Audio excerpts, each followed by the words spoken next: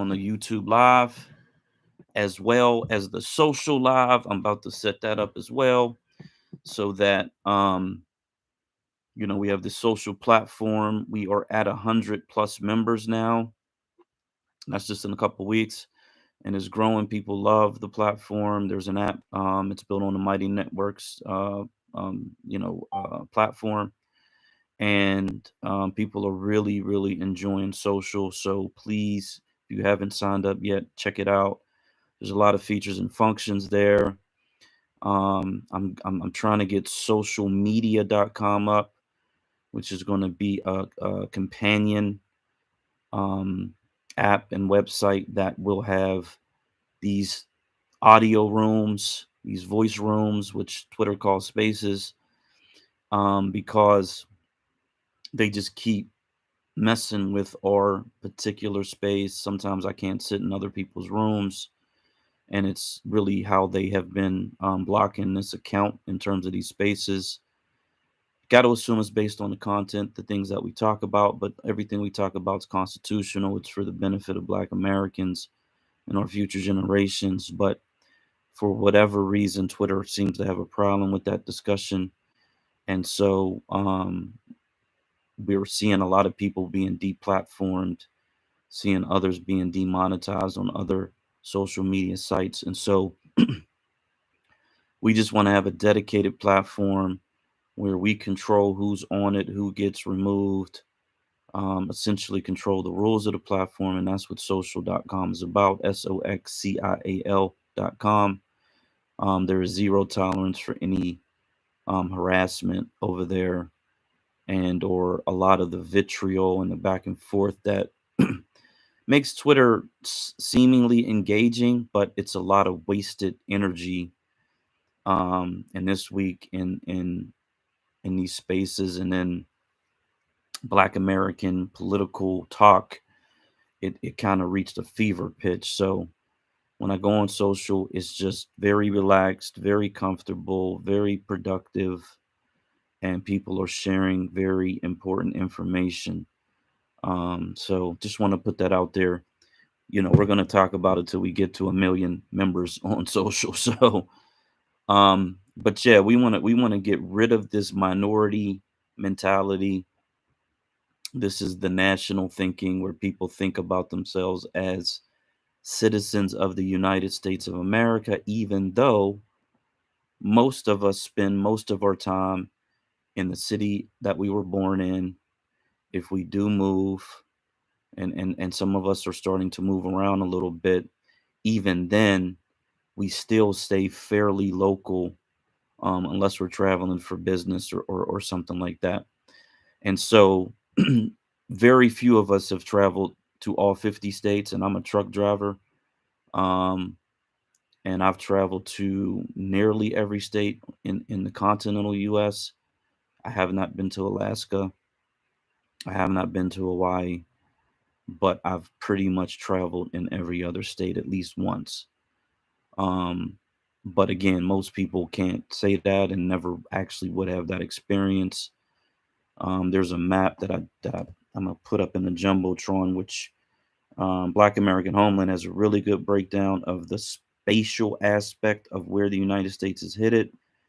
And I have this map that I created, which just spells it out in words.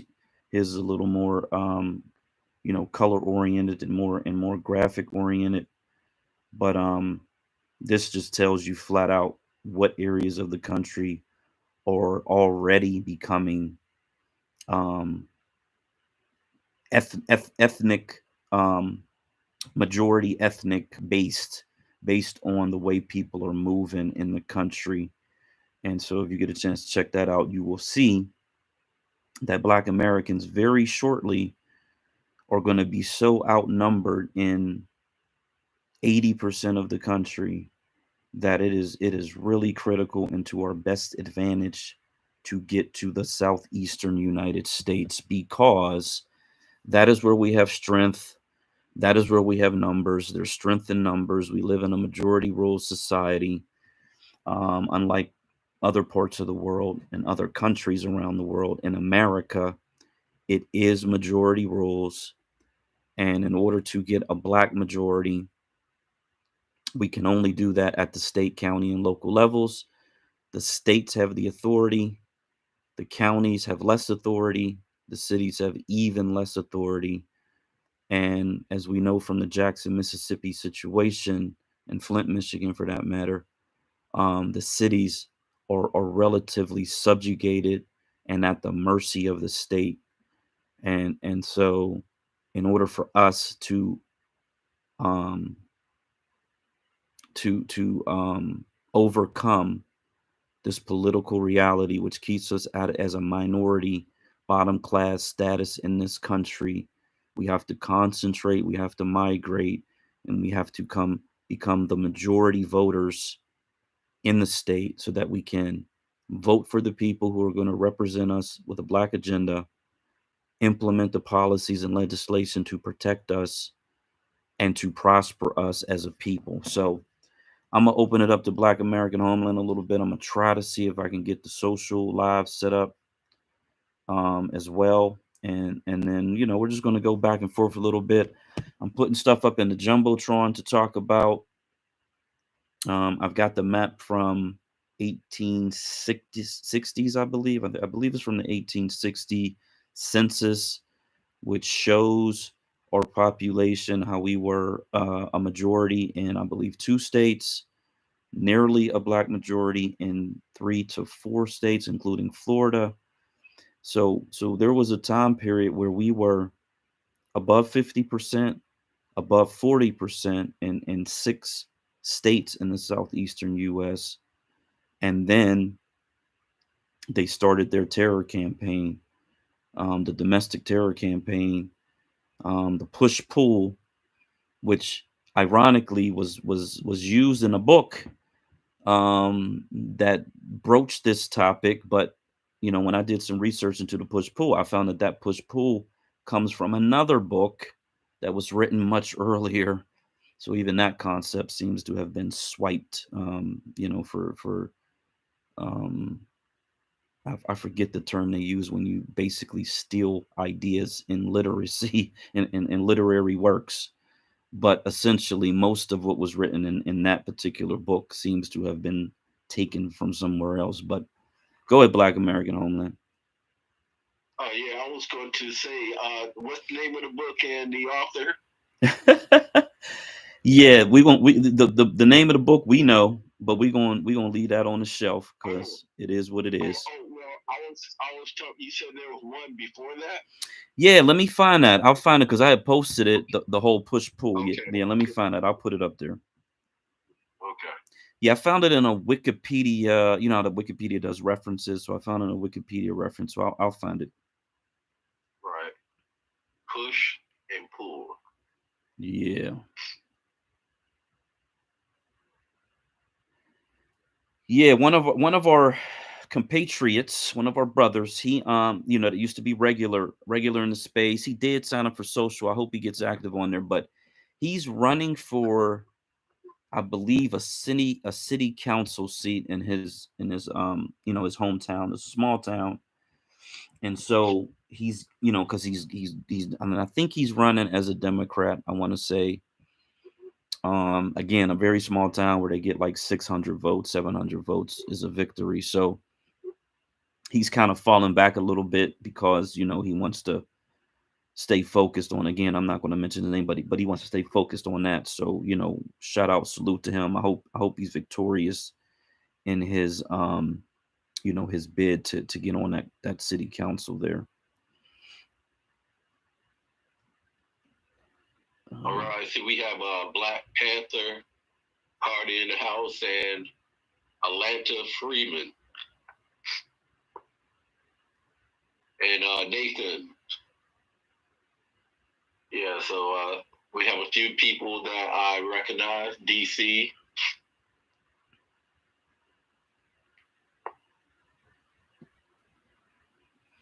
Yeah, anyone feel free to come up and grab a mic. The co-host is he's kind of under the weather a little bit, but the topic is Black Americans were never a minority, and we specifically focus on the southeastern U.S., excluding Florida, excluding Texas. Um, but in those states, we were actually a majority or a very near majority. And Frederick Douglass, to his credit, recognized that and really did not want us migrating out of the South because he recognized that that was our political power base or economic power base.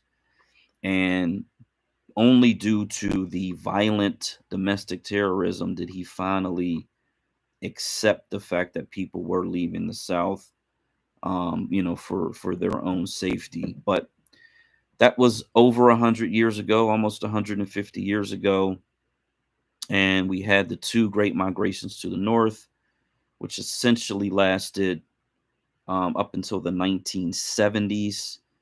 And then, ironically, there has been a organic return to the South, a very slow trickling. It seems to be accelerating, but it still is not fast enough.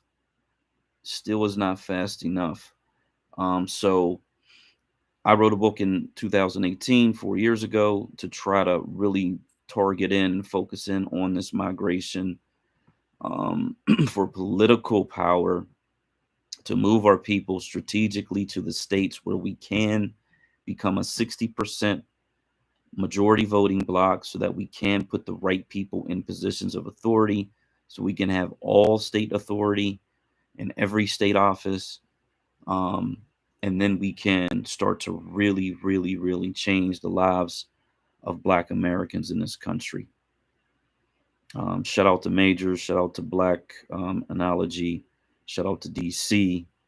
Um, yeah, so we're just gonna chop it up on why we need these Black majorities. And I am trying to get a little bit more information in the jumbotron. Um, that's got to be back channel. Okay, we got to do that again. You know what, Black? A lot of people say Mississippi is poor. Mississippi is a poor state.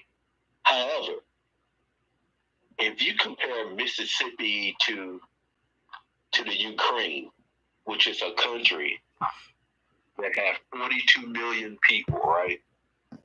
The Ukraine economy is just 25 billion more than the state of Mississippi. As a matter of fact, the Ukraine has an economy of 155 billion. Mississippi has an economy or GDP of 125 billion. But Mississippi only has 3 million people, and the Ukraine has 42 million people. Therefore, so you can see that 3 million people in the state of Mississippi is a lot more productive than the 42 million people in the Ukraine.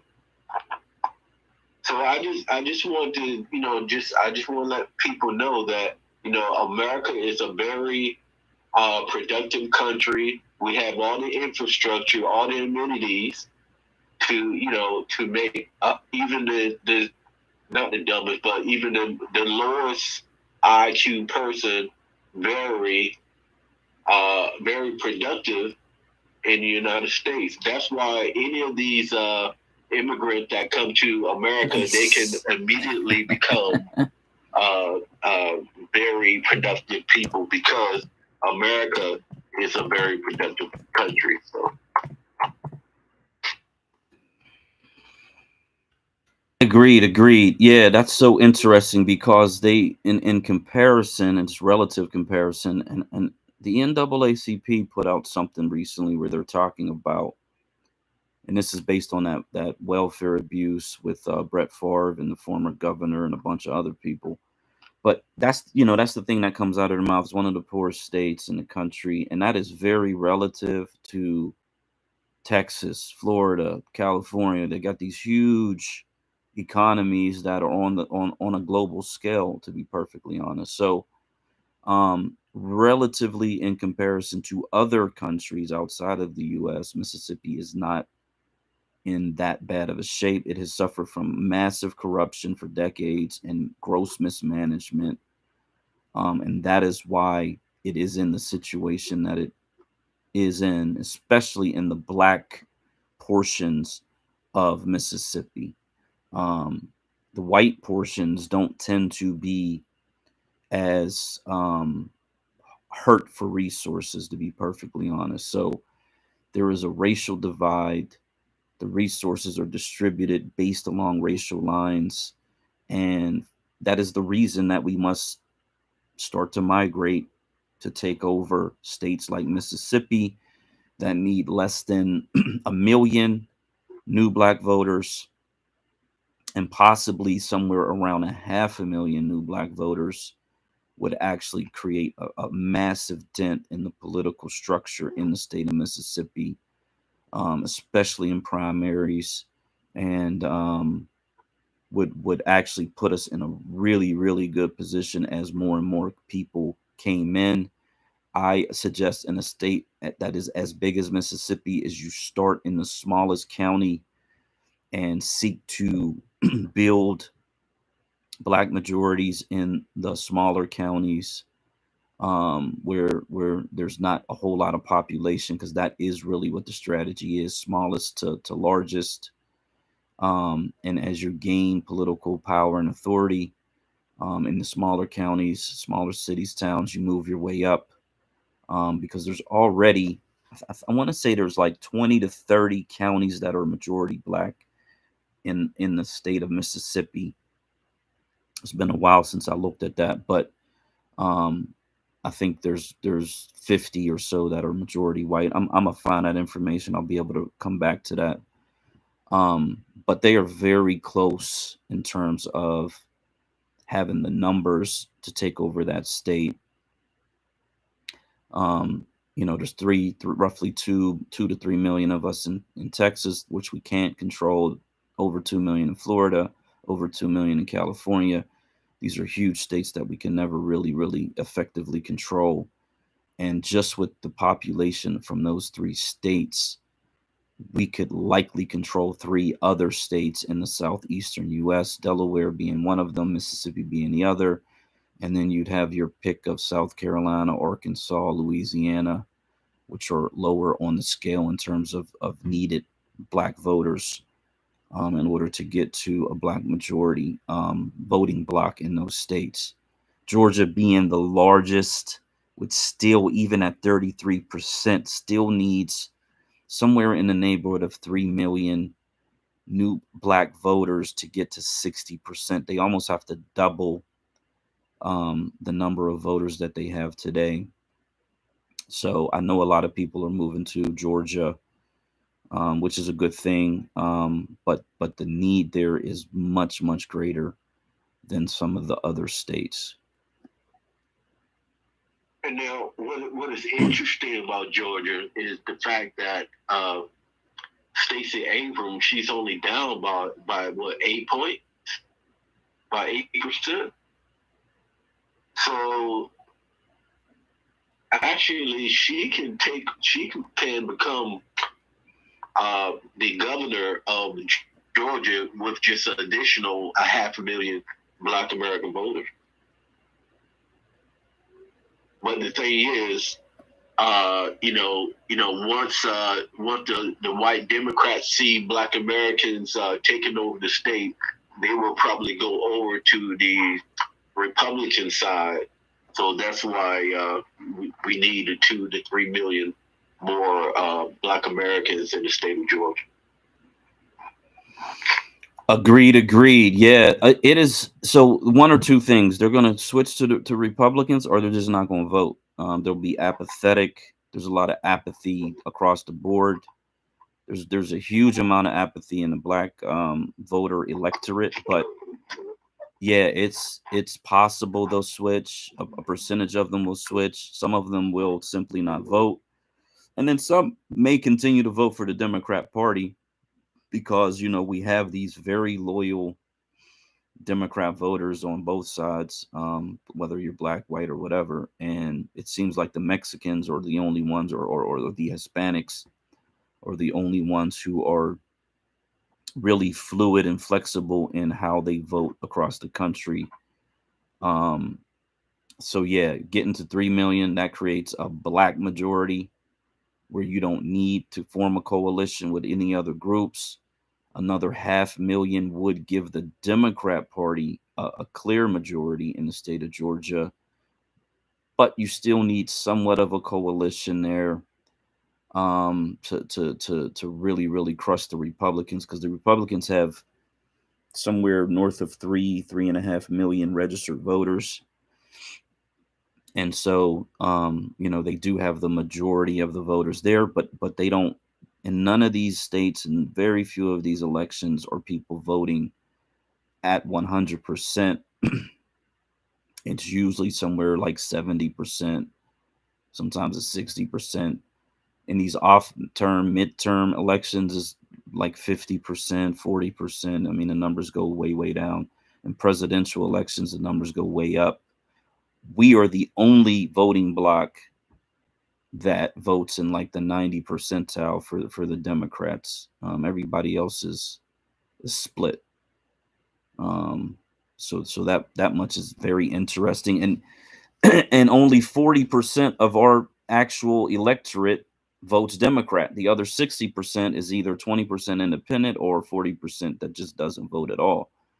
So, there's more of us who either don't vote or vote independently than who actually vote Democratic. And that's just voter apathy. That's the intelligence of Black Americans saying, I'm just not going to participate in a system that's not working for me, that doesn't benefit me.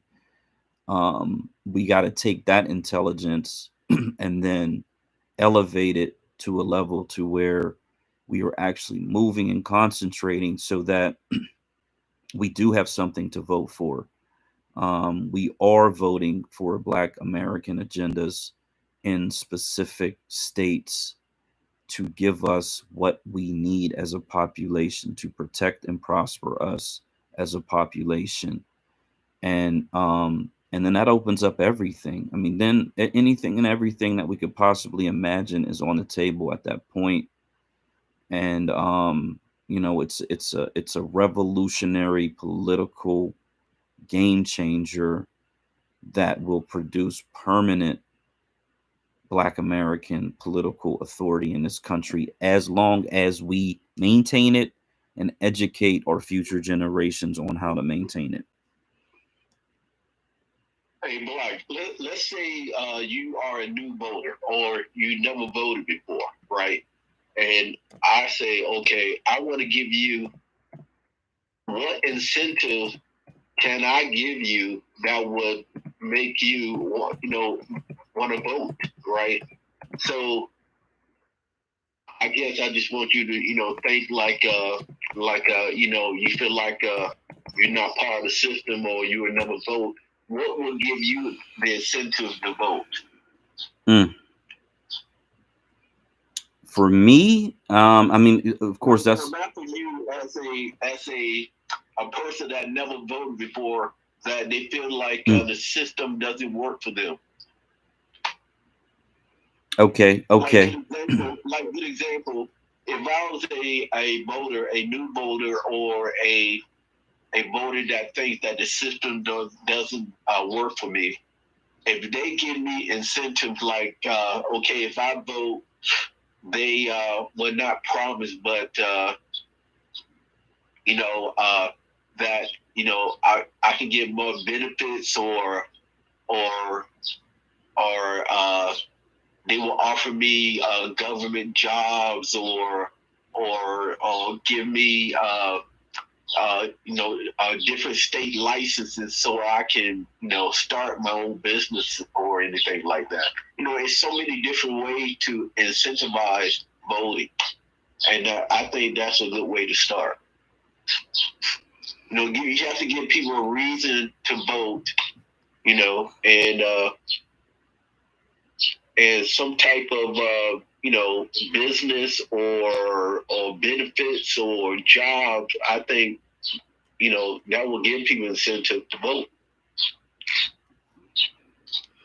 Yeah, I agree. You gotta first thing you gotta do is them town halls, listening sessions, get out in the streets with the people, online with the people, and figure out what it is they feel they need, right? So you do those focus groups or whatever they call them, and just get an understanding of what people feel they need in order to improve their lives.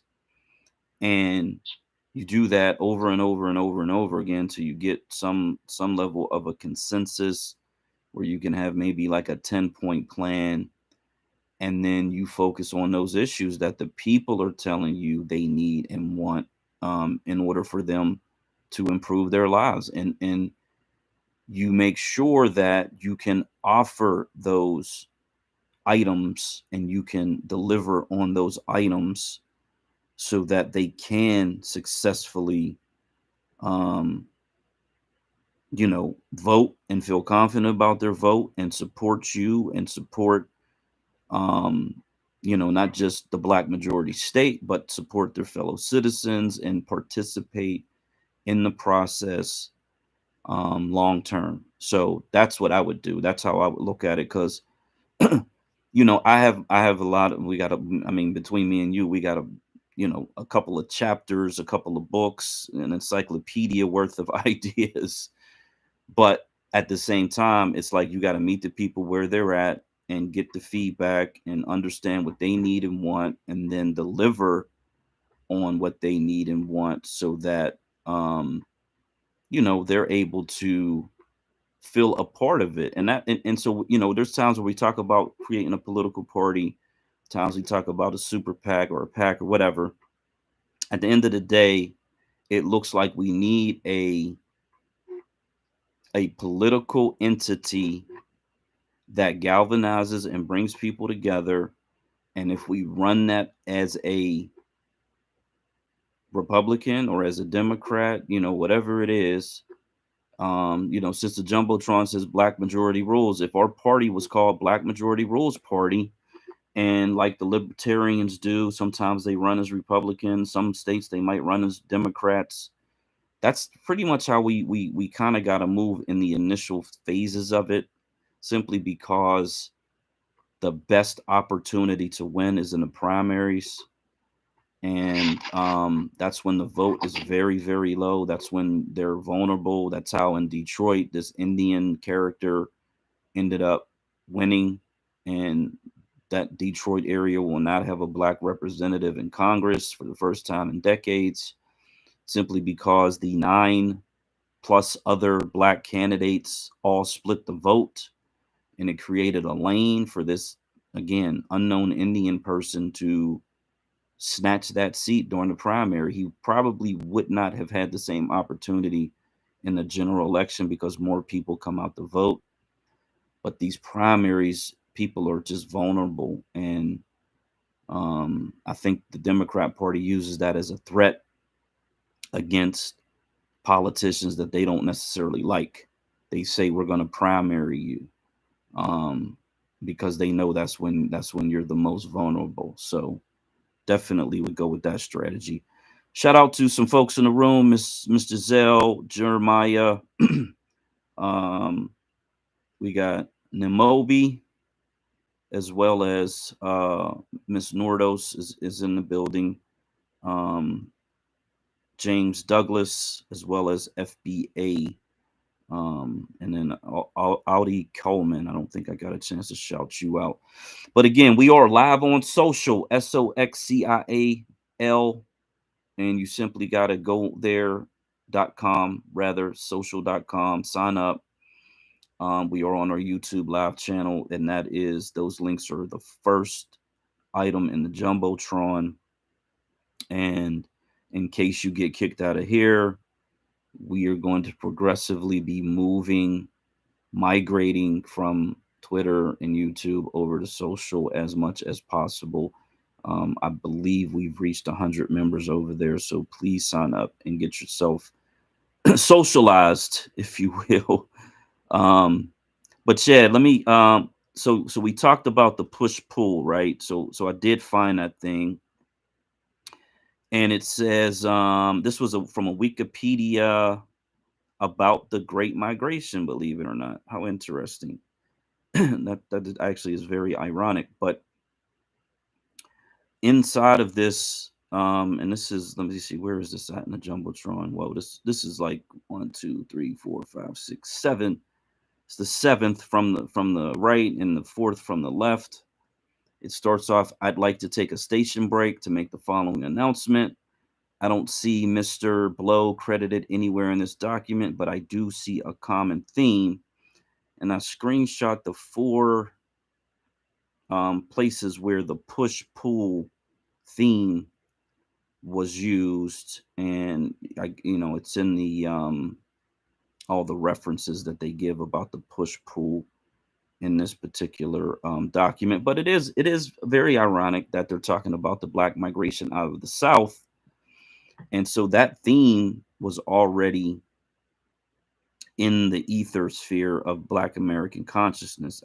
I'm assuming some people were blown away by that, but it seems pretty clear that this was already a thing.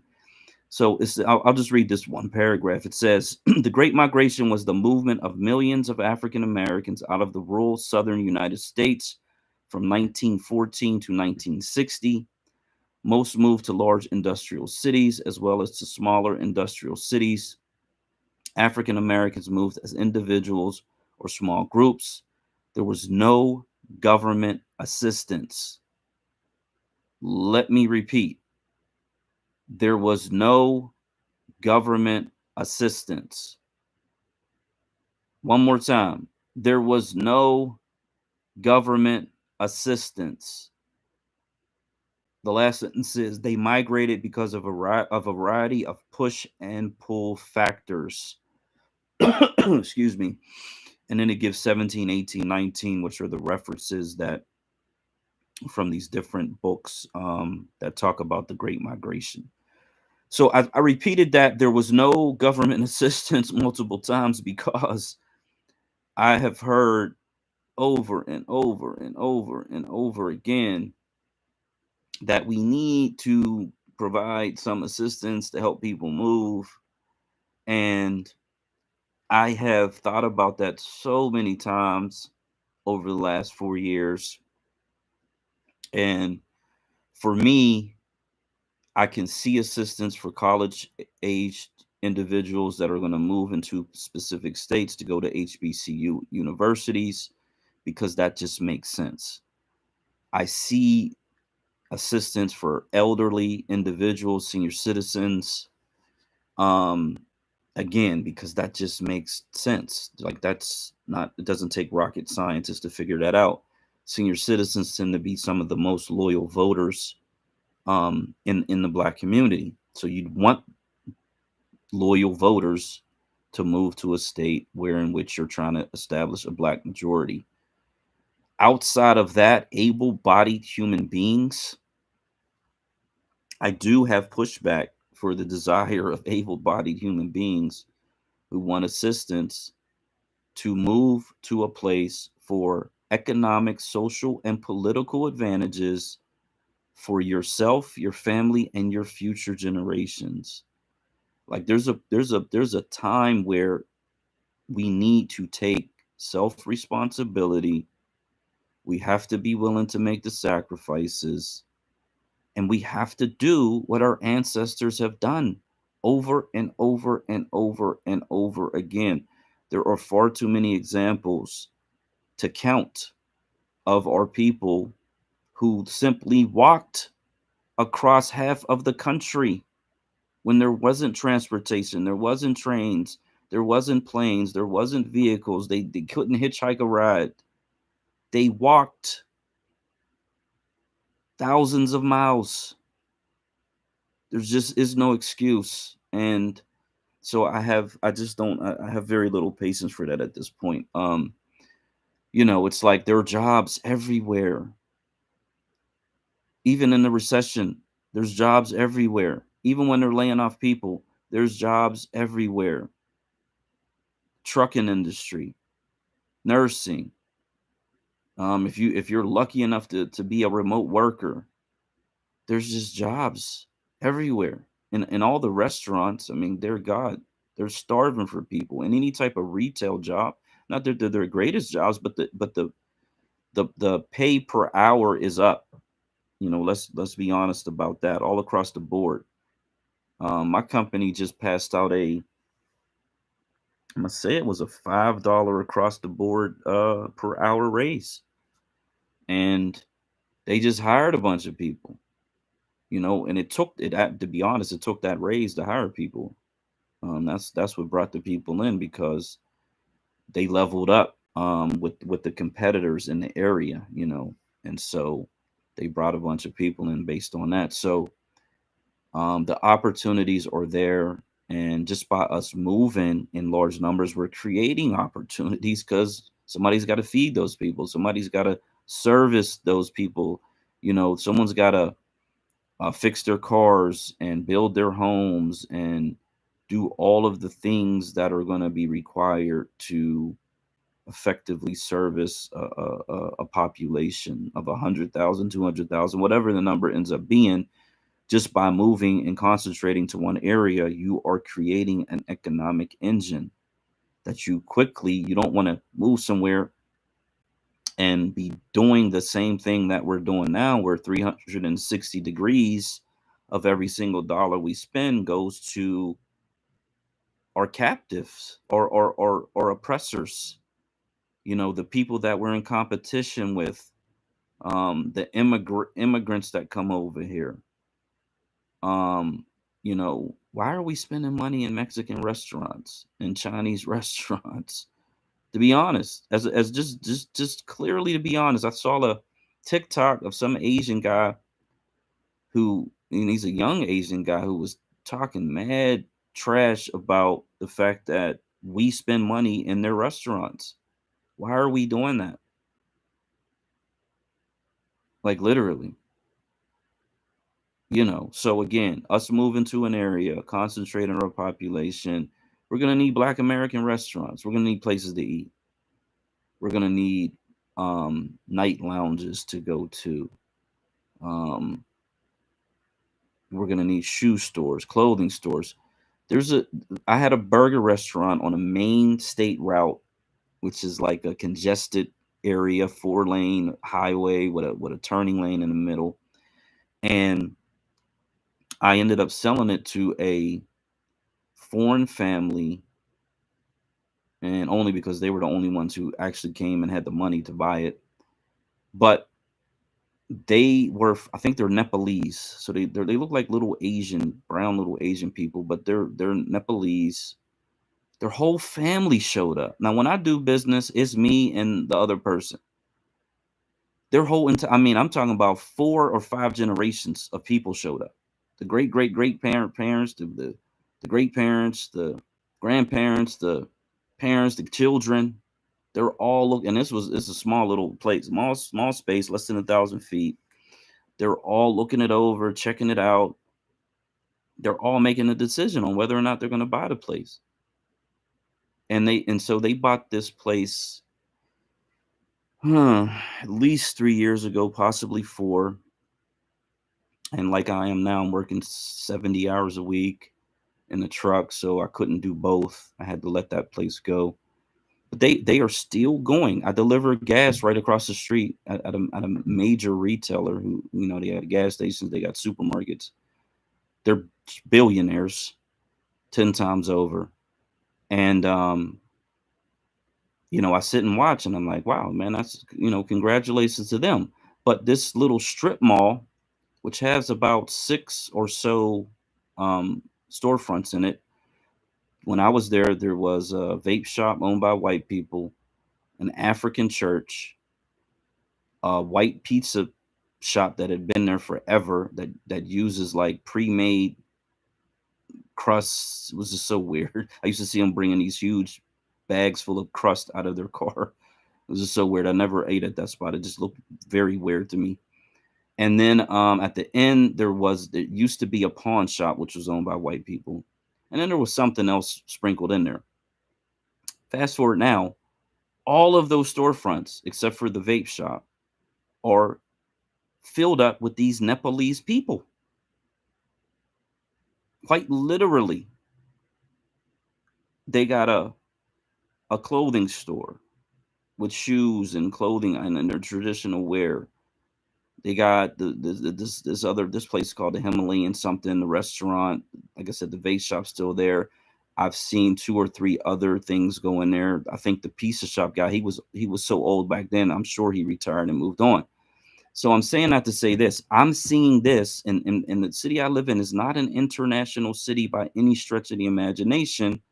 But lately, I'm seeing more and more of these foreigners moving in. The Nepalese, I think they were involved in the war in Afghanistan when they first started bringing them over here, like over the last 2 decades. So they were like refugees. They were helping the U.S. in their war efforts over there in Pakistan or whatever. And so they were bringing them in slowly but surely. Now they got anchor citizenship because I'm sure they're bringing over all their relatives. Their communities growing and growing and growing. They're building businesses. They're buying homes. Um, and it's like this one big apartment complex where it's basically an international conglomerate of all these different foreigners that live up in there. There's probably 20 to 50 buildings, maybe like 40 or 50 apartments in each. And they just been building, buying, leasing out storefronts and putting in businesses all over the place in this side of town. The other little town that I drive through, and I talked about this story before, Mexicans have moved in. The first thing they did, they put a little taco stand outside a gas station. That was probably 10 years ago. They had a little taco truck driving around. The gas station went out of business. They bought the gas station. Now the gas station is a storefront. Across the street was an old ice cream shop, little walk-up stand. They bought that out. Now they're basically in competition with each other. They got the little sweets across the street. They got the taco stand over here. I was driving up the road not too long ago. I see them loading stuff up out of a warehouse. Now they got a warehouse. About 3 or 4 months back, huge storefront. I see they put up a sign saying they're opening up a market, little supermarket in this community. They're literally moving in, taking over this community. The white people are essentially oblivious or don't care because all they do is they come here, they're working.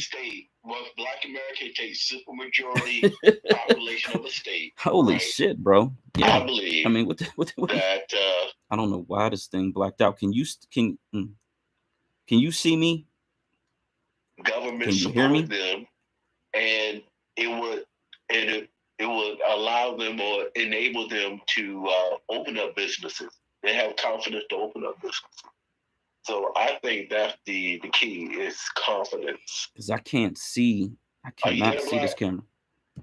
Yeah, I'm here. I'm here.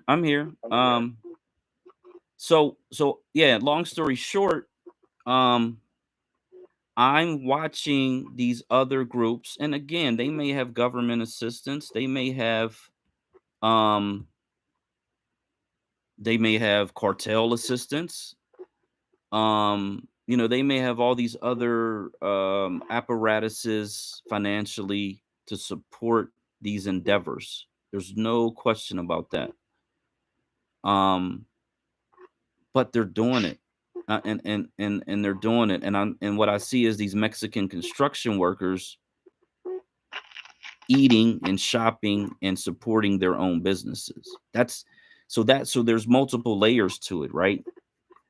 It's not that they're depending on outside community to support the businesses, they themselves. And that's the same thing with the Nepalese businesses. I don't think a single person who's not a Nepalese, other than the little restaurant, which because it's basically like Asian, spicy Asian food, but everything else, no one else is buying those traditional, shoes and clothes and dresses or whatever it is that they wear. It's their own people shopping and circulating the money within their community. That's the overall secret to the success of it at the end of the day, to be perfectly honest. So we can repeat that, but we got to concentrate our people, we got to concentrate our resources so that we can do that. The political part of it is as Black American Homeland stated, yeah, we have control over budgets, city budgets, county budgets, state budgets, federal appropriations that come down to every state.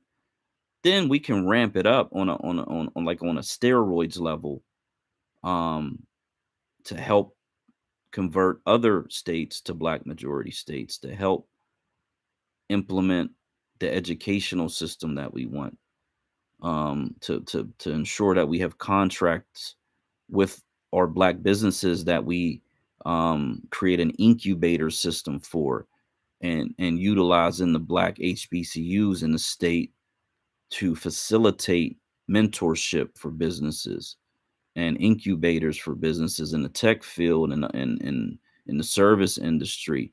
You know, again, you're going to need Black barbershops, you're going to need Black beauty salons. There's a lot of things that you're going to need, that we need to be able to capture our resources of our people and circulate that money within the community on a state level.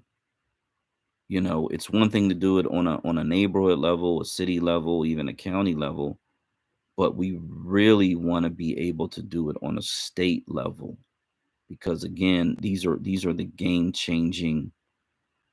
changer um, structures that we need in order to make permanent change. Permanent change. You know, like a lot of these mid-sized and large companies, right? They are sort of dependent on federal, state, and local government contracts. I mean, you know, this is like guaranteed money. And I think we mentioned it last week that even though the state of Georgia is 33% Black, less than 10%, I think more like 7 or 8% of state and local government contracts in Georgia go to Black-owned companies or businesses. So just imagine a super majority Black state where, you know, we control the state budget and the legislature of Georgia, and that an 80 to 90% of state and local government contract go to Black-owned business. I mean, that's a game changer. You know, the state gives out billions and billions and billions of dollars in government contracts every year. Yeah, there's that state legislator in Georgia. We talked about him, I believe it was last week or the week before, who said we're 33% of the population. We should 33% of the state's money should be coming through the Black population. And that's not asking for anything than what you deserve, what you should get based on the numbers. Again, it's a majority rule society, but the society, the fairness and the equity, which I used to talk about a lot, um, which is equitable capitalism, which is a whole different theme, but it's really based upon looking at the percentages, looking at the numbers, and making sure that the resources do match up with the percentages of the population. So if you're 60, 70% of the population, your community should get 60 to 70% of the benefits. And, you know, not to give any cover for white supremacy at all, white degeneracy is what I call it. If that's the way it should be, they've taken it overboard, right? So instead of them ensuring that in states where we're 20% or in California 5%, even 5% of California resources, if it went directly to Black Americans, it would absolutely shift what's going on in California. Even 5%, because they have one of the largest GDPs on the planet. Um, so it's not like Black Americans are asking for more than what we rightfully, righteously deserve. We're simply asking for the equitable portion that we should already have been receiving for, our entire time here. Um, but the way that we can make it happen, and it's not even about forcing it. It's simply, this is the way the country's set up. We're playing chess, not checkers. We simply take over the system so that we can ensure that we get our fair share. That's not, it's not, it's not really much more complicated than that. Um, I don't put any faith in the federal government. The NAACP in that Mississippi um, video that the guy put out was essentially talking about, federal intervention. That's what I've been seeing. We need federal intervention. There's the sheriff in North Carolina who was he basically said he was going to get rid of all the black people in a very racist, disrespectful way. He started terminating the black law enforcement officers under his command. There's a white officer who's documenting it. He's taking it to the city. He's taking it to the county. He's taking it to the feds. He said he contacted the FBI. They all aren't doing anything. They have discretion. All of these layers of the system have discretion. The prosecutors have discretion. The police officers have discretion.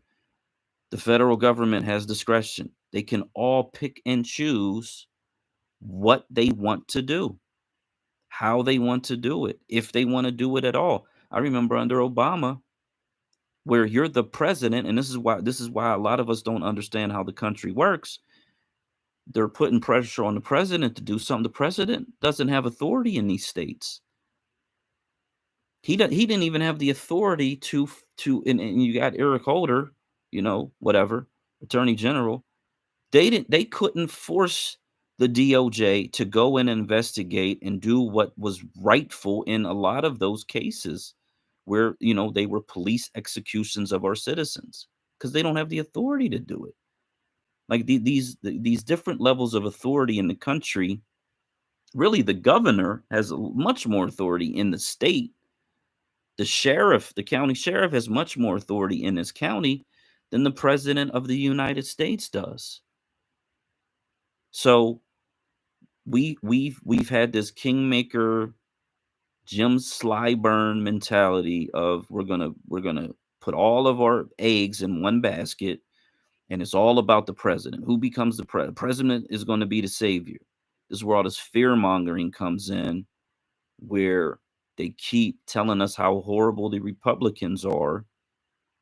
And it's all about the presidency. It's not about all the other positions that matter much, much more. The Senate, the governor, where the real power lies, where the levers are pulled, where the legislation is written. They keep it's like misdirection, a distraction. They keep talking about the president, but the president doesn't have the authority.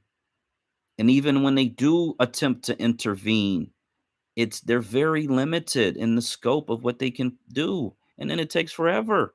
Like there's no immediate justice coming from the president in this country, because it's just not set up that way.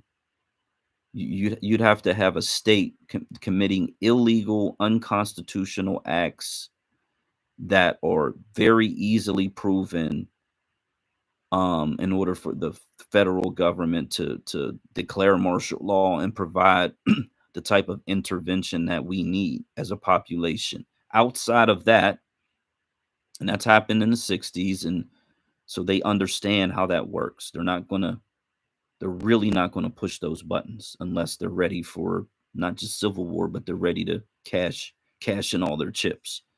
They're not gonna push those levers. They know how to play the game. They know, and this Jackson, Mississippi governor, the past 2 or 3 have been experts at it. I got something up in here from what is this map from 1965 or 66 or something, where they were manipulating.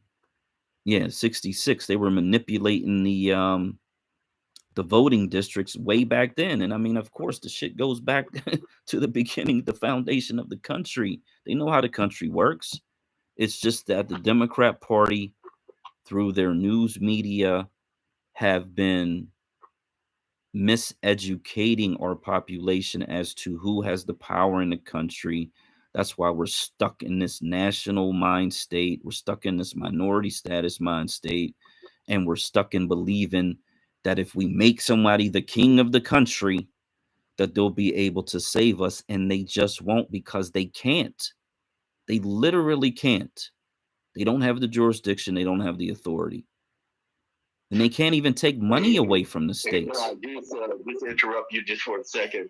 You know, a lot of times people really don't understand the difference between a unitary government and a federalist system of government. You know, if they want a president that has all the power, then you know they're talking about a unitary type of system of government.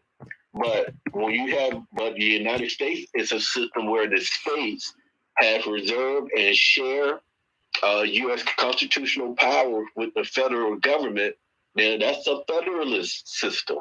So if we can understand the difference between the two, then we'll be able to better maneuver, you know, through the system.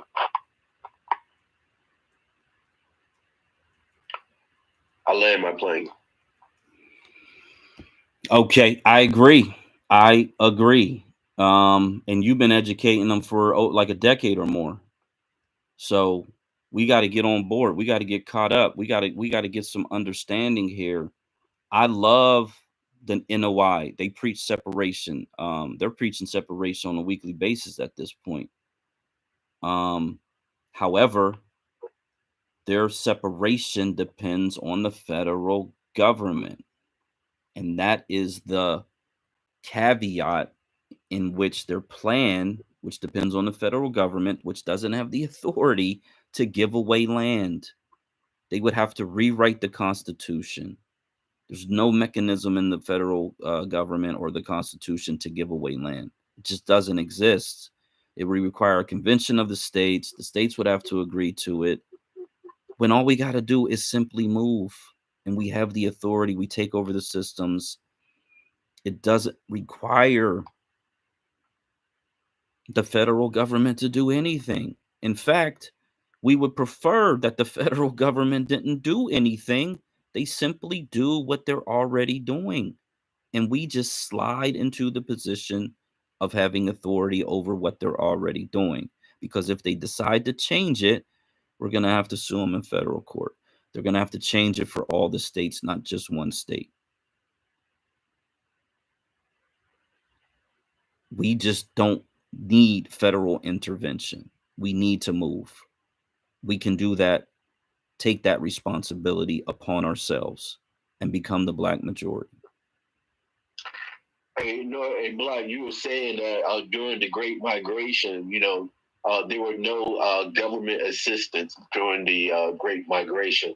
Also, there were no government obstruction when it came to the Great Migration as well. I mean, I haven't heard of any of the federal government, you know, saying that you know, Black people now allowed to move to the northern states. You know, I just never heard of that. So there were no assistance, and there was no obstruction as well. Well, I just know something I don't know. No, there is no. There is no. Now there were laws in individual states that prevented us from leaving the country. You know, but that we're talking about 150 years ago. You know, once we got the 14th Amendment, and once we got the civil rights that basically reinforced the 14th, 13th, 14th, and 15th Amendments, we're good. We're solid. We're U.S. citizens, freedmen descendants, and that's not going to change again unless they rewrite the Constitution. And that would be a declaration of war, an outright declaration of war on our population. Today, there's nothing we could do about it. If we have state authority, when we get state authority, then there is something that we could potentially do to protect our population. Because if any entity on the planet declares war against us, we have to be capable of defending ourselves. I mean, that's just a part of it. We have to be always prepared for the worst. Plan for the best, prepare for the worst. It just is what it is. Um, but no, yeah, I was in a conversation with a very intelligent gentleman who started talking about the Midwest, Upper Northwest, blah blah blah blah blah. This conversation comes around and around and around, over and over and over again, and the white conservative Nazis are, have already been talking about that for decades. They've already been moving into those areas. They're already buying a property. They're already creating, which essentially is a white ethno state in the upper Northwest. So, no, the government can't stop them from moving. They flipped the state of Montana from Democrat to Republican already. They're already getting political power. They already have control over the budget of the state. They can use that power to bring more people in. I mean, it's very simple. The only complicated part is I gotta move. I gotta move away from everything I may have known in the hopes that things get better. And I say hopes only because we have to reach a certain number. We have to reach a certain number in each state. State of Delaware, the lowest numbers on the planet. Couple 100,000, we got control. Mississippi, 800, 700,000, you got control. The other states, you're talking about, a million plus, million and a half to 2 million. Georgia, you're talking about 3 million. Um, but at any rate, you get one, two, three, four black majority states, you can force, and this is what I'm about to type on YouTube, you can force reparations in on the federal level. You already have control of the state, so you can implement state-based restitution, is what I call it. Programs, you can go after all the corporations, the land, the plantation owners, all the wealth that is transferred over the last 150 plus years. You can go after those people because you have the governorship and you have the state attorney general and you have the courts. That's huge.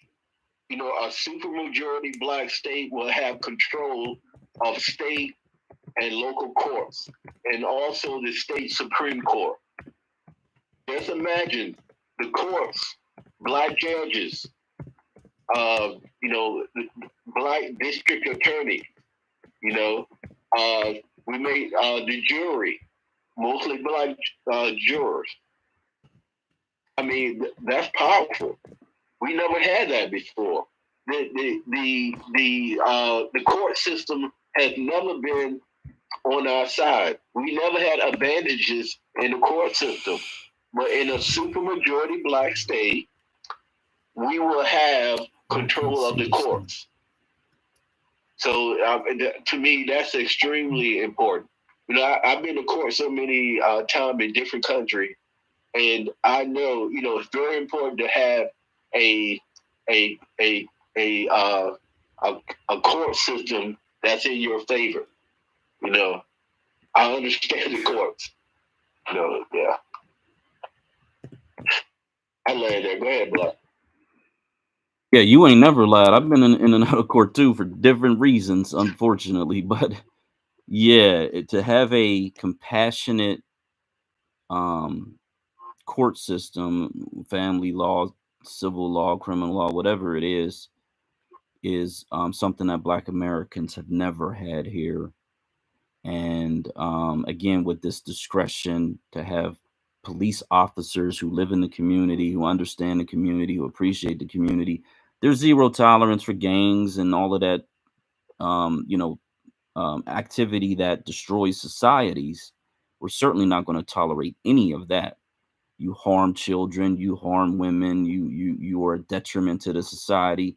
We want to get you off planet, let alone lock you up.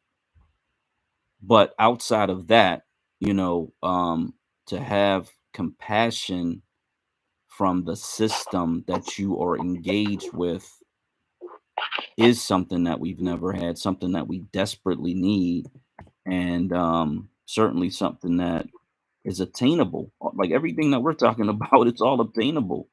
We just simply gotta, you know, get there.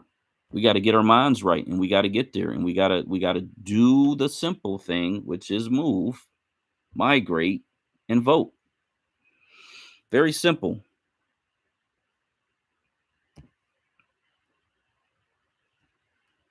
Let me go to the jumbotron here. Yeah, hey, I wonder if anybody has any questions. Feel free.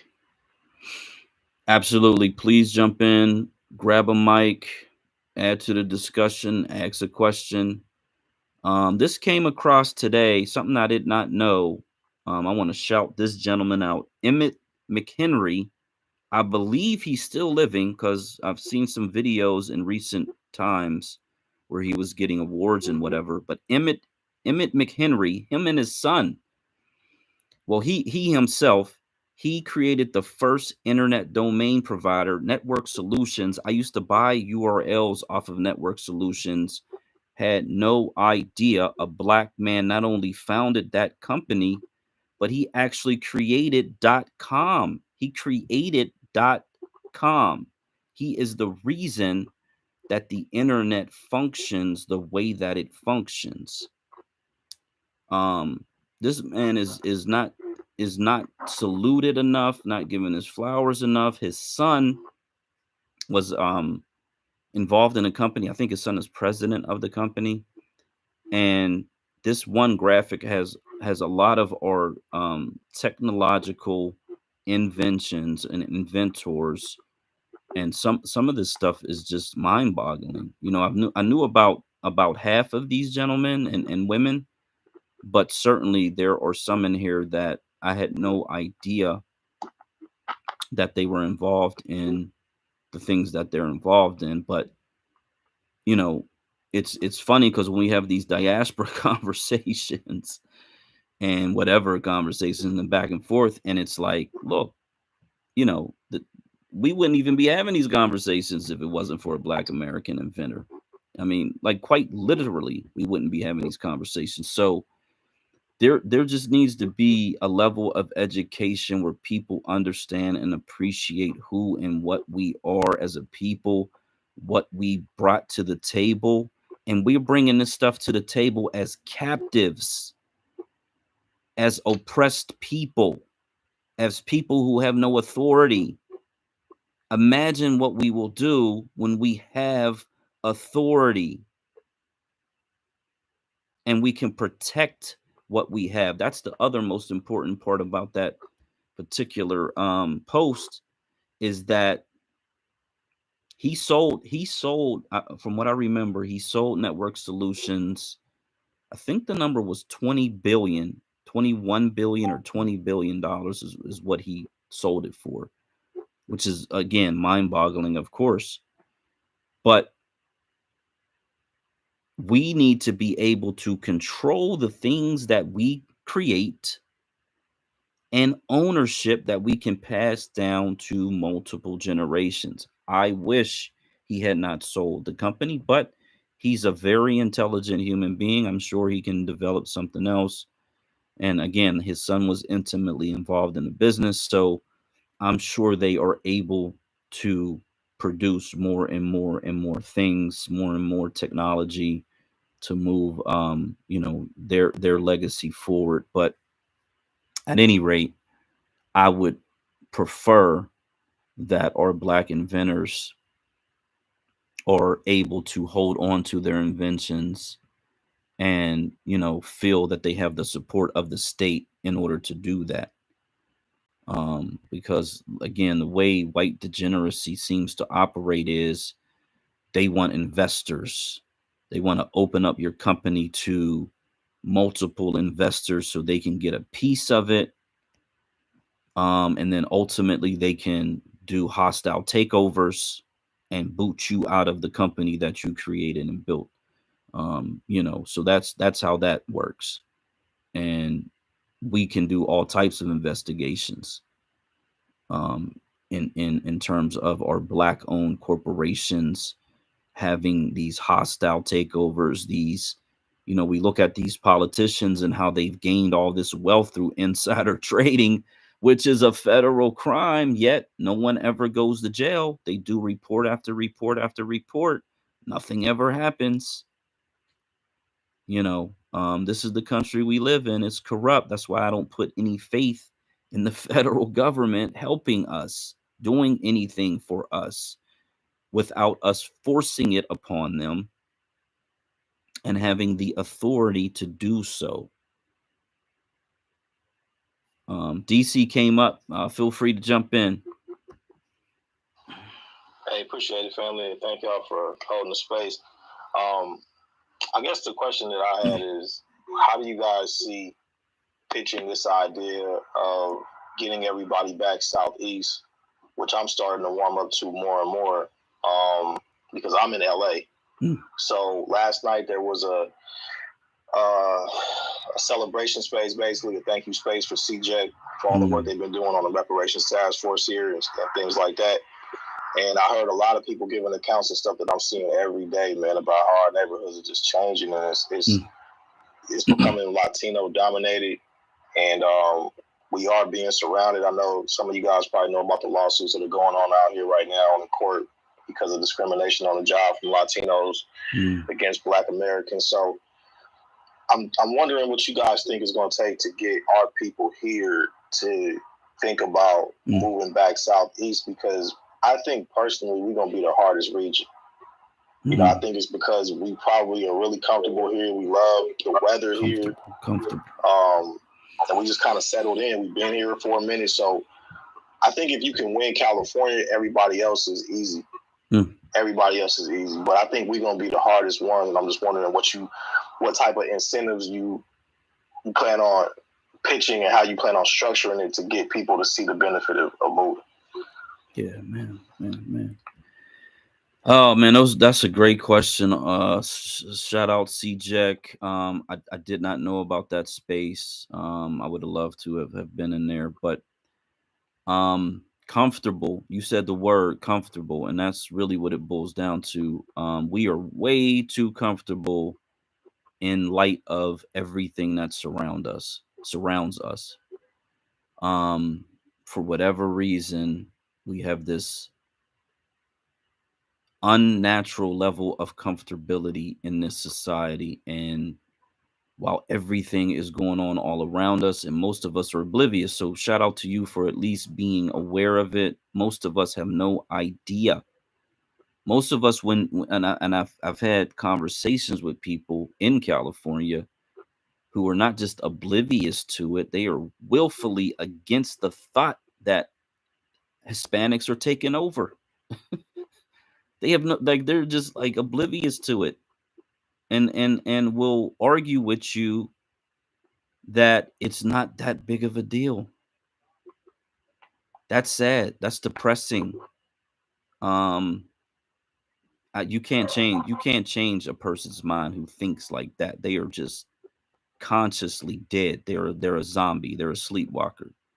For everybody else, I believe we have to set the example. We have to get the first Black majority state, and I believe that'll change a lot of hearts and minds to actually see it, to be able to visit, to see it on TV, see it in social media. Again, visit, check it out, see what it's about. It certainly will change people's perspective. We just need one state. That's the state of Delaware, because it's such a small state, and because it only needs a couple 100,000 of us to make it happen. So that's where my focus is on these first couple 100,000 people, trying to find those people. Hopefully they live in Philadelphia or New Jersey, so I don't got to travel too far once I get there. But seeing it, smelling it, tasting it, all five senses, then it's like you can't argue, because you can make whatever argument you want today. Once it's in existence, those arguments go out the window. The weather man, you know, I was in California one time in a truck. I was in Ontario, California, small little town outside of LA, I believe. Yeah, And southeast. yeah, yeah. And so it was beautiful there. Mountains, picturesque. I mean, yeah, some of the most incredible views I've ever seen in my life. I think they were growing. I know there was cactus farms, but there was some other farms out there as well. And that was like, man, 20, 25 years ago. That was a long ass time ago. So it may have changed since then, but you know, it's like this is the one sacrifice that the people may have to make, and that's an individual decision. It's a family decision. I don't think everybody's going to move. I do believe there'll still be pockets of Black Americans living all across the country, you know, Chicago, Detroit, LA, places that we have lived and existed. But I also think the reverse migration will start to accelerate once we have the first state. And like I said, people can really get their minds wrapped around it. And again, it's not just talk or a plan, it's actual a real thing. I think people will convince themselves at that point, whatever objections they may have, I think they'll start to crumble. There's no like you missed the space earlier when we talked about the push pull and the fact that, and I'll read this sentence again because it's worth repeating. um, During the Great Migration to the North, and this was about that push pull. The this paragraph, there's a sentence that says there was no government assistance. They migrated because of a variety of push and pull factors, but again, there was no government assistance. So that I wanted to repeat that because it's very important to understand the way our population migrated, the exodusters that moved out of the South initially intending on taking over the state of Kansas, and then eventually moved to the state of Oklahoma and tried to establish Oklahoma as a Black majority state and actually a Black only state.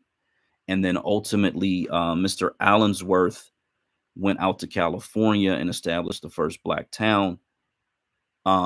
They did that on their own with no assistance. And so there is the responsibility that we have today to take it upon ourselves to do it on our own. At some point, we got to take the responsibility. And they did it without planes, trains, and automobiles. You know, they were walking, quite literally walking. They were in wagons or horses if they could afford them, but for the most part, they were walking across thousands of miles, hundreds, if not thousands of miles. And the story I relay about South Carolina in the winter, in the middle of winter, where roughly 5,000 Black Americans walked from South Carolina out to Kansas because the train that they bought tickets for didn't show up. And so they were stranded, but they had already set in their hearts and minds that we are getting the F up out of here. They didn't let anything stop them, including the weather, including whatever whatever obstacles may have gotten in their way, whatever mental tricks their minds may have been playing on them to say, man, how are we going to survive? How are we going to eat? How are we going to do this? I mean, imagine you're going to walk 1,000 miles roughly in the middle of winter. And it was only going to get worse and colder as you continued on your path. It wasn't going to get warmer because they weren't headed south. They were essentially headed in a northerly direction, west northerly direction. So um we got to have that spirit. We got to have that heart. We got to have that mind. We got to figure out what makes us who we are. And a lot of times diversity and obstacles is what separates the wheat from the chaff. That's a biblical quote, but essentially it separates the men from the boys. It shows you what you're made of, what you can handle. And it makes you stronger at the end of the day. You know, it makes us, it'll make us a stronger people. But we are so comfortable that, you know, it's like we just expect everything to be laid out for us on a silver platter. And I decided a long time ago, like a couple of years ago, because when I got on Twitter, that's the first thing people kept saying. But I decided back then, you can't trust people to be loyal to a political movement when they are gifted everything. Because as soon as something, they don't like something, as soon as there's some obstacle that comes in their path, they're going to hit right back home, because they're not in it for the right reasons.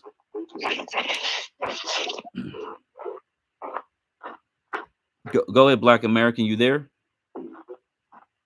Oh yeah, yeah, yeah. I just wanted to say that a lot of what I hear about LA, right? A lot of Black families are living in fear, right?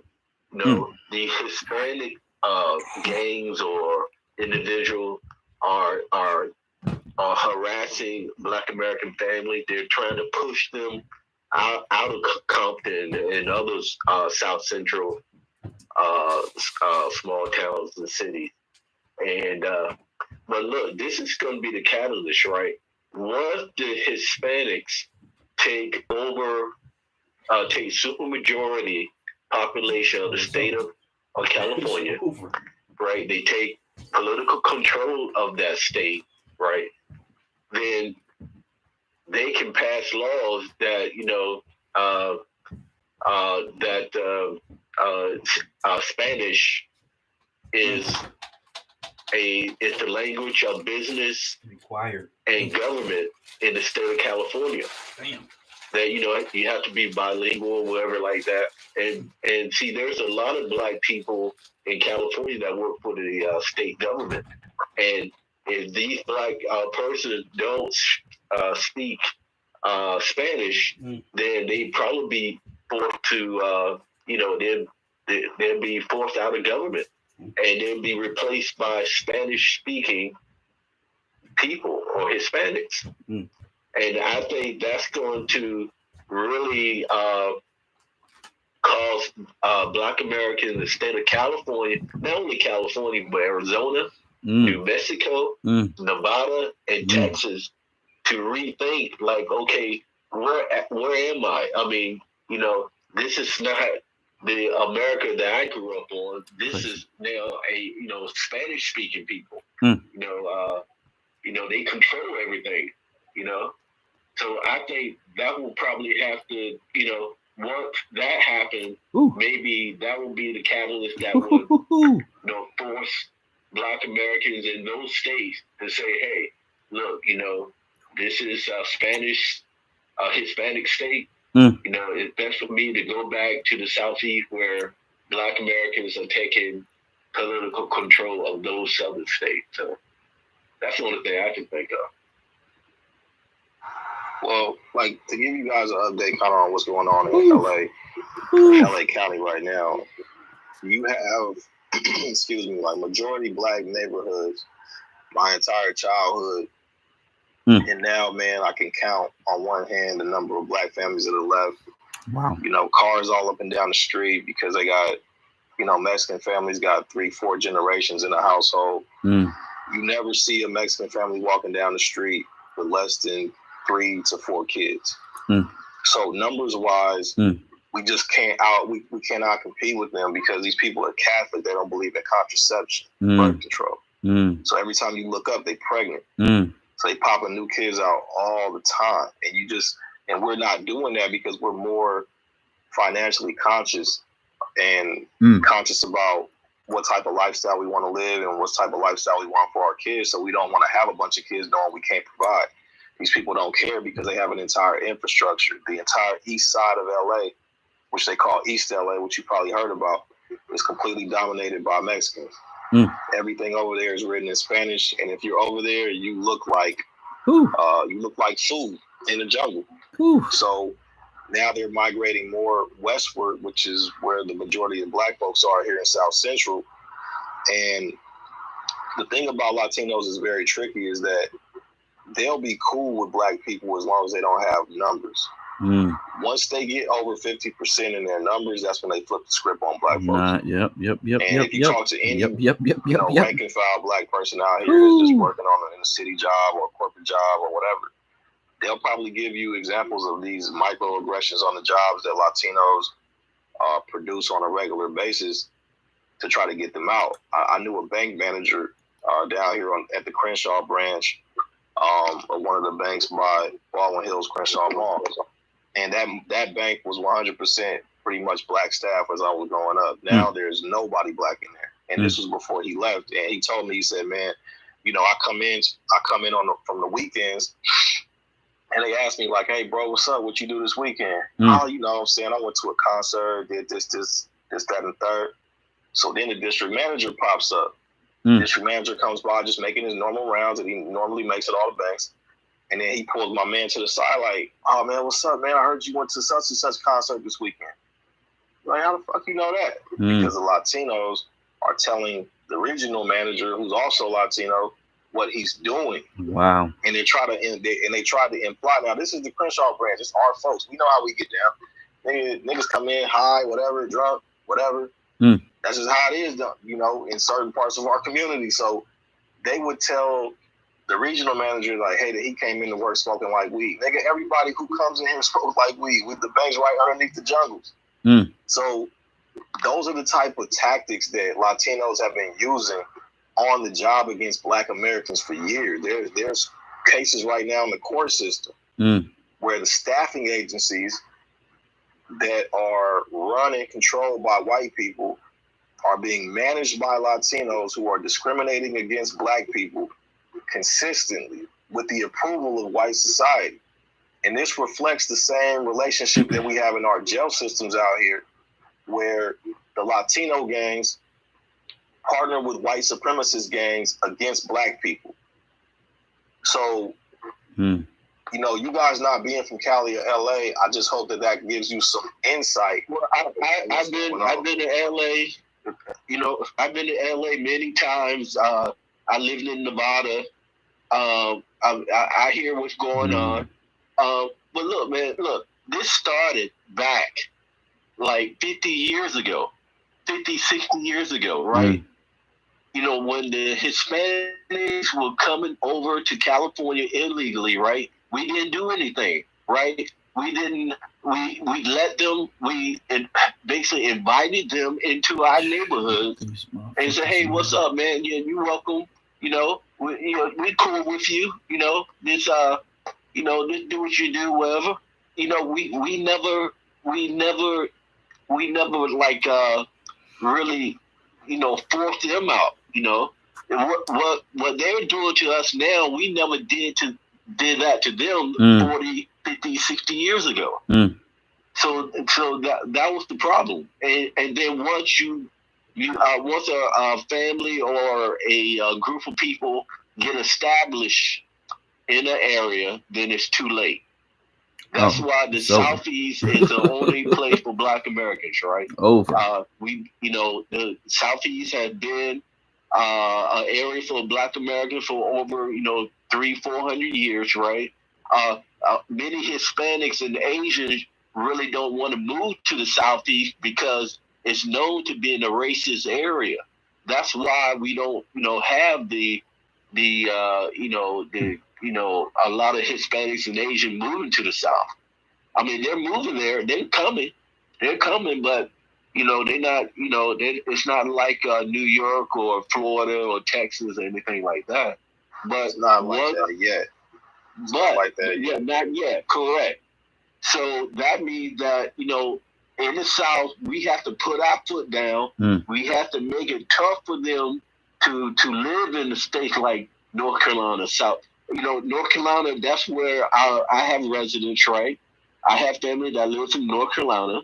and there is a nice size his Mexican population there. But you know, we have to we got to cut them off, man. I mean, you know, if they treating us bad in California, they trying to kick us out of California, then we need to try to kick them out of North Carolina or Louisiana, wherever southern state they trying to put their people in. I mean, we just got to be tough, man. We have to be like them. We know how they do, man. We got to be the same way.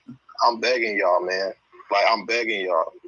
Anybody that's listening that's not from California, if you're in a place that's predominantly black, man, I'm begging you, please do not let these people set up shop. Because once they do, I'm telling you how it starts. They come first for cheaper construction jobs. Because it's happening, because I have a real estate business in Indiana. So I'm watching it happen there, and the people there don't realize what they were looking at. They show up first for the cheaper construction job. Then you look up and they got a little meat market. Exactly. Then you look up in that same strip mall, they got a taco shop. Exactly. They got this and that. Now all of a sudden you see families starting to congregate around this area. Then they have a little sector of town where they pitch in and start buying houses. I done seen it. Up houses cheap. Now there's a street full of them. Now there's a block full of them. That's how it starts, bro. And they stay quiet, like I said, until they have the numbers. Then when they have the numbers, that's when they're going to start to flex on you. And by that time, it's going to be too late.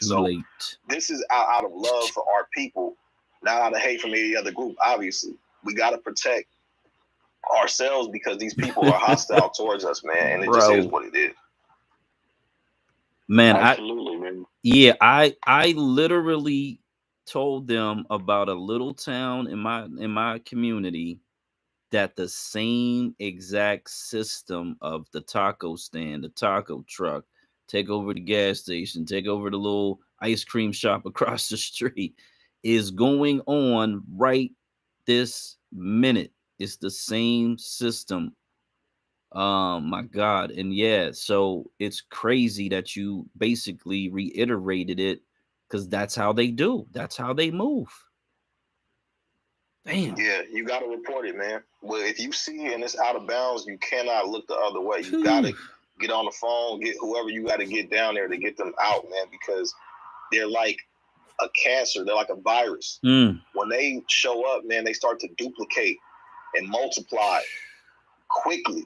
Because like I said, they're Catholic. Like their religion is based around them not using condoms. So every time they fucking, it's a possibility somebody's going to pop up pregnant. Crazy. They don't show up anywhere empty-handed when it comes to children. They usually got 2 to 4 on average. So if you let them set up shop, you give it 10 years and you're gonna be sorry that you did it. Well, so let's get into that. Who has the authority to do that? Who has the authority to stop these people? We don't. Like, unless we want to risk incarceration, we don't have no authority. And even risking incarceration ain't going to solve the problem, to be perfectly honest. And the Democrats are catering to them, bringing them in, setting up programs for them. I love what Black American Homeland said about requiring Spanish to work for the government, man. That's man, that's lights out right there. They're already at 50% in New Mexico, I believe. That's the state where they opened up all the professional licenses to illegal immigrants. So it's already over in that state. They already are on the path to Mexican majority in that state. Texas ain't too far behind. California ain't too far behind. Texas is 40% Hispanic. Yeah. California, I think 40 to 45% Hispanic. Crazy. Nevada is in the high 30s. New Mexico's in the 51, 52, 53%. And Arizona is like in the high 30s. So, yeah, I mean, it's happening very quickly. It's over. Yeah. I mean, I'm not sure if you guys know, but like as of 2019, 48.8, basically 50% of the officers on the LAPD were Latino. Ooh. I didn't know that. 50%. That's amazing. 50% on the LAPD, 45%, probably more, because this is the LA County Sheriff's as of 2018 was 45%. It's now probably 50. Crazy. And at that point, they already outnumber white people on the sheriff's department. Wow.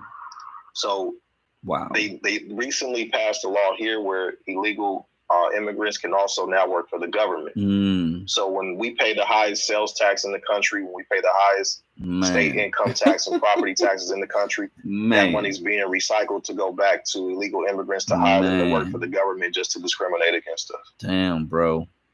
Man.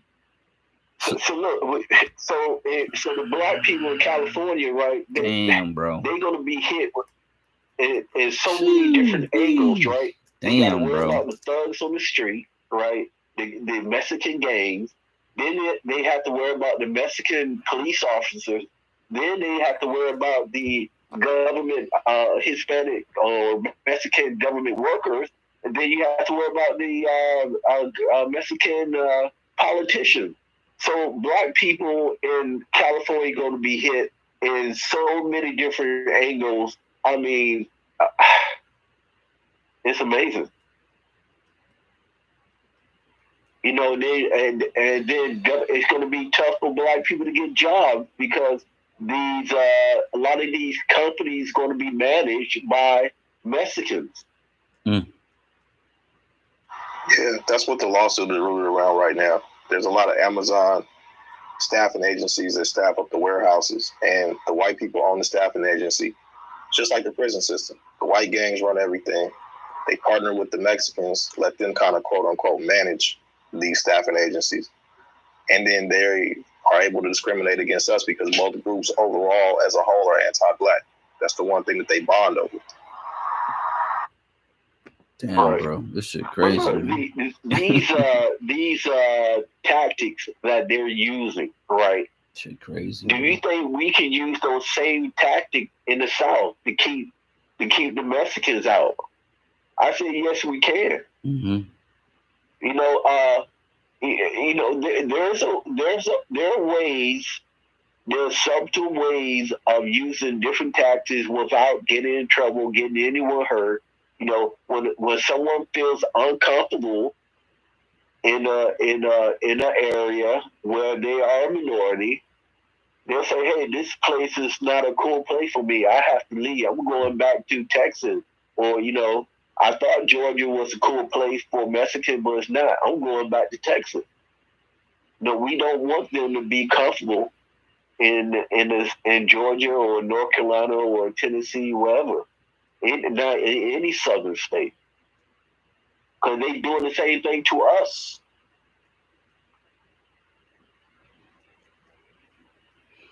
And look, I'm not a racist, but the thing is, I'm all about, if they treat me this way, I'm going to treat them the same way. And that's just basic common sense and self-preservation. But the problem is that, we've been indoctrinated, man. And I've been reading The Miseducation of the Negro recently, and that book is so underrated, man. I'm sorry I got to it. I didn't get to it earlier. But we've been miseducated, man, to believe that putting everybody's needs alongside ours with equal value is the right way and the quote-unquote Christian way to do things. Meanwhile, everybody else is centering themselves because that's what smart people do. You can't invite people to eat in your house if you can't feed your family first. So you guys have an opportunity now. You got a blank slate. We were the crash dummies in California. So you have to find a way to make it hostile to a degree and uncomfortable. And, the way that you motivate people, like in sales, there's psychology of selling to people. And one of the greatest motivators for any person is fear.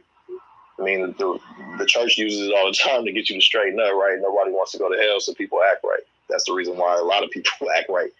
So when it comes to our people, I think if we're trying to sell them on this brand new idea that's going to change, that's going to require them changing the way that they analyze things and view the world, then you have to sell them on fear.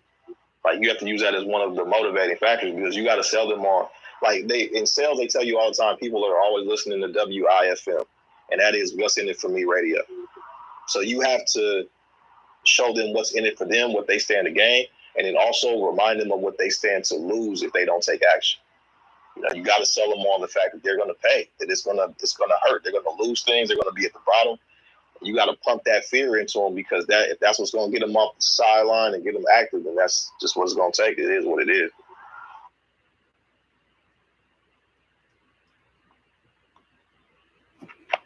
Yeah, you're right. You're right. Oh, DJ, shout out DJ, shout out Beam, shout out Josh King, shout out Famous DeMac. Let's see who we got in here. We got another DC in here. We got Dark Matter, Jazz. Yeah, feel free to jump in.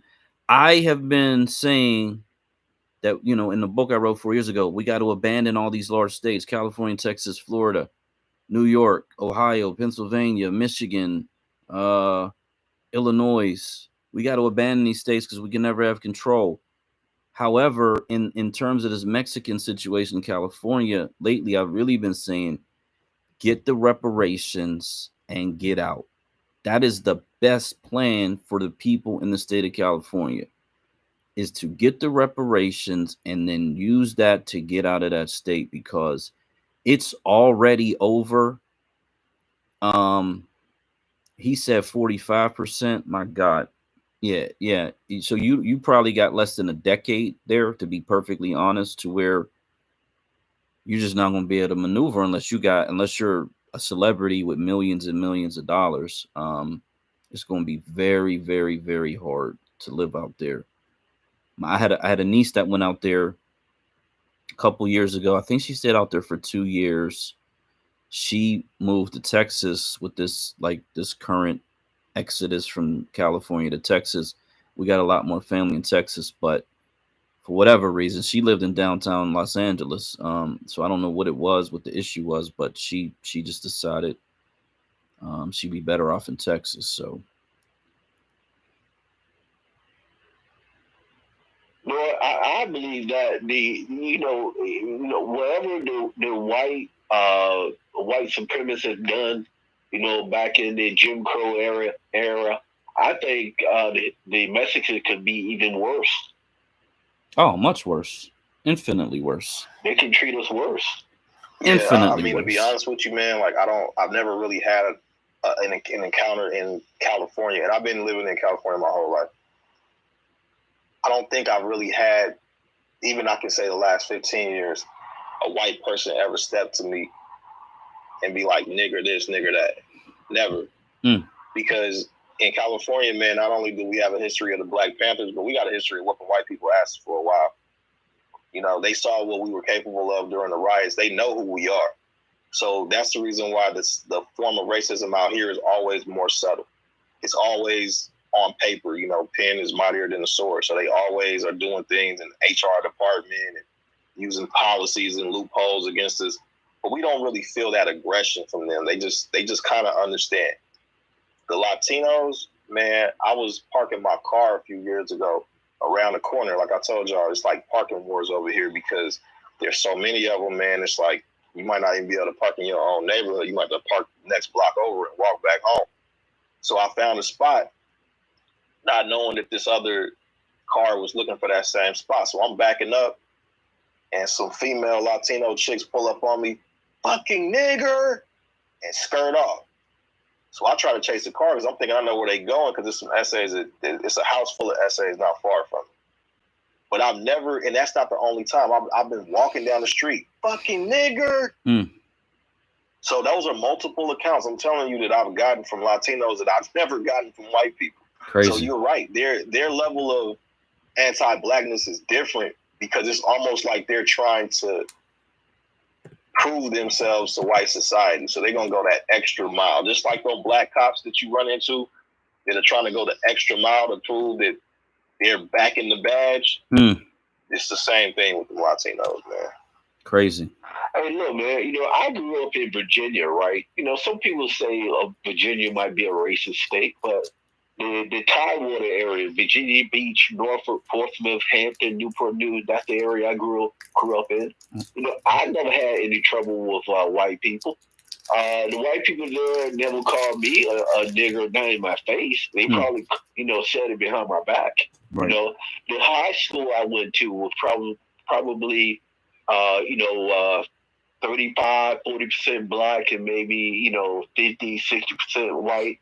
We didn't have Hispanic people. We probably had maybe 2 or 3 Asians in that school, But so I grew up in a black and white society, right? Virginia was a place where on Friday, in the skating rink and the bars, wherever, they'll have white night, and then on Saturday they'll have black night. But the place is owned by white people, but they have white nights on Friday and black night on Saturday. I don't know if they do that in California, but that's something they do in Georgia, North Carolina, and Virginia. So keep the peace. So it's definitely different environments, But look, to me, the whites in the South, I mean, you probably can you might get some racist in your face whites in Mississippi, Alabama, and Georgia, but it's going to be rare because black people, we have a substantial population in those states, so I don't think they're going to try to especially as private citizens, go head to head with us. Right. They have to use the system, the police, the court system, the government system. They have to use the system to control us. That's why I say the best way to flip it is that we have to take over the system, the court system, the police department, the DA. That's the only way we can flip it. We have to have the same institutions and authority and that they have, and that's the only way we can compete with them. Agreed. You got it, DJ.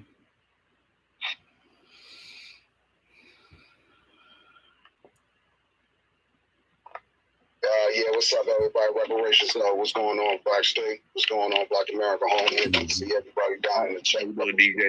Oh, my boy is back. Oh, yeah, what up, DC? What's up, man? Nah, I've been back, man, but this is like my 110th pound, though. Real rap, you know what I'm saying? But nah, DC, I agree with everything you said. I thought I followed you back, too, fam. Damn, let me see. Nah, there you go, bro. No bullshit. But I agree with everything you said. So the one thing that I've been able to understand, check this out right here, Black American Homeland.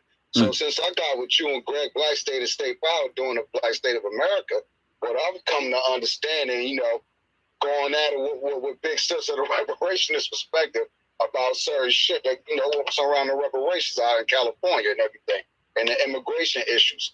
So being out here on the East Coast, right, the one thing that I've been able to understand is, right, when I hear Cali folks like yourself, DC, speak about the immigration issues, and I'll be like, damn, you know something? This fucking white cracking fucking government used this shit to use civil rights, use the part of civil rights where we allow and for other immigrants to come over here, no matter where they're from in the world. You know what I'm saying? They must have found a way to flip this shit on its head and pretty much sent most of the Latino Hispanics to the West Coast, because majority of them were over there anyway, and allowed people from the diaspora to come navigate over here on the East Coast in the 80s, yo. So basically, they took 2 birds and killed 2 birds with 1 stone.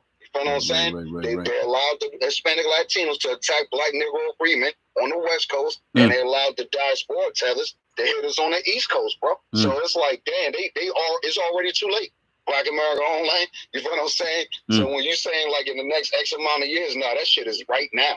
It's right now, yo. You know what I mean? Like you said, I think it was BlakState that shit, they come in here pregnant than a motherfucker, bro. Every time I turn around, that's all I see is pregnant immigrants, yo. Straight up, yo. No matter where they from in the world, over here in the East Coast, bro. And as far as the job situation, man, I've been fired from my job numerous times because of these tethers, yo. You feel what I'm saying? and at no fault of my own other than what DC was saying, how they come in, start with the little push carts, start with the little peddling. Then the next thing you know, they got a store or they the employee or they the manager, and they just start fucking with you, saying little shit, doing little shit, you know, up out of the ordinary or whatever the case be. Hold on 1 second, family. 1 second, family. 1 second, family. Brother on the road. On the road. Crazy. So they just really be, you know, doing anything to pretty much fuck with us, get us up out of here. And you can check any EEOC, Equal Employment Opportunity Commission. You can check their file log by a case filed by any Black Negro American. You'll see that shit most likely 9 times out of 10 been thrown in the trash, yo. And I'm gonna yield there right now because the brother on the road. Yeah, we had so we just got a Mexican secretary who showed up out of the blue. This is in that general area where they open up all these stores and they got a supermarket on the way or whatever the case may be. So, you know, they hired a secretary, Black Americans that lived in this fucking community for 100+ years, if not longer. And matter of fact, I know it's longer because the shit goes back to the 1800s. And you know, they hired this little Mexican broad. And I got another matter of fact, I got a couple of black co-truck drivers, co-workers that came from LA for whatever reason. You know, I got like 3 brothers from LA that work at the job I work in. I don't talk to all of them about political stuff, but one I talked to, I didn't even know they hired this Mexican chick, but he was like, oh shit, they done hired a Mexican. She gonna be seeing our paychecks and she gonna bring a bunch of fucking Mexicans up in here. And I was, you know, it was like, we laughed it off, whatever, blah, blah, blah. But I'm like, damn, after he said it, I'm like, damn, bro, this shit might, you know, this is shit is real. This shit is real. Oh shit, Miss Giselle. Hey family, on my way to pick up my teenager. Jeez. His girlfriend on a date for her birthday.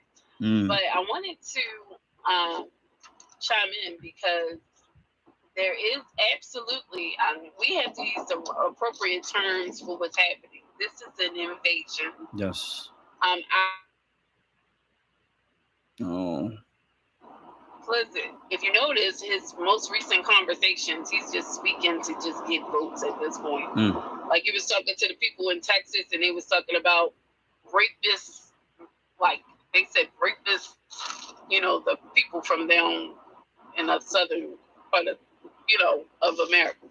I don't want to say it on here because I said they've been to tag my account, but in your show. But I wanted to point that out. He said that in one hand, and then in another hand, he's telling the Hispanics, you were here first. Yeah, Biden. Okay. Here. Biden, he just did that. The whole goal right now is to make us this is to keep us from having any ownership to anything in this country. Damn. There really is a dying off class. They are a dying off group of people, not a class.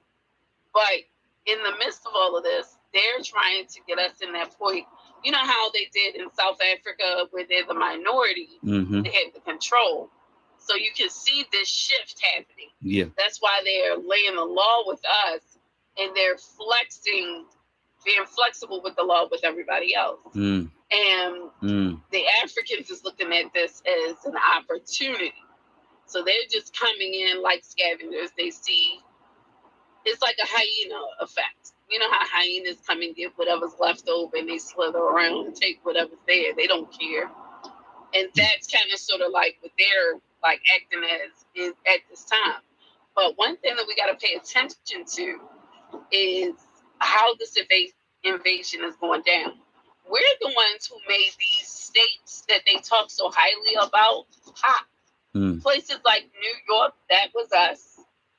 Places like Cali, that was us. They want to say Hollywood, but it really was us. Like our people who lived there, the land that they stole from our people and everything. So they went to the states in this country that made the most money. So they hit Florida, they hit Cali, and they hit New York. And they flooded all of those states. They're literally killing that state's economy. They're sucking it dry, and they're pouring it out of the country. So it's like cutting a hole in the bottom of a bucket, and then the water just pouring out, or the money just pouring out. So as they deplete the resources in all of those places, now they're like, it's like they're traveling around. It's just depleting resources from every place until you collapse the entire economy. We're seeing remnants of a collapsed economy. They're just kicking the legs off of this big stand, for lack of better words, or chair, if you want to look at it like that. So we have to watch how they move ahead. Absolutely. They're doing the same thing in our community. We're setting up the shops. First you see the food truck, then you see the other stuff. And I notice how they treat, we have to watch how they're treating our young people in the stores. It's like a lot of stuff that's going on locally. Here, I don't know, but maybe y'all should see what's happening in your areas.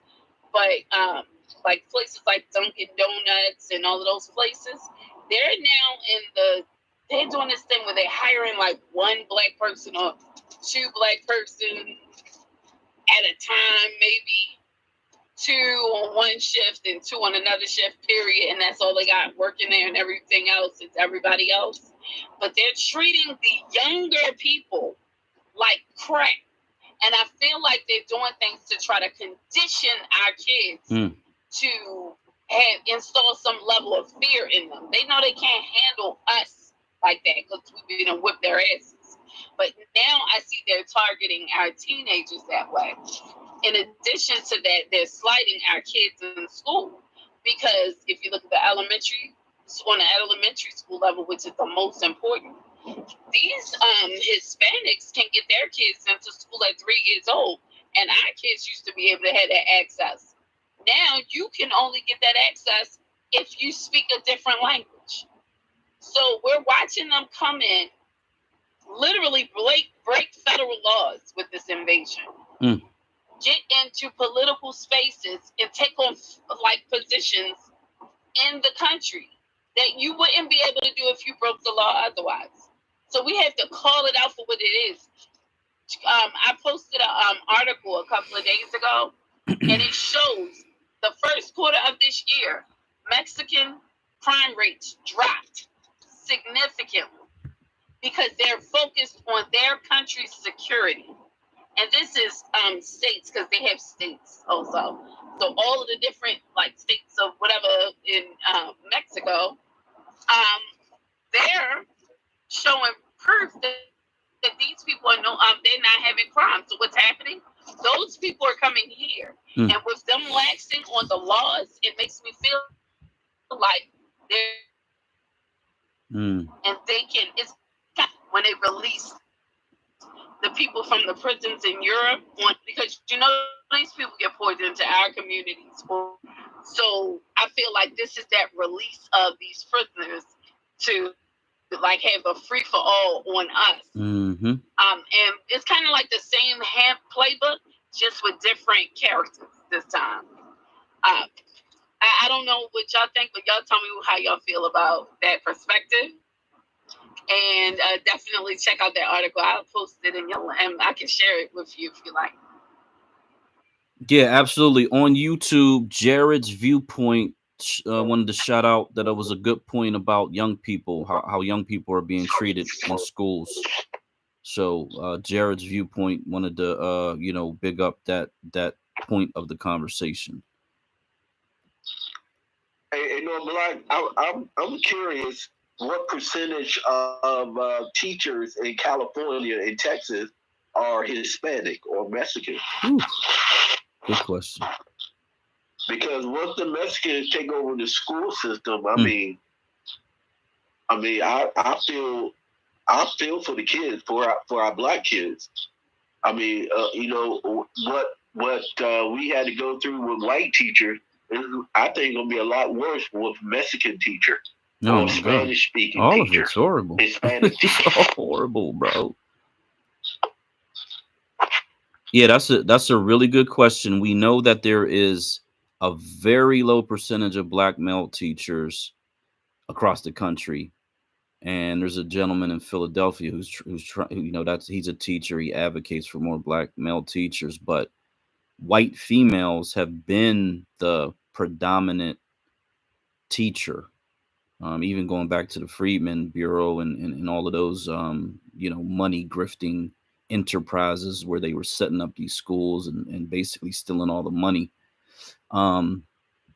So it's likely that that would transfer over to Mexican women out there, is what I would assume. But we definitely probably need to look into that. Go ahead, DJ. I just wanted to agree with Mr. Zell. What's up? I'm a big one in the house. But that's been happening since well over, hold on one second. It's ready. That's been happening. I'm 42, man. So I've been seeing that shit in Jersey my whole life. How these tethers be treating us. What's the word I'm looking for? The core, rather, speaking under their breath and all this other stuff. You feel what I'm saying? Doing underhanded stuff to get us out of these jobs, these positions. Come on, man. Drive with doing the drugs, man. So, it's just like this has been going on for so long. It's just that we've been asleep, yo. That's just what it is, man. We've been so asleep and so empathetic, which is the dumbest shit ever. You know what I mean? To any of these folks that's coming into the country. White, black, Hispanic, Asian, whatever. Yeah. We stop buying from these people. Don't go to their shop. They don't come to our soul food restaurants and little shops and purchase stuff over us. They do not do that. Right. All we're doing is fueling their economy, yo, Crazy. By purchasing and supporting their particular cultures. You know what I mean? So you got a trash ass joker like Busta Rhymes saying, hey, Americans ain't got no culture. And he never said specifically which Americans, but we already know who he's talking about. So with that being said, Busta Rhymes, how many Negroes in your crew other than Rod Digger is Black American? You feel what I'm saying?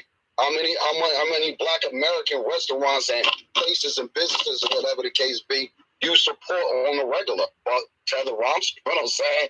So at the end of the day, I need us to understand that what we're talking about, what Mr. Zell talking about, what the homie DC talking about, this shit been going on. This is not new information. We are 35 years, as far as I'm, in my opinion, because that's what I've been noticing it since I was a kid. You know what I mean? We're too late. We got to fucking go do something else, man. So the only other narrative that I was, going back and forth with BlakState early on, is like, well, why don't we just take over the major cities that we're already in each state? Well, okay, I understand now we won't have state power, you know what I mean? But at the end of the day, I think that's at least what we need to do right now. It's like, you get every black person and just move back into like certain parts of the inner city until we come up with like, not in the South, but just talking about like, West Coast, further northeast or whatever, tri-state area.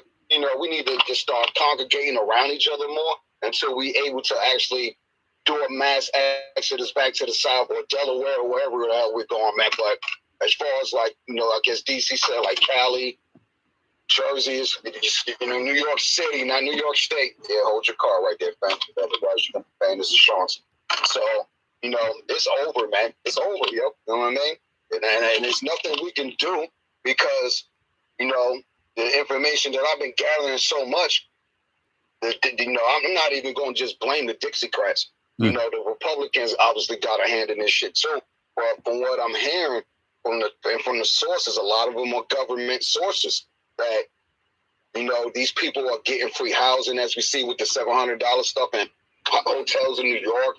I got postal people telling me straight up, because most of our folks, we work for the post office, yo. That's our main entry-level government job all day, the post office. So I'm hearing from the postal homies, just like somebody said, if you hire one of these Mexicans to check the books, they're going to be seeing our paychecks. So, the postal folks that we know, our peoples, they seeing these paychecks that the government is giving these people. You know what I'm saying? And it ranges anywhere from $2,800 every 2 weeks to a total of $5,000 a month. And trust me, I got the receipts and straight from the horse's mouth. This shit is happening. So this is how you see these Mexicans and I gotta start saying Mexican, but just Latinos in general. I know there's just not to point the finger at one demographic. It's all these jokers from South America, yo, and the Caribbean islands. They're getting this money from the government. And for how you just noticing they came off a boat yesterday, but damn, you got that new fucking GC, bro. Damn, where did you get the 10-15% to put down on this house, man?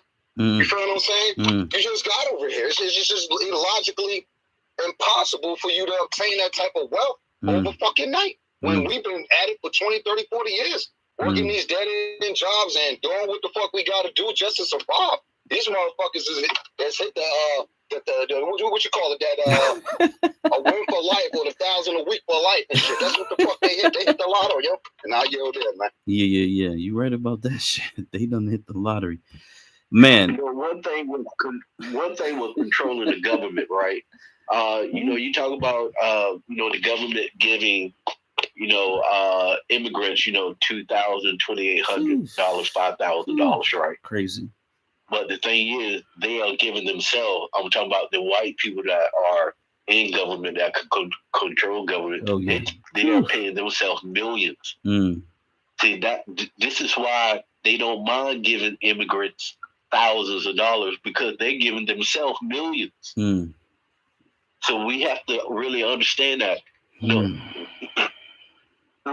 if you want to become rich, you have to be in government. You got to control government. And that's the only way. I mean, you know, if you want to give your friends, if you want to exercise nepotism and cronyism, you know, give your friends or family members government contracts, right? You got to control government. You know, if you want to make sure that a family member or a friend gets that car dealership license or that liquor license or those professional licenses that the state controls all professional license. They control all business license and liquor license, dealership license. They charter all banks and corporations, right? The state controls all that, right? If we can control the state, then we can grant our families and friends the benefits in institutions and corporations and banks that you know, the state can give to grant to Black American businesses. So I land there. Okay, let me circle back to that California teacher. So it looks like less than 4% of the state's teachers are Black, but it's only like 5% of the students are Black. And then 61% of the teachers are white and 21% were Hispanic. So there's some difference there to get to 100%. I don't know if they're Asian or whatever other group they may fit into, but that's what they have is roughly 4% are Black and roughly 5% are the students in that state. Because I think overall, population wise, Black Americans are somewhere around 5% of the state population as well. So let's go to Brooke, Black Ice, and then Miss Giselle.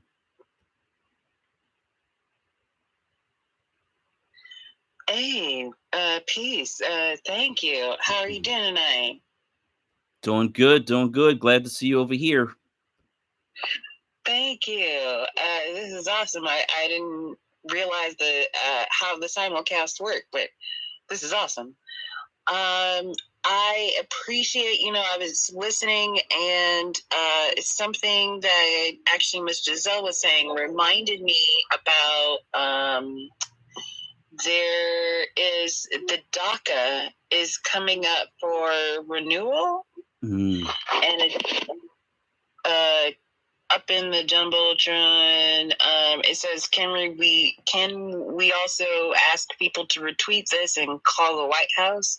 So the DACA Dreamers program is coming up for renewal, and this is an opportunity for a call to action would be to contact to be honest, I don't know who to contact, but I guess maybe contact the White House.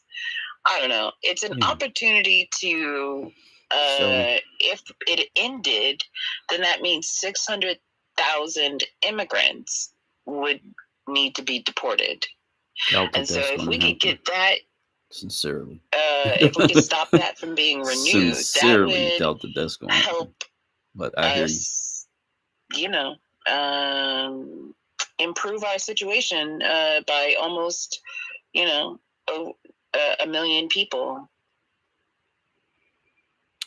Is that an actual agency, or just a? I mean, I don't know how to place it. Yeah, it was an act. It was under Obama. I believe what happened, and this is recent. I believe a judge declared parts of it unconstitutional. So what Biden is trying to do is reinforce it and make it stronger so that it'll pass, a judicial review essentially.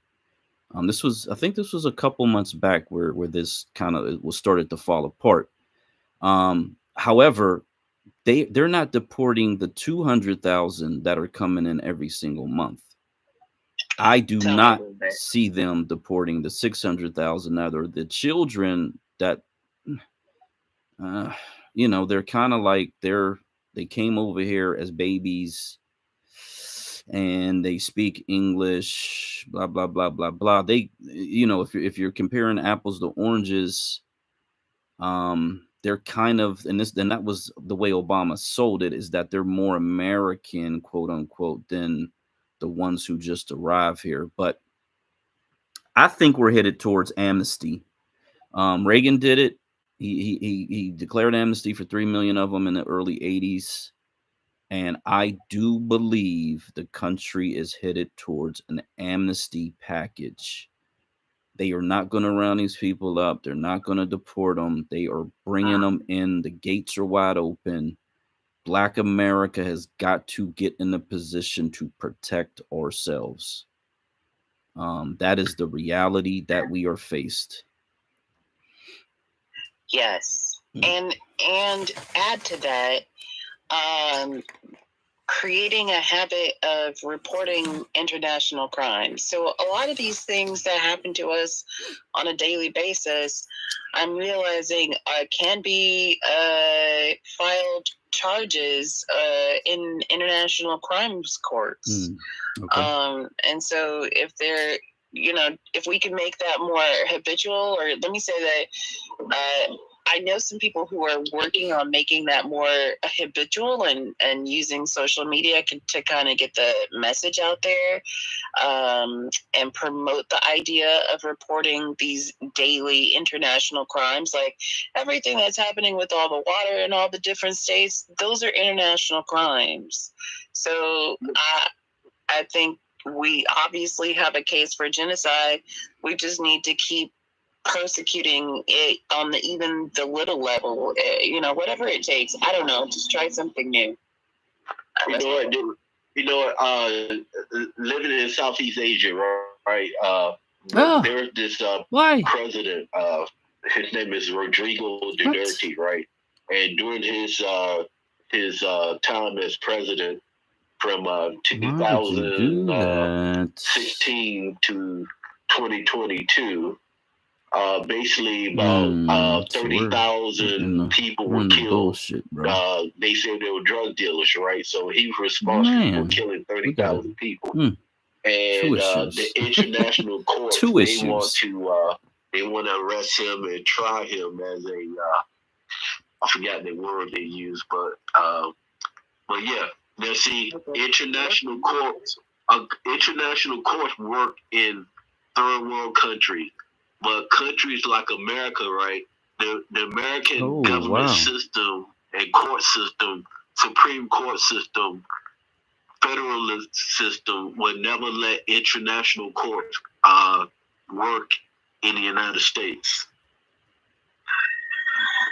That's something you think for sure? The law, yeah, because there's a law that That it's the third. Damn it, bro. I think it's 11th Amendment, See, right? that's some bullshit. No country, no international person can sue a state government or 2 hours the federal is all government. I got out of that. What the fuck? And, it's saying it's live up there. You can't sue them. Why is it stopping here? It's saying live. It's lit up. International countries or businesses, they try to sue in American courts or sue a government entity in American courts, but it never works because of course America is the most powerful country in the world. Sovereign. And it's a sovereign. They make sure that people from outside the United States cannot sue in the United States. Not sue. Oh, sorry. Not sue, but you can't. I double checked, and so if a member of the state, so like when these state police officers, or even any police officers, a person representing causes violent physical harm. You said individual. Individual. Okay. Okay, I thought you said a government. Yeah. Okay. Yeah, an individual can probably, an individual like a police officer, maybe. But the thing is, the illegals just sued the country, and they were awarded between the $400 to $1 million per person. Were they all the way awarded? Oh. They got some money, just know that much. And it wasn't given in a form that you would see it, like, if I can only say, just know this much. They got paid. Okay. That's why you see an uptick in the way they got paid. You wouldn't even realize it otherwise. That's why they kind of swept the conversation under the rug. And did the nothing to see here. Yeah. But what we got to focus on, guys, is when you're doing an invasion like this seems like Biden already told us we got to get used to them. I think there's a deal behind closed doors, just an unsaid thing. Whereas though they kind of giving some type of leadership of them over us. We have to pay attention to the hand. Now, can we go against them? Can we fight against the system? Absolutely. But what is happening right now, each state is, I'm sorry, my team's getting in the car. What's happening is each state is pushing. You know how they did with the No Child Left Behind? And right when they went from special ed to gifted and talented to special ed, right? Bro. And then in order for the schools to get the money, they had to show, shut that door side.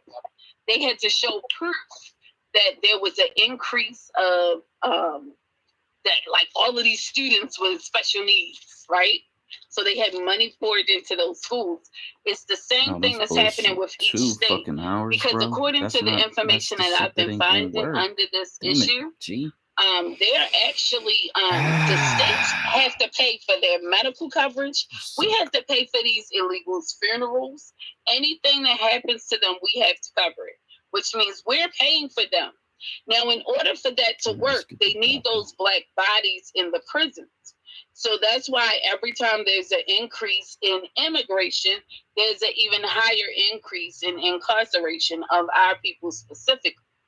And if you notice, in most of the states, for the people, they have a lot of these foreigners trying to run in different political spaces, right? It's a lot of them trying to do that. The states that they can't move in, they did redistricting. I don't know where you live, but we just had a major redistricting here in the state of Maryland, and it was illegal. Our Supreme Court threw it out. Crazy. So now they put a new one in. Not so bad. They're like, and we preserve the Black community. I said that's some bullcrap, because the community that they're trying to preserve is not necessarily the one that we want preserved. You know, why they got to be one? Why can't we keep all of our stuff? Districting should be based on a regional area. They're cutting things up based on like how they're herding people to certain areas. So we got to watch the herd, how the herd is moving. Look at how they're positioning these redistricting, because that's how they can interfere with our voting. And that part right there is how we lose. And that's why, like, they couldn't vote a white person, a Hispanic, or the Asian, or the Indian guy who tried to run in Baltimore City for just a mayor. So they had to do this random redistricting. And now we have probably a possibility of these same people who keep trying to show their face and say, look, I'm still here. Like, just because they keep showing up that they're doing something. But anyway, needless to say, they're trying to like normalize their face so people get used to seeing them, and then they know how gullible we can get, and then they think they're going to get our vote. But not now. Everybody just got to stand on their ground and force the hand. Anyway, I'll end. Okay, let me rewind a little bit. So the ACLU was suing Biden, the federal government, in federal court. They actually have some lawsuits on the books right now. There's a recent story where they just sued the federal government again. But that $450,000 payout was an agreement that they stated they had with the Biden administration, some sort of, handshake deal, that once the pressure came on and all these different public groups sort of heard about it and sort of started pushing back against it, Biden started walking it back. I'm trying to find somewhere that says that it actually went through. I can't find that. He never canceled it. And see, the thing is, they just stopped talking about it. Yeah, but I wonder if there is somewhere either we can find that it actually went through, or they stopped talking about it because the pressure basically made it to where they weren't going to do it. But again, the ACLU filed that in, well, they have this federal court right now. And this is about public records or some whatever. But that's what the ACLU does. They sue in federal court. So we'd have to figure out if they did do the lawsuit, if it went through, how much money was given out for that particular incident. To go back to what Ms. Brooke was talking about, the United States government is a sovereign government, and their sovereignty is not challengeable in international courts. They reject it wholeheartedly, and they will go to war in order to defend their sovereignty from judgment. So you can go to an international court and get a judgment. It's unenforceable to the United States. They will not pay out. They won't acknowledge that it exists. You're liable. I mean, I don't know what countries would sign on to it because they have an allegiance with NATO. And that would mean it would have to be like an enemy state. But it would cause geopolitical ramifications if some countries decided to sign on to something, because the UN has already said Black Americans should get reparations. They've highlighted all the issues.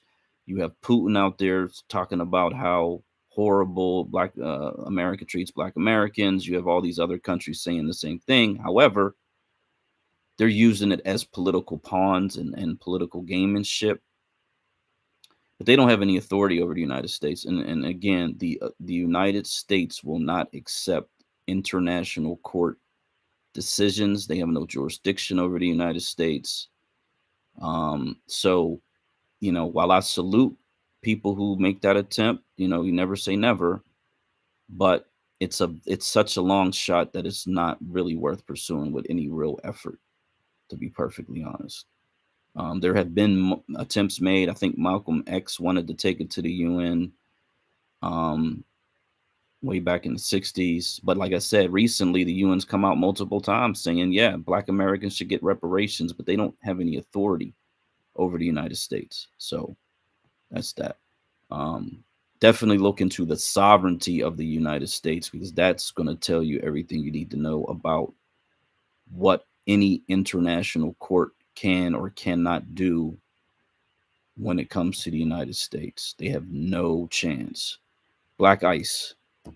How y'all doing? I don't want to cause no ripple in the conversation. I just wanted to address the topic. Very, very, very interesting. and a true topic about Black Americans and us being a minority.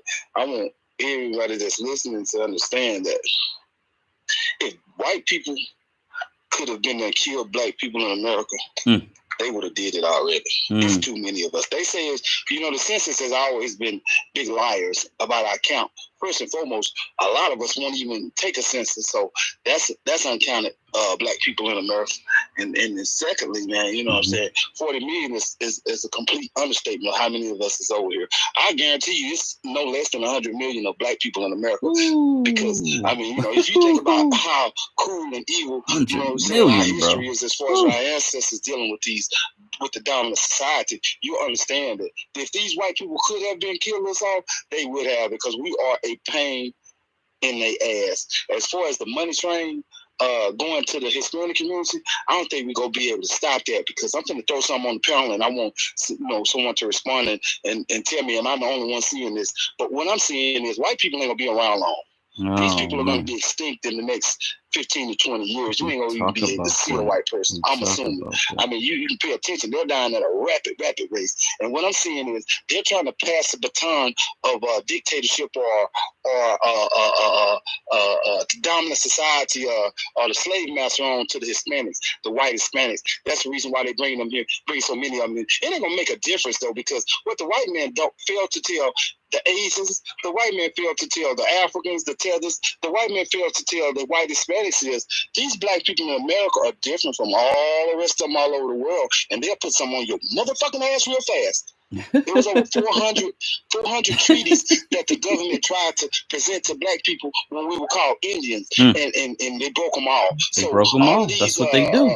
Attacking these people through the courts. That's what they're going to keep doing, I'm not bro. sure if that's going to be a win for us. I'm just basically explaining because of the way that I'm experiencing things in my society as far as in Houston, Texas, and what's going on out here. Today they had a crawfish festival, a Creole festival in Third Ward over there, and then it was at Emancipation Park. And I was just looking at, the setup. And Creole, everyone knows that's from Louisiana. That is Louisiana. Creole is Louisiana. New Orleans and up in that area. Basically, the majority of Louisiana, because Louisiana used to be Florida before it became Louisiana. Before they made the Louisiana purchase, Louisiana was Florida. But what I'm saying is, when I went up to the festival today, I seen African vendors, and I'm like, what the fuck is they got to do with Creole? So, I mean, you know what I'm saying? These people are trying to stamp us out through paperwork, like they did our ancestors. You know what I'm saying? Yeah. When back in Louisiana, where I'm from, my grandmother wasn't allowed to talk about what they really were, which is Indian, because they started making them call themselves colored, because that's what they labeled them on their birth certificate as colored. And then the next generation that came through, my mother and them, my grandmother and them were colored. My mother is a Negro. I'm a Negro. What I'm saying is they've been changing our identity so much to the point to where the only thing we can do right now is try to gather our youth together, the ones that's troubled, try to form some type of military school and try to establish some type of military, because even if we do get reparations, all they're going to do is take it right back. Henceforth, what happened in Black Wall Street. So, I mean, if you do get the bag, the white boys is going to take it back. All these militia groups in America, all these white boys run around with these assault rifles and rightly so, their government is approving this type of behavior. And then you got Black churches in the community that are having gun buyback programs, taking the old people guns and young people guns and giving them little punk money for it. I mean, this is just what I'm seeing right now, man. It's gonna be a lot of wars erupt in America. There's gonna be a lot of disturbances going on, because first and foremost, I know me myself personally how I am. I could never be a slave. I don't care. I'll die. I'll die before I put chains on me or let somebody call themselves my master. And I know my ancestors felt the same way. So I'm beginning to second guess this whole we were slaves things, you know what I'm saying? Because I'm a strong Black man and I fear not no one, especially not white people. My grandmother, when I was 6 years old, she grabbed all her grandkids together. She said, you know what, I'm going to tell y'all something that y'all should take to y'all grave. She said, when I was a little girl, I watched my brother get hung up by 3 white boys. 3 white boys hung my brother up by a tree, and I couldn't do nothing but cry. So, I mean, she said, to this very day, I'll never let a white person step foot in my house. That didn't make me who I am. What made me who I am is when I get pulled over by the police and they going through my pockets and pulling my pants all up in my ass and disrespecting me as a man, and I can't do nothing about it because they got that gun, and that's the only thing that protects them, and they know that. I risk. And that right there, what you just mentioned, is how our people were able to be enslaved. That it was that power and the authority. A lot of people say, I would never be a slave, I would never be this and that. And we're watching in real time them do similar, not similar, because of course nobody's getting, well, some people are getting lynched. And whether it's by way of gun or by getting lynched physically. But they, like what you just said, when they make you feel uncomfortable doing all of that stuff to you, they're doing it because they have the authority to do so. That slavery was the law that this country allowed, and the insidious things that they did to us during that time, and then afterwards they have to pay for it. They agreed to pay for it. Now, reparations come with, it's not just cash payments, it's land, and it also is protective status. So they're not supposed to physically do anything to us.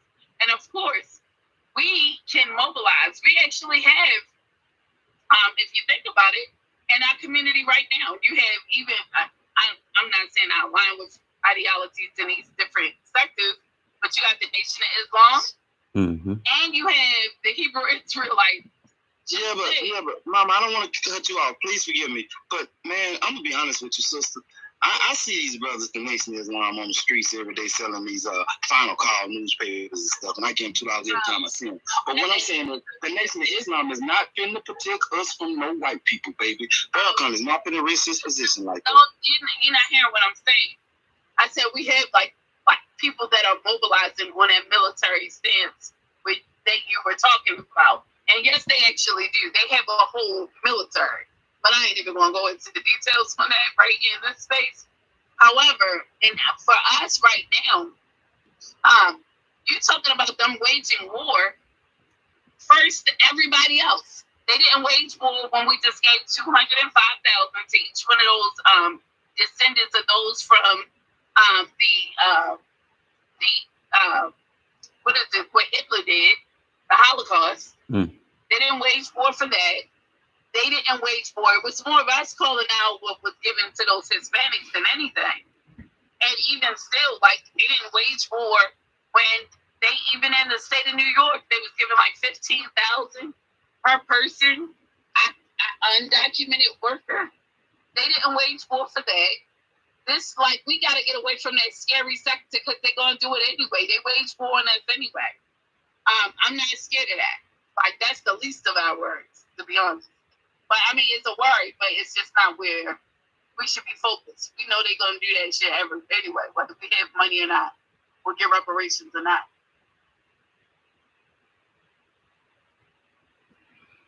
Okay, let me jump in here. Okay, yeah. So, wow, man, there was a lot said there. So yeah, we're not going to be led by fear. Our people were enslaved. It was atrocious atrocities, demonic suffering, pain, things that we can't possibly imagine. They obviously separated the strongest amongst us and either imprisoned them, murdered them, and or they were able to escape. So yeah, there definitely was a system in place to deal with the strongest of us first. And oftentimes they use the women and the children as threats to keep the strong men in line. In other words, they would harm the women and the children if need be in order to keep the strongest. I can't really hear you. Is it better now? You still sound like you in a walkie-talkie. Walkie-talkie. Okay. All right. I'm gonna jump out, come back in. Go ahead, DJ. Try all on one of your phone instead of coming in and out, bro. Just don't boost it up. You feel what I'm saying? Do everything else. The RAM clean, the battery, the CPU clean, and do all that, man. And it should bring you. It should clear the phone out. Like I said, this Twitter shit is just hogging up all the network data and the cache. But Mrs. I kind of gotta agree. Can't do all that. I'm gonna just make it the easiest, quickest possible way to get in and out of here and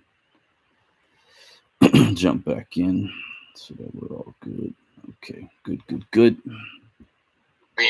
Believing in some type of deity or whatever. So I don't think they will help us because we're not one of them in that way. We're not a part of their little crew. You understand what I'm saying? And not to say they will, not come to our aid, but I don't think the majority of them will be willing to go to war, depending on what the situation will really be. I'll say that, you know what I'm saying? Because a lot of them, you don't really hear too many Muslims talking about reparations. And then as far as what's the word I'm looking for? Not to say all of them, I'm not talking about the whole, whatever religion or whatever, you know what I mean? Because I be around these folks. What it is, I'm saying, hold on 1 second. What it is I am saying is, though, if you're not one of them, they really ain't going to help you. That also goes for the Masons. A lot of these, what is it, the Divine Nine, you know what I'm saying? All these particular little entity groups, skull and bone type groups and shit, the Boule, religion, whatever, it's I wouldn't align up with them, but if you really think about it, they are our family members. A lot of these people, even if they're with them, they're our family. They're a family member. If it's not us, period. So they may not jump into the reparations conversation, but the minute they say attack on our people, they're going to jump in because they're us.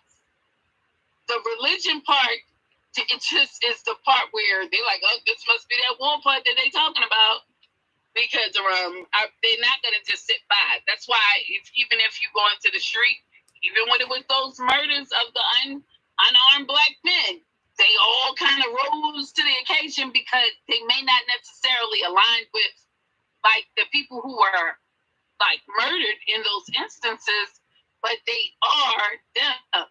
They're relatives of them. They're from the same bloodline. So it's going to activate all of those people in those spaces. But I was saying,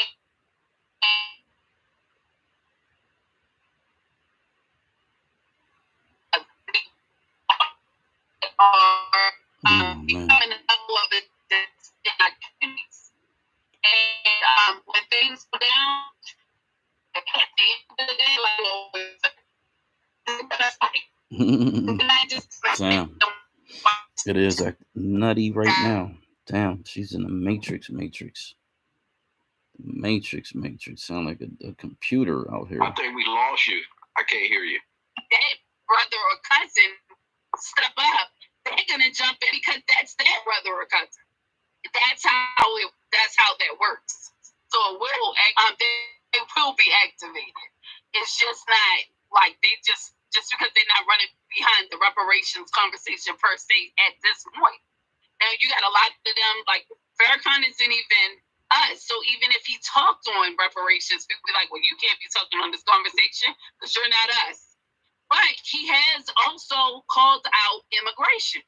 He's called out the effects of it and what it is doing to our people specifically here in America.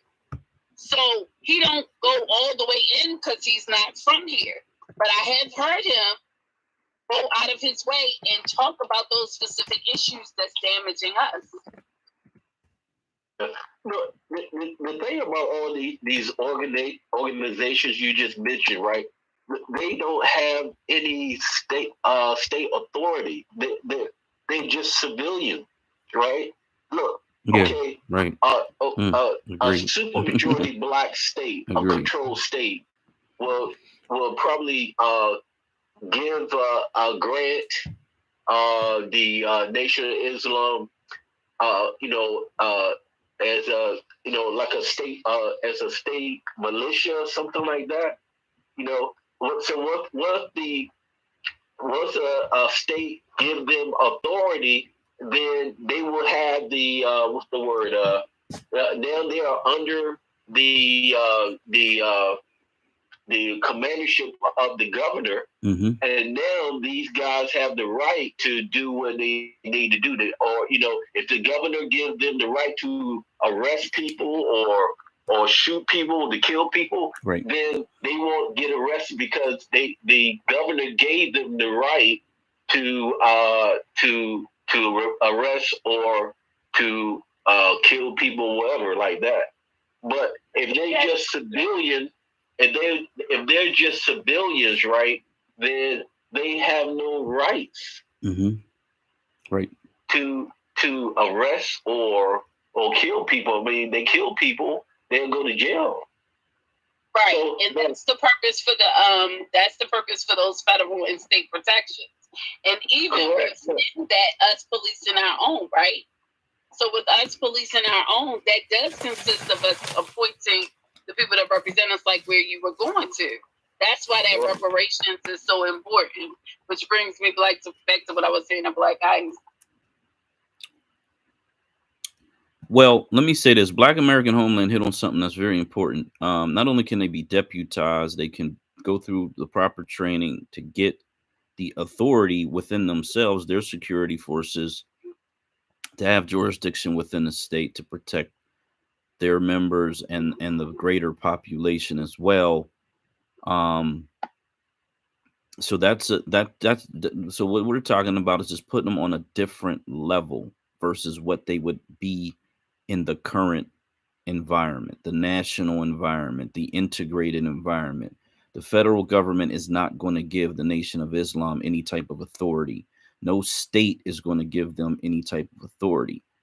A black majority state, however, can do that. And we, again, we do it through the proper training and through working together in that way, in that manner, but definitely could make that happen.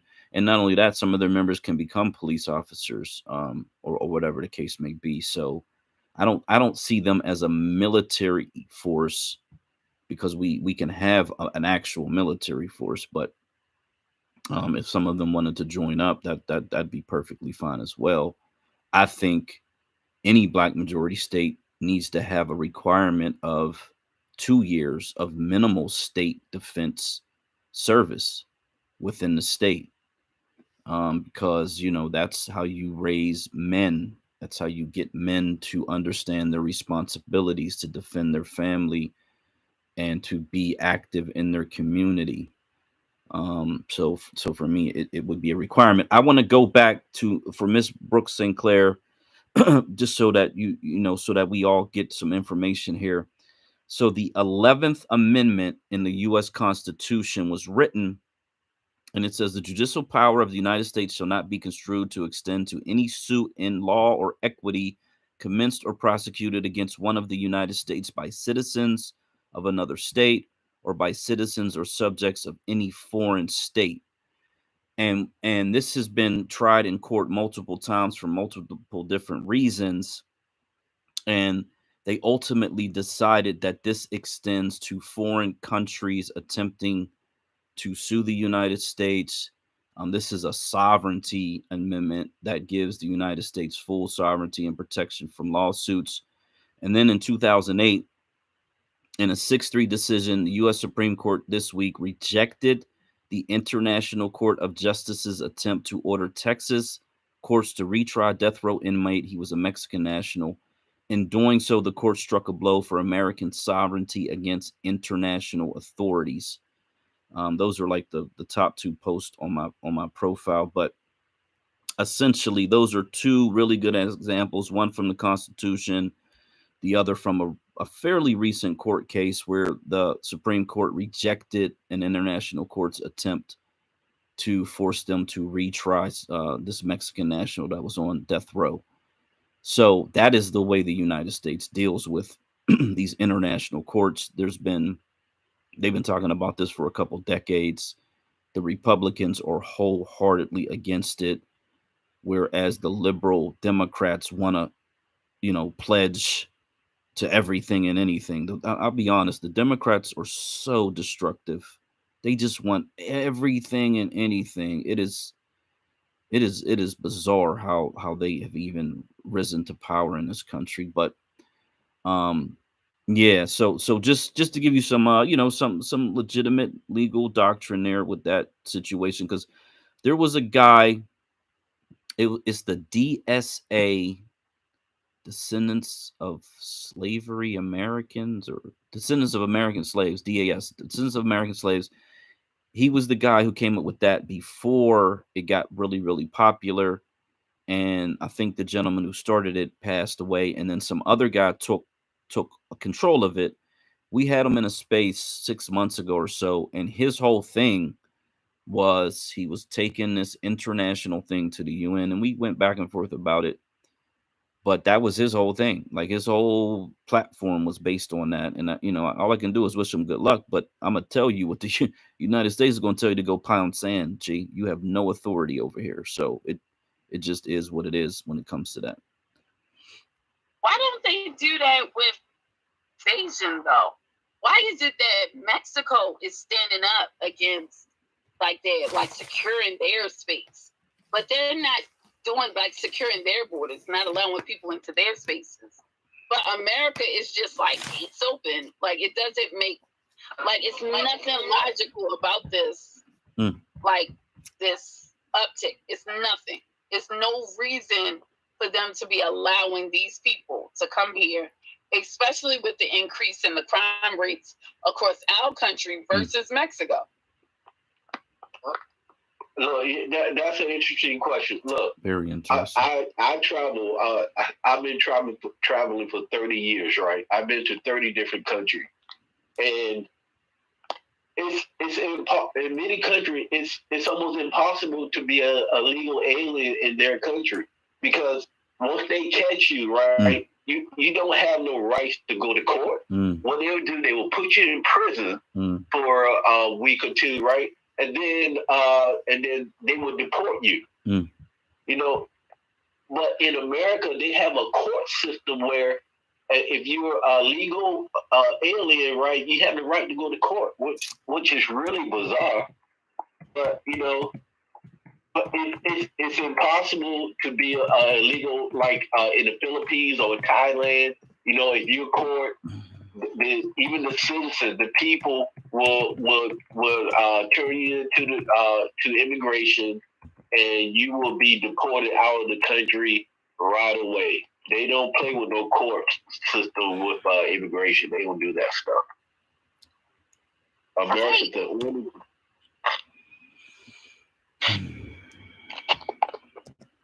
Agreement with you, because it doesn't make sense. So now I know they're the replacement class, but we got to see why they're doing this push so heavy right now. What's significant about this specific time in history, besides our fight for reparations? Because they've been doing this push gradually, but there's been an uptick. I don't know whether it's their mass extinction that's happening right now because they're back to that. Off, we or talked about that yesterday. Whether it is something else that we just don't see yet that we'll see in the next 10 years and be looking in retrospect on come 2032. Look, I believe the white elite are not giving up. What's a better word? Reset. Are you trying to use that word? The Great Reset. The Great Reset. Well, they know that their time is their days are numbered, right? Yes. They know that they're going to be a minority in about 20, 25 years. So I think what they're trying to do is, right, I don't think they want Black Americans to be the rulers of this country. I think they probably rather give this, Black said, they probably rather give this to the Hispanics, right? Yeah. Let the Hispanics run this country, right? And so that's why I think they're bringing in a lot of Hispanics. Cause you're right. I mean, white people, they're destroying themselves. Even the Republican Party, they're like, you know, the liberal, what are you doing? What you're destroying your own country. You're destroying yourself. But to me, the only thing they're worried about, they just want to get rich. They feel like the only way, the white elite, the only way that they can isolate themselves from being minorities is becoming wealthy. So like when they give money to these immigrants, right? Believe me, they're giving the whites are giving themselves millions while they're giving immigrants thousands. So I think that's what it is. They're giving up, and they know the days are numbered, and their way out is to become rich, to become wealthy. I think that's their plan. So let me go into a little bit of history on these people. They basically were created through a genetic mutation about 6,000 or 7,000 years ago, roughly. This is all in their science journals. Blonde hair, blue eyes showed up on the planet about 7,000 years ago. There were no white people prior to that. They hit their peak population in the early 1900s, where they were like 28 or 25% of the global population. They've been on the decline ever since. I'm just looking at a story because I was talking about this yesterday with the gentleman who does the vote boycott flyers, and he was talking about the low sperm count. So there has been this decline in Western, and when they say Western, they mean Europeans, white Europeans, sperm count since the 70s. Their sperm count is down. It's over 50%. It's like 52% that their sperm count is down. So they have multiple issues. They're not reproducing. I posted that earlier this year, where this is the first time in American history where they're not replenishing their population in all 50 states. So their population is declining in all 50 states. And they don't have the sperm to create children naturally. So yeah, their community is being hit with a lot of scientific things, and it could be, as Black American Homeland stated, that the Earth and their existence here is going to slowly die out, dwindle out. It's very possible. However, Black Americans can't sit around waiting for that. That could take another 1,000 years. Could take another 200 years. Even if it took another 100 years, most of us ain't going to be alive. I can almost guarantee that. We don't have time to sit around waiting for these people to die off. We got to get what we can get as quickly as we can get it. Because, as was stated earlier, the Mexican hatred for Black Americans is likely to be centered around their indigenous claims, their claims of this land is their land, and the fact that they are going to have control over the two. Well, California's number one. I believe Texas is number 3. So they're going to have the two of the largest economies in the country under their control very quickly. They're going to have massive amounts of resources to spend.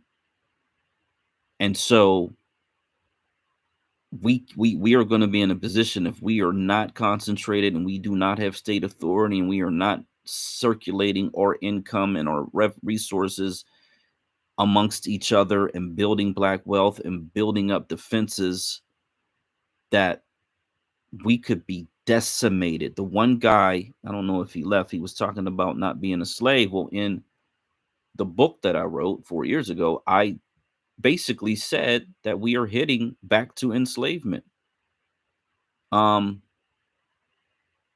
The fact that Social Security is going to be cut by 23% in 15 years or whatever it is. And then they predict Black wealth to be at 0 in about 30 years. Like, what are we going to do? Like, literally, what are we going to do? with no wealth. And they're liable to get rid of Social Security at some point. What are our elders going to do? They can't work. They can't participate in the economy. We got to get our shit together now, because tomorrow it's too late. I mean, it's already too late. We are waking up, and we got to wake up much faster, much quicker, and we got to get moving for sure. Yeah, so I'll end with that. Do you think, do you think that with the trajectory, like right now, I think over the last, I've been listening to like different online like people for a while. I even ignited my own thing to start pushing these Black businesses to get people focused back on our businesses, right?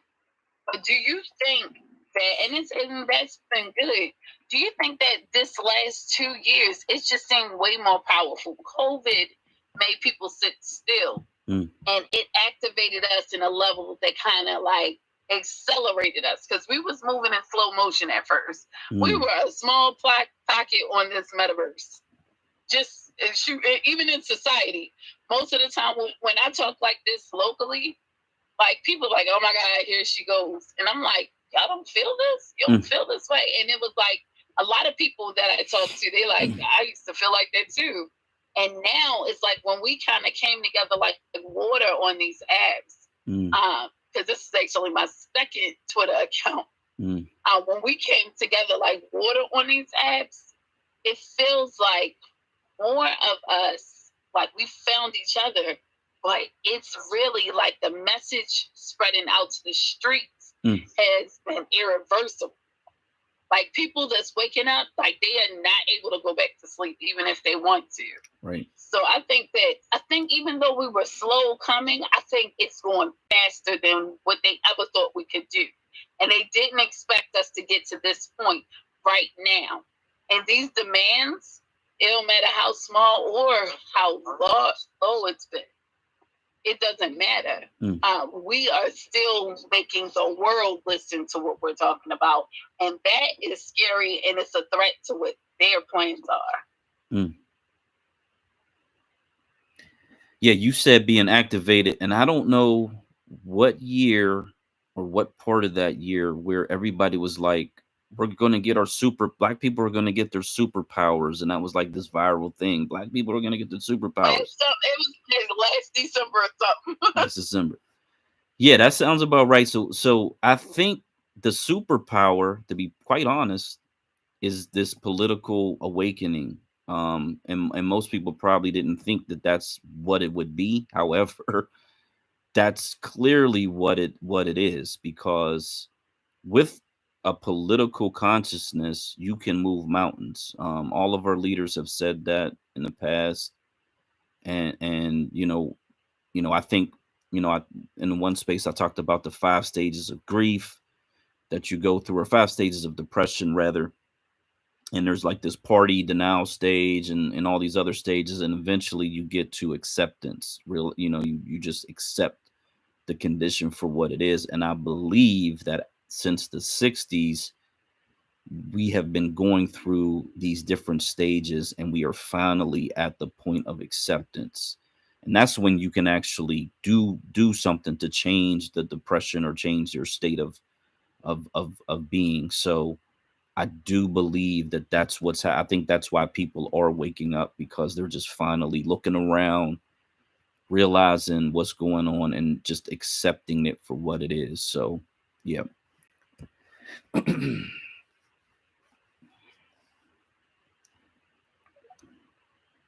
Okay, let's get to the Jumbotron. Here we go. Yeah, so up in the Jumbotron, it's about 1, 2, 3, 4, 5, 6 over. There is a map of the U.S. and it talks about the regions. I'm just, it's a map of the U.S. and it has regions, and they're all typed out. And I'm gonna just tell you what I predict based on where we're headed, what these regions are going to be. We talked about the Southwest. That's going to be northern Mexico. Reconquista, La Raza, all of that. It's just, it is what it is. Got to accept it. The corner northwest of the country, I'm calling that West Asia.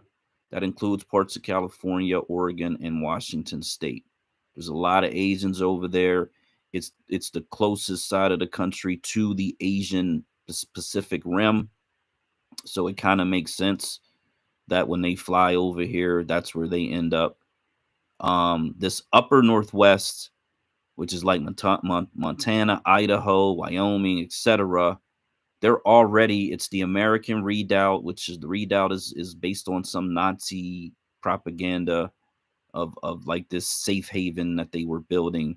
Well, these conservative white Americans that fly Nazi flags and got thousands of guns, this is where they're moving. This is what they're creating, is this white utopia. The center of the country, I'm calling it divestor zone, which essentially is what it is. That doesn't need a whole lot of explanation. I got the New Arabia over Illinois, Michigan. I know some of their populations in California and Texas. However, I think politically, financially, because they share the border with Canada, there's a lot of immigrants in Canada. And a lot of them are of this Arabic, East Asian, ethnicity. It's easy for them to cross right over and set up shop in Illinois and Michigan. Then you got the liberal utopia, which is the Northeast. This is where the Free to State project is, which is a libertarian project. Even though they're libertarians, they're running as Republicans, and they're so-called hippies or whatever. But yeah, look at what side of the fence they find themselves on to win elections up there.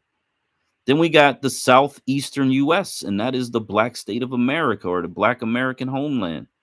That is where our population has always been centered. It was done intentionally, quite literally. I've gone back and read a lot of information from the past, and it was intentional based on the climate.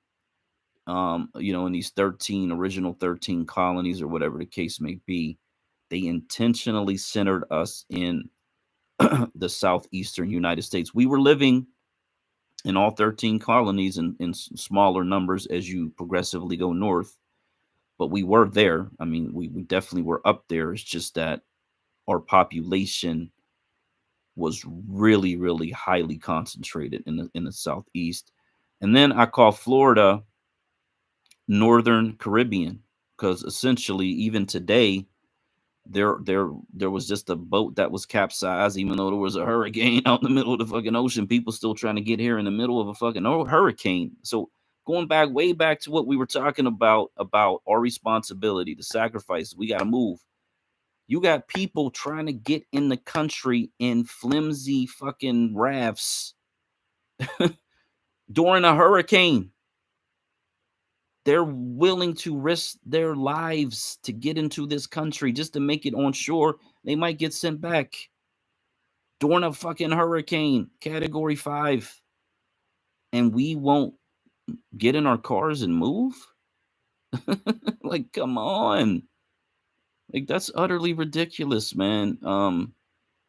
The comfortability, the whatever, familiarity with our surroundings, whatever it is that's paralyzing us, we got to get over it. We just got to get over it, because, man, these people are coming in and they ain't going to stop. And until, I don't even know if the Republicans, because, again, the vote, the Latino vote is split. Whatever it was when the Democrats thought they were going to be voting 100% Democrat, that shit is over. They're voting like 50-50, 40-40, whatever it is. They're voting for both of them. And now they both have the incentive to let them in. So I don't expect the Republicans to get in there and start talking about shutting down the border. They might build some more walls, but I've sat there and watched videos, man. They come over those walls like there ain't a wall there. What's the point? There's barbed wire and everything. They come right over those walls. Like, do you think that, like, because they're not running like saying, "Oh my gosh, it's killing right here," because as we're seeing, those killing rates are going down. And honestly, I was comparing it to the murders across our entire country, and we have comparable murder rates. So for them to say, "Oh, we're running for a safer place," that's a lie. They know that once they get here, they get the bag. Oh my God, hell yeah. That's why they're risking. Hell yeah. It's like somebody saying it's $1 million over this wall. Just go, like whoever running get in first. Look at how your family living. They looking at their family on IG and everything, and they're living the life. Right. People ask, how are these people getting this money? You know that it's because, one, they're getting in by way of the university. Two, they're getting in by way of course, the mass illegal immigration way. And then you have the normal immigration way. And then you have it's the normal immigration, the illegal way, the universities, and then the corporations. All of these areas are avenues that these people are swindling into the country. And you notice once they get here, people say, "Oh, they stick together and all this and that." They got their issues in their own space. But they're not. They're coming here and they're taking advantage of, they're stealing, because I want to say taking advantage. They're like taking advantage of these corporation jobs. So the corporations are actually giving them the, you know how back in the day we used to have the matching 401ks and all of that? A lot of places still had that, but the majority of the people that are getting those jobs now are them. And Black Americans are being displaced and forced into contract jobs. Even though they see you as a body in that like specific job, that's just for photo ops. When you look at the paper, a lot of these Black people, Black Americans specifically, freedmen people, we're the ones who are pushed into contract jobs while these immigrants are being given the jobs with all of the benefits. So people wonder how they get the cars, how they get the houses and all of that. They get the cars because when you look at the houses and the cars, you can use your 401k to cover those expenses for the down payments and all of that stuff. And we got to look at a lot of these large box companies too, because they're pulling a lot of them into these companies. And I would just say, and this is just my own, from some things that I've seen kind of like fishy around them, but I think there are a lot of the spaces where they're utilizing like their parking lots and things to do a lot of this traffic, the human trafficking portion. So I think all of that is interconnected, and our land conspiracy head is still one. You know what? I wonder how what Black Americans how can I say this? I wonder what Black Americans think foreign people think of them. Well, outside the country, right? Look, outside the country, right? Foreigners think Black Americans are rich. They think we're rich. They think we're super educated. They think we have get all the benefits of living in the USA. That we eat good. We can buy anything we want to. We have the best.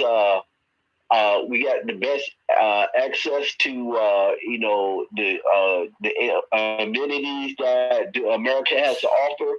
They think we have all of that. That's why they want to come here. They say, "Wow, if these people can live great like that, I want to live like that." So they think we're rich. So that's why, and they just want to be part of this the thing that we got. They want what we have. And the thing is, I think we don't really appreciate what we have. And we're willing, I think we're too willing to give it away. It's like we have to be owners, man. Like, this is my land, this is my city, this is my town, this is my county, this is my state. This is my state. I'm going to protect my state. if I can get Black Americans thinking like that, man, we can go somewhere. This is my state. Tell me, what do you think foreign people think of you in America? I mean, they of course they have to be outside of America. I noticed that when I actually deal with a life, or like if I'm in any type of level of like communication or whatever with these people, they listen first. They listen to see how my dialect. They try to see they try to size you up, for like a better words, right? They have to see what type of Black American you are. First, they gotta see, are you the hood rat? Are you this hood rat? This ghetto label? And then they see, hey, are you the educated? And then they treat you according to whatever box in their mind you fit in, because I think they know that we have a wretched side, even though a lot of that has been really amplified by using immigrant populations to act like us, or to call it Black culture and like imitate us in like a minstrel show type of level of exaggeration. But I think that's what they see. They see a lot of that. And I absolutely know they know that we're like that. But when you show them who you are, like, I feel like they look at us in a God-like form. And what I mean by that is when you check them and you check them with power, they don't mess with you like that. They kind of back down, and it's kind of like they become like kind of submissive, especially if you know what you're talking about, and if you look like you're not like the type of people that come into their stores or whatever that they can like slap up, because they do that to a lot of people that are in more like the projected, like the areas where they do the projects or everything. But I think they look at us in two different ways. That's how I think they view us, to answer your question. Okay. All right. I can see that the foreigners that live in America, they can probably come up with that sentiment, maybe in 6 months or a year. But the foreigners that never been to America, what do you think they think of you? The ones that have never been to America. Those are the ones that think that you have everything, that you're super educated, that, you have everything. You probably live in a big house. Those foreign people that never been to America, those are the ones that, they'll look at you very highly. So, and they want to come to America. But once they come to America, and stay for 6 months to a year, then they'll come to a realization that, hey, America is totally different from what I thought. I mean, it's still rich. It's a lot of rich people here, and they have great infrastructure. But they might say, but the people are kind of weird here. I don't know.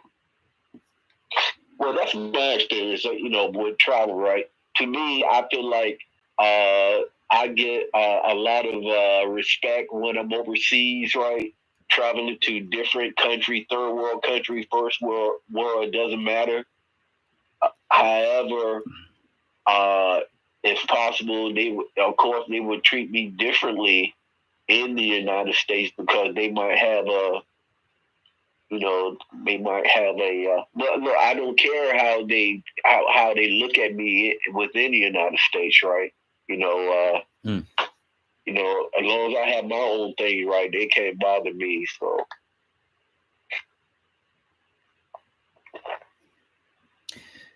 yeah. So let me address how they're able to buy things. They are drug traffickers. Period. Point blank, they're drug traffickers, among other things. They get loans from the cartels. I got that on firsthand knowledge. So it's an organized criminal organization that operates internationally. The Mexicans are connected to the Chinese. I just did a search on and I'll use DuckDuckGo. But I did a Chinese Mexican drug bust 2022. And there is endless amounts of drug bust of Chinese and Mexicans in the country, in Mexico. And we're talking about $1 million bust, $100 million bust, billions and billions of dollars of fentanyl, methamphetamines, cocaine, and marijuana. The Mexicans that I've had, conversations with, they all sold something. Usually marijuana. Usually they sold weed, but that's the lighthearted thing, easy thing. I would have no desire to know if they sold anything harder than that, but I'm sure they do, because even in their own population, they have people who have these addictions, right? They're not like, if you're a Mexican and you're illegal and you're in this country, you're not going to go outside of that community to buy your fix. So they have their own insulated drug trafficking, even amongst their own people. But they control the drug trade in this country. They've been controlling the drug trade for several decades. That's why you hear in hip hop music, I got the plug, I'm going to go see Pablo, and blah, blah, blah. All these references to Mexicans who are the plug, who are the suppliers of whatever drugs they're selling. That's just the way it has been. And so yeah, that's how they're able to put up all these restaurants and buy these homes and start construction companies very quickly. They employ their own kind. Usually they're illegals, and they are paying them. They might be paying their own kind cheap wages, but they're charging top dollar for the work, guaranteed. Whoever's in control of the operation, that shit ain't cheap. They're putting up roofs, they're putting in windows, they're laying concrete. They're getting big dollar contracts. So that's how they do it. Hey, Black, I remember back in the 80s, right? There were two main Mexican beers. You had Soul Beer. What's the other one? I can't think of it. Soul Beer, and there was another one. I can't remember. There's Tecate. There's Modelo. Well, now, see, that's now. See, now after 2000, I noticed there's like 10, 15 different Mexican beers in America. Mm-hmm.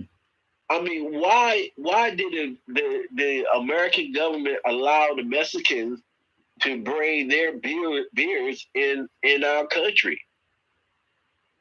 I mean, matter of fact, these Mexican beers are now hosting the Super Bowl, or they do an advertisement in the Super Bowl. Mm-hmm.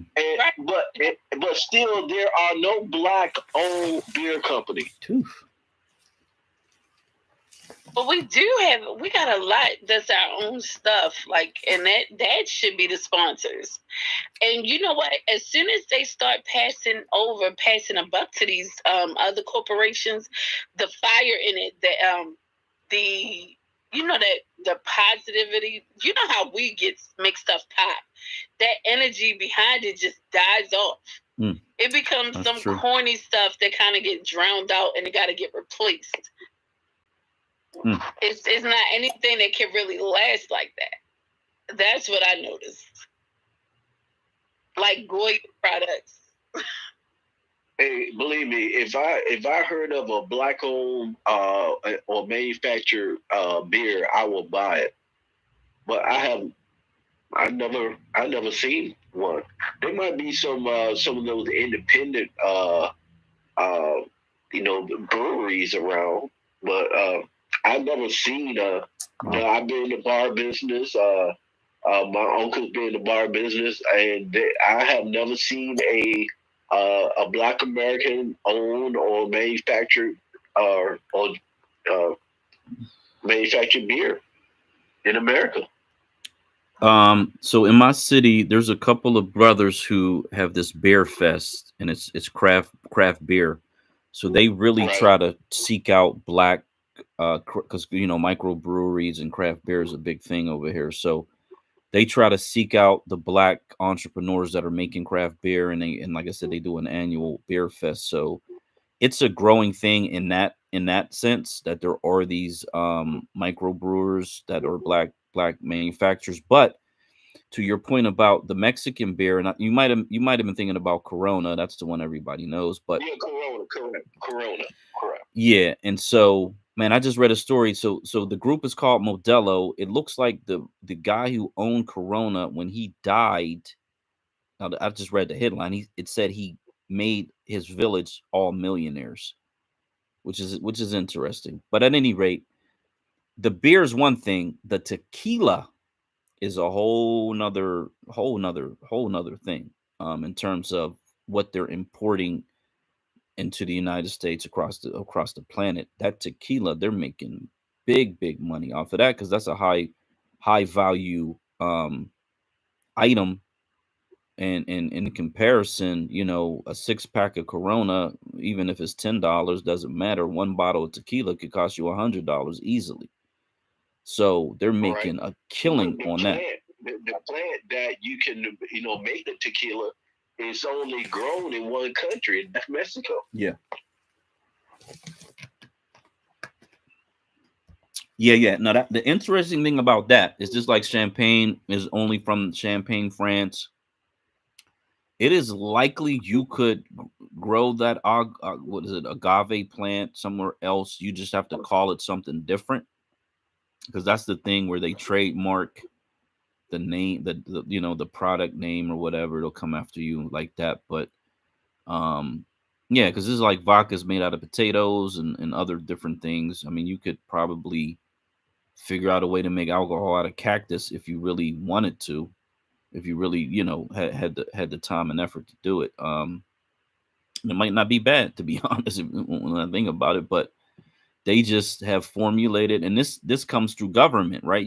So even if you have some local craft liqueur person who's making moonshine essentially in their backyard, in order to grow it and protect it, you got to have some government intervention to help you grow from this small little thing to a regional thing to a national thing, and definitely to an international brand. So it would be nice if we could identify the Black brewers. There are a lot of Black-owned liquor companies. There's a lot of Black women that are involved in making like different brandies and different things like that.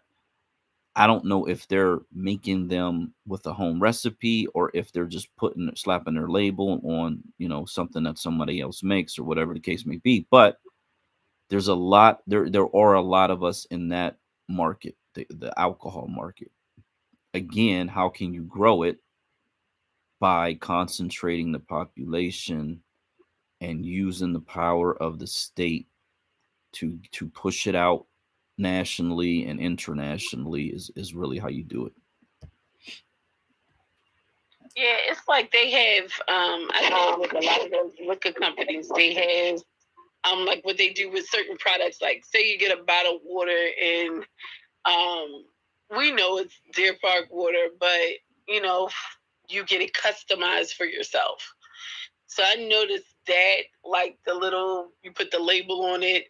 They have that with a lot of different products that they're trying to market to us, so we can say, hey, look, like I got my own hair product, where in reality it's really this random company that's the product owner. They own the patents to the chemicals that's used to make the products or whatever. And we put our names on it.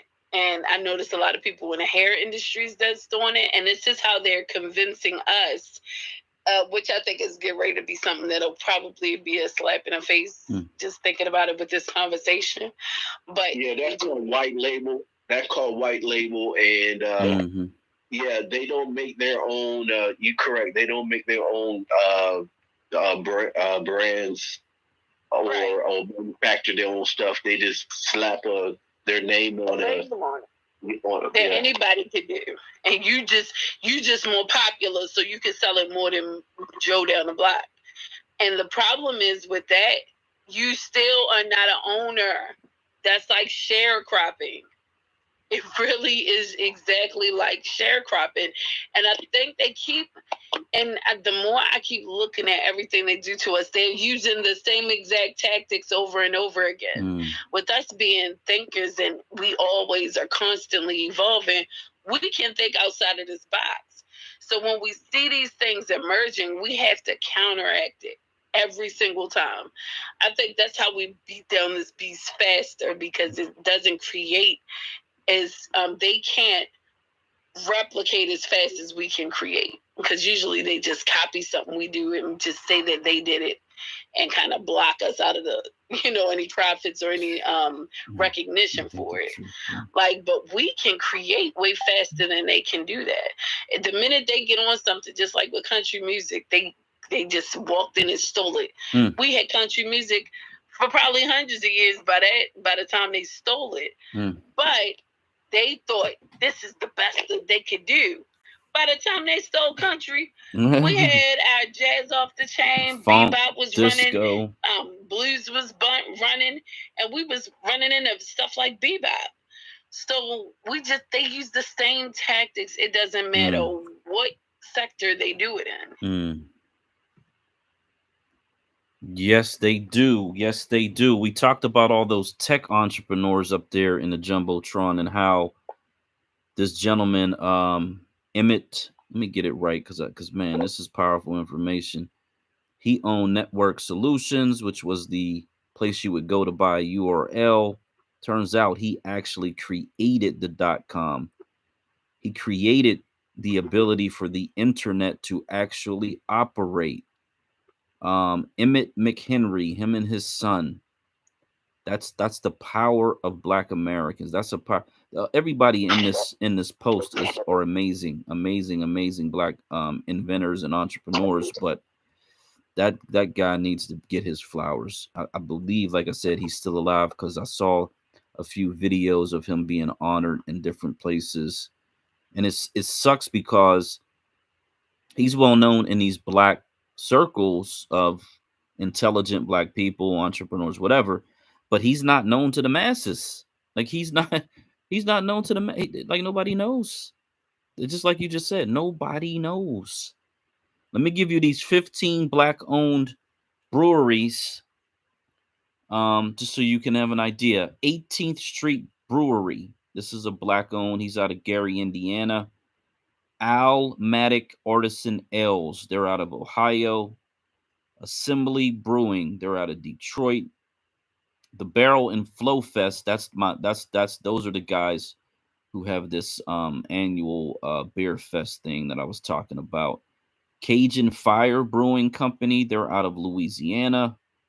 Crowns and Hops Brewing. Looks like they're in California and New York. Down Home Brewing. Doesn't say where they're at. Green Bench Brewing. Looks like they're out of Florida. Harlem Brewing Company. I saw this woman's story. She's been at it for a while. It says 20 years. Yeah, I've seen her a few times on the timeline or whatever. Conzo Brewing. Doesn't say where they're out of. Meteor Brewing. Looks like they're out of Washington State. Montclair Brewery. They're out of New Jersey. Rhythm Brewing is Connecticut. Sankofa Beer Company. He said this is a word from Ghana, but they're in the DC area. Soul Mega. They're out of DC. And then this one is Space Brewing Company or Spaceway Brewing Company. Doesn't say where they are out of, but yeah, I mean, that's a nice list right there. They're kind of craft breweries, so they put them in cans. Everything that I've ever read about beer in cans is it's comparable to a keg.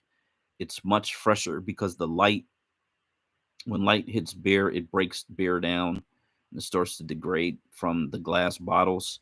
That's why some companies use like dark glass to try to protect the beer. But the cans are essentially the freshest beer that you can possibly get. A lot of people don't like drinking from cans. Some people do because it's cheaper, but it's actually better for the beer. So that's why I think a lot of craft brewery companies use cans.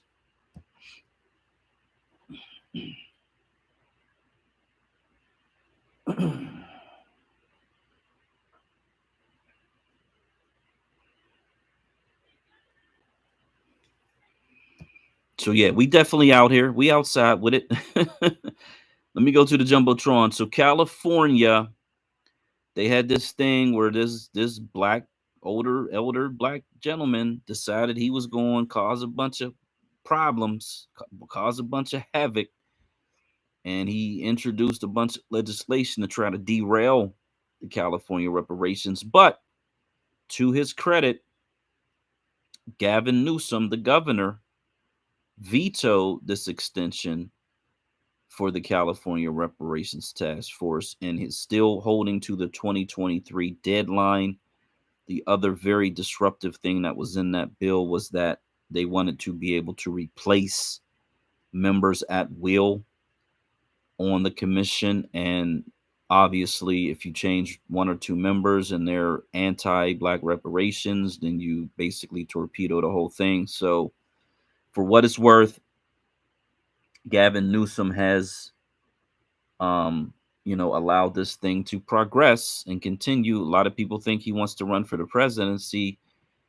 He'll be running for vice president, because I am very, very sure after this election, Joe Biden is going to be pulled from the White House as an early stages of dementia patient, and Kamala Harris is going to be inserted. This was predicted. Gerald Ford, the president, in an interview stated as much, that this is the only way this country will get a female president. And as soon as she became the vice president, the fix was pretty much in. So I don't think Biden has more than another year in that office, to be perfectly honest. That's my prediction. It may happen sooner, but she can have 2 full terms after the second year of her vice presidency. So this election, maybe sometime after January, she's been in office for 2 years. They can put her in there and she could still run twice to be the president. So I think that's what the strategy is, because that's what the Constitution states. And yeah, I think Joe's out of here, believe it or not. Like 3 terms, that is alarming. This whole situation, like everything with their whole party right now, the decisions being made, the flip flop in the conversations on the information they're giving to people, the kind of like the pandering to Black men is kind of like a smack in the face pandering, and it's kind of disrespectful at that, because they don't even like, even with like Stacey Abrams, like, that's pandering. Like, I was offended. Like, you wait till it's almost time to get to the poll to finally say, I need these Black men voices. Crazy. Yeah, and then when, even in the midst of talking about it, a lot of these talk show hosts like Tiffany Cross, that girl, like when she went in, she was talking about it, the way she spoke about Black men. And how they need to do this and they need to do that. It's like, wow, aren't these the same ones you was trying to say everybody should be marching for because of the unjust things that was happening to them? Not to mention the false imprisonment. Everything that they ride on is on Black men. I just feel like I don't know. They doing this administration. They're moving funny, and it doesn't, like, nothing is adding up to me. None of this stuff adds up. Besides white people, like, I wouldn't even say that. It just feels like nothing's adding up to me with them. Yeah, trust your gut, man. That's all you can do. You see it, and really what it is we got to just accept what we see. Don't really try to explain it or give them passes for it, but just accept it for what it is, because it really is what it really is. I want to play this TD Jakes. TD Jakes, he is what he is. The past few months, he's had some pretty good words to say. And matter of fact, I don't know what that event was. It was some big event, man. He gave this amazing speech and some really good advice for the community. But this one is about the economic realities of us not producing anything. So I don't know if you've seen this. It's up in the Jumbotron, but I do want to play it. So hopefully you guys let me know if you can hear it, or if you can't hear it, let me know. I'm going to restart it. Let's get in here. Anytime you stop producing and focus only on consuming, you have nothing to be proud of other than what you consume. If we were producing again, and historically this nation, not just African Americans, have been producers, and we were proud of our work. In the absence of any, we are not producing, we are consuming. And so the only thing we have left to be proud of is not what we made, not what we built, but what we bought. And we have to teach our children to produce again. And to your point about faith being a part of it, the very first thing that God says to Adam is be fruitful. Not be consumeful, be fruitful. Right. Okay. He said, I got the consuming cover. You can eat all of these trees. Be fruitful. Imitate the tree. Right. Be fruitful. And I think that we, as a father, I had an obligation not to give my children everything they want, and to demand that you be fruitful. You will work. You must do something. You can't sit around and wait on me to die to get an inheritance. You have to get a job. And those simple values that we used to have, we need them again. All Americans need them, but in particularly African Americans and minorities need them, because if you don't produce and you wait on somebody to hire you and give you a vision, you may not get there. Entrepreneurial pursuits, producing a product that we don't make the stuff we use. Right. That's true of America in general, but African Americans specifically. We don't even sell, in many cases, the stuff we buy. Right. And until we start taking over our communities and understanding our marketplace and get our lion's share of the marketplace, we will never get up. And the other thing, we have to stop hating each other who does get up. That's right. Yeah, that's true. Because then you put people in jeopardy. You're oppressed when you're down, and then when you get up, you're hated. Yeah. So there's no place out, which leads to the depression. Right. There is no place out. We're trapped by our own understanding of ourselves. Yeah, man. That's all solid right there. I don't see no holes in it. He was sort of bouncing back between America and Black America, but it's all true for our population. We have become consumers by design. We are not producing anything, and it's a 360-degree circle of consumption and no production in there. And so simply, if the producers say we're not going to make it anymore, what are we to do? Or we're not going to sell it to you anymore. Like, this is biblical, right? You got to have the mark of the beast in your forehead or in your hand. If they say you can't buy anything anymore, what could we possibly do other than violently lash out? Go ahead. Yeah, they're actually doing these pushes slowly. I think New York is the second state to agree, but they're about to do emissions-free cars only, and that's all that's going to be allowed in their state. Like that, by design, it's electric cars. And if anybody knows about electric cars, if you put just a little small battery with the stuff I think is lithium. What is it? Lithium? Yeah, lithium. Yeah, that's in the batteries. Just a small battery explodes and catch fire. Like, that is the part that they don't really talk about with the electric cars. Not to mention, if somebody hack your car, the damage that can be done to you, the death that can occur So it's not like that. It's a faulty system, and that also makes you look at what happened up in Buffalo. Just so happened this guy would have killed that whole process, and they found a way to make sure he did not exist after a while. He only was on television for like a couple of months talking about it. Went out. See, we have people that's inventors doing stuff, but you get executed as soon as you like just so happen, you know. And they knew that we would look at that in the name of racism, and they okay with those situations because they used to it. But that man created the cop up in New York, in Buffalo, the killings there. He actually created that water filtering system to for the engines, the water engine solution, so that you didn't have to pay for gas. So it was like a clean way to keep your car without having to go and buy a new car, to preserve to take care of the earth. So it's stuff like that they're doing. But I think what we can do to counteract a lot of this, Black, is really start pushing our youth into engineering programs. Start really inspiring our youth instead of going into like just business. That's where they push a lot of our kids. Go study business or go this or that. Start pushing our kids into some of these engineering spaces.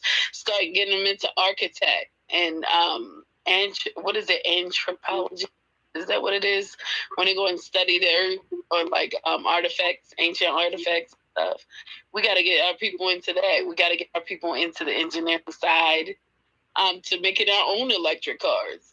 We have actual people who make cars. A Black-owned business that makes cars. Yeah. I don't know if they're Black. Oh, that's the only thing. But and elevating our Black inventors. That's something we should champion in ourselves.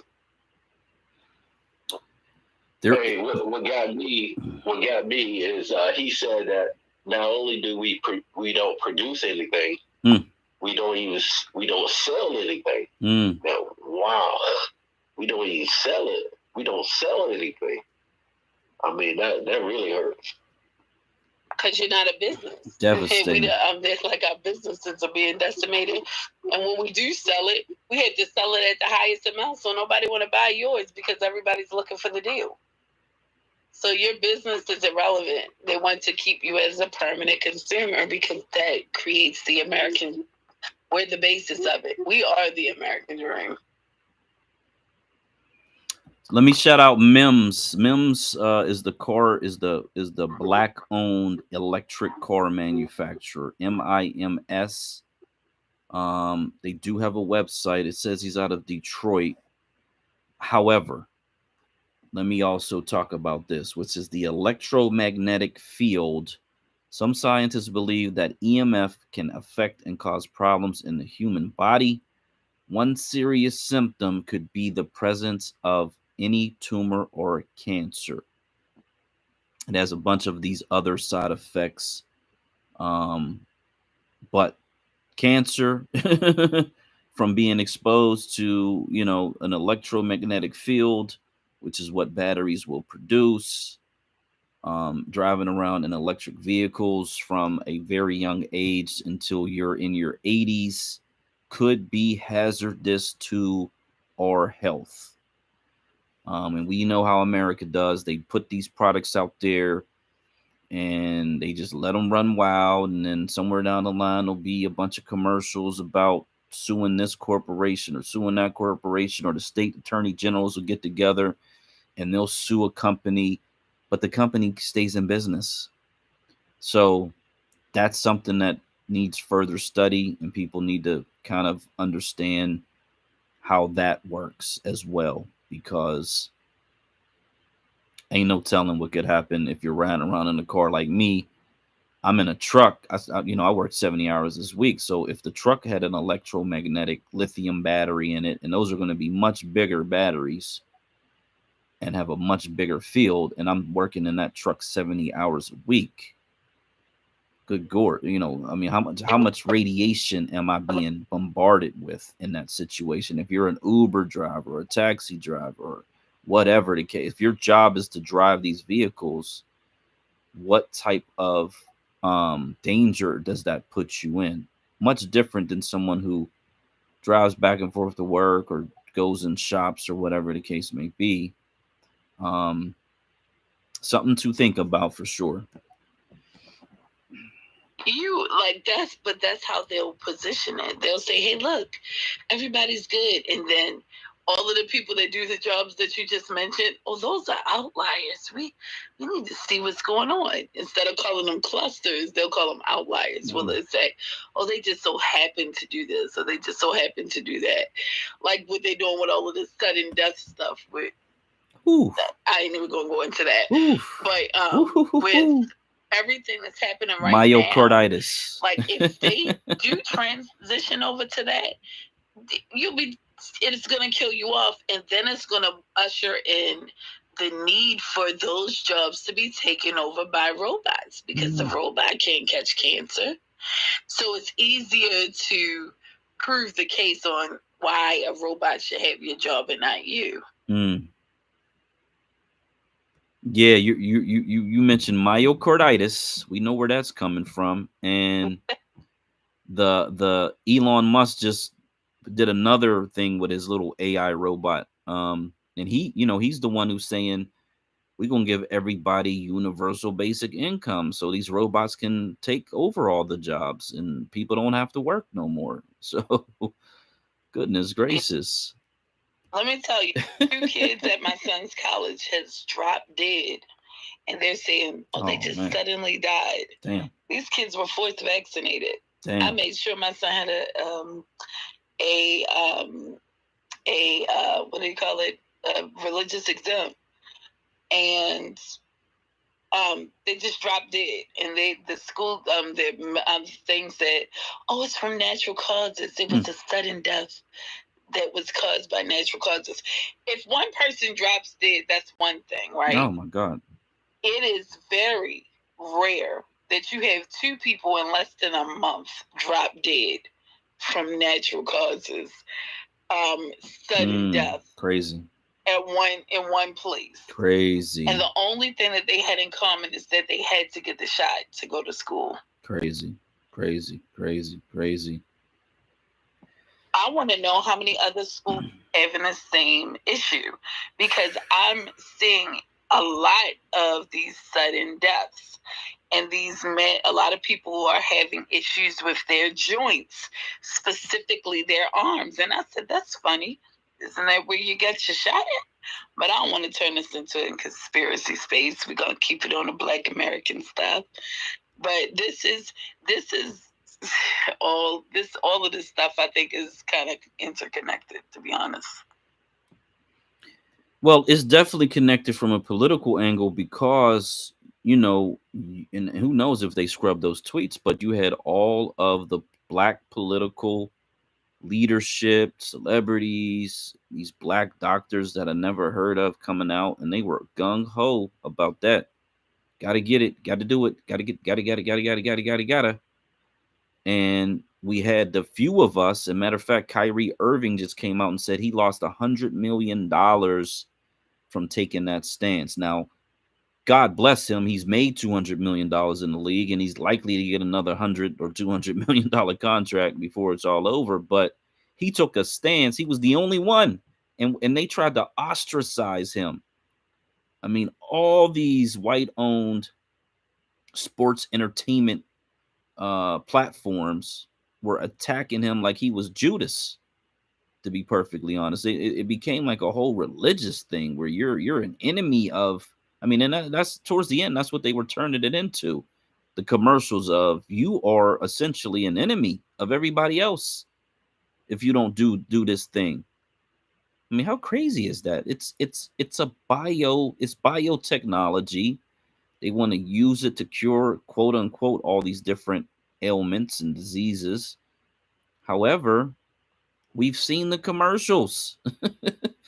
We've seen the commercials. 10 years after a product's on the market, it's, do you suffer from this, that, and the third? Well, there's a class action lawsuit. But guess what? You don't get no money out of those class action lawsuits. And unless you do an individual lawsuit, you ain't getting no money out of that.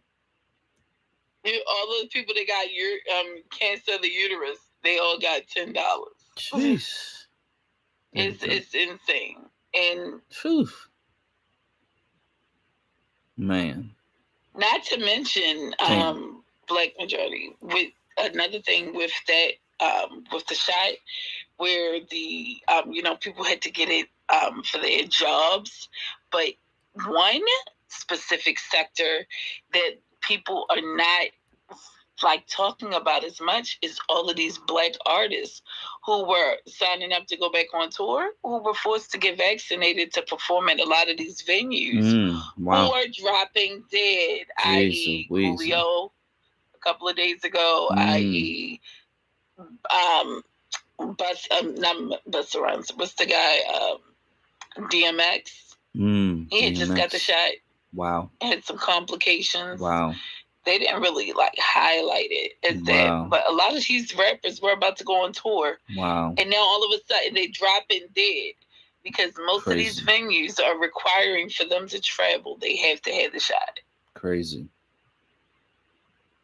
Yeah, that is so crazy. There were some I remember Jesse Jackson and his wife, they were both really, really sick right after that. And he was one of the ones who's like, look at me. Damn, bro, chill out with all that. Let people make their own decisions. We live in a constitution. We live under the Constitution. We got rights, and whatever else the case may be. Don't try to force that down people's throats. But now, if it's not oh no, that's right. They made it because there were the DC mayor was trying to make it mandatory. They went to court and they determined that was unconstitutional, which is I was really not expecting that because you have all these other required vaccinations. So I'm actually pretty surprised and proud of the court for at least making a stand when it comes to that. But I thought for sure it would be mandatory in schools. They had too much data, Black. I know RZA Islam was behind a lot of that push for what happened in DC, because I was trying to put together a petition. I was like, F this, we can hit the streets, hit up that 7th and 8th ward so that we can really make this stuff, we're going to get our people on point. And our people stood up against it. I was just glad that the parents jumped in. I had a cousin who she just told me a couple of days ago. She was like, oh, yeah, my son got the booster, but they did it at his school. Why would you let your child get a shot from anybody that you did not authorize? These kids are able to tell these people, this is what my cousin told me. It ain't what I said. He could tell them he want the shot or not. Let me let you know. It's time for us to have that control.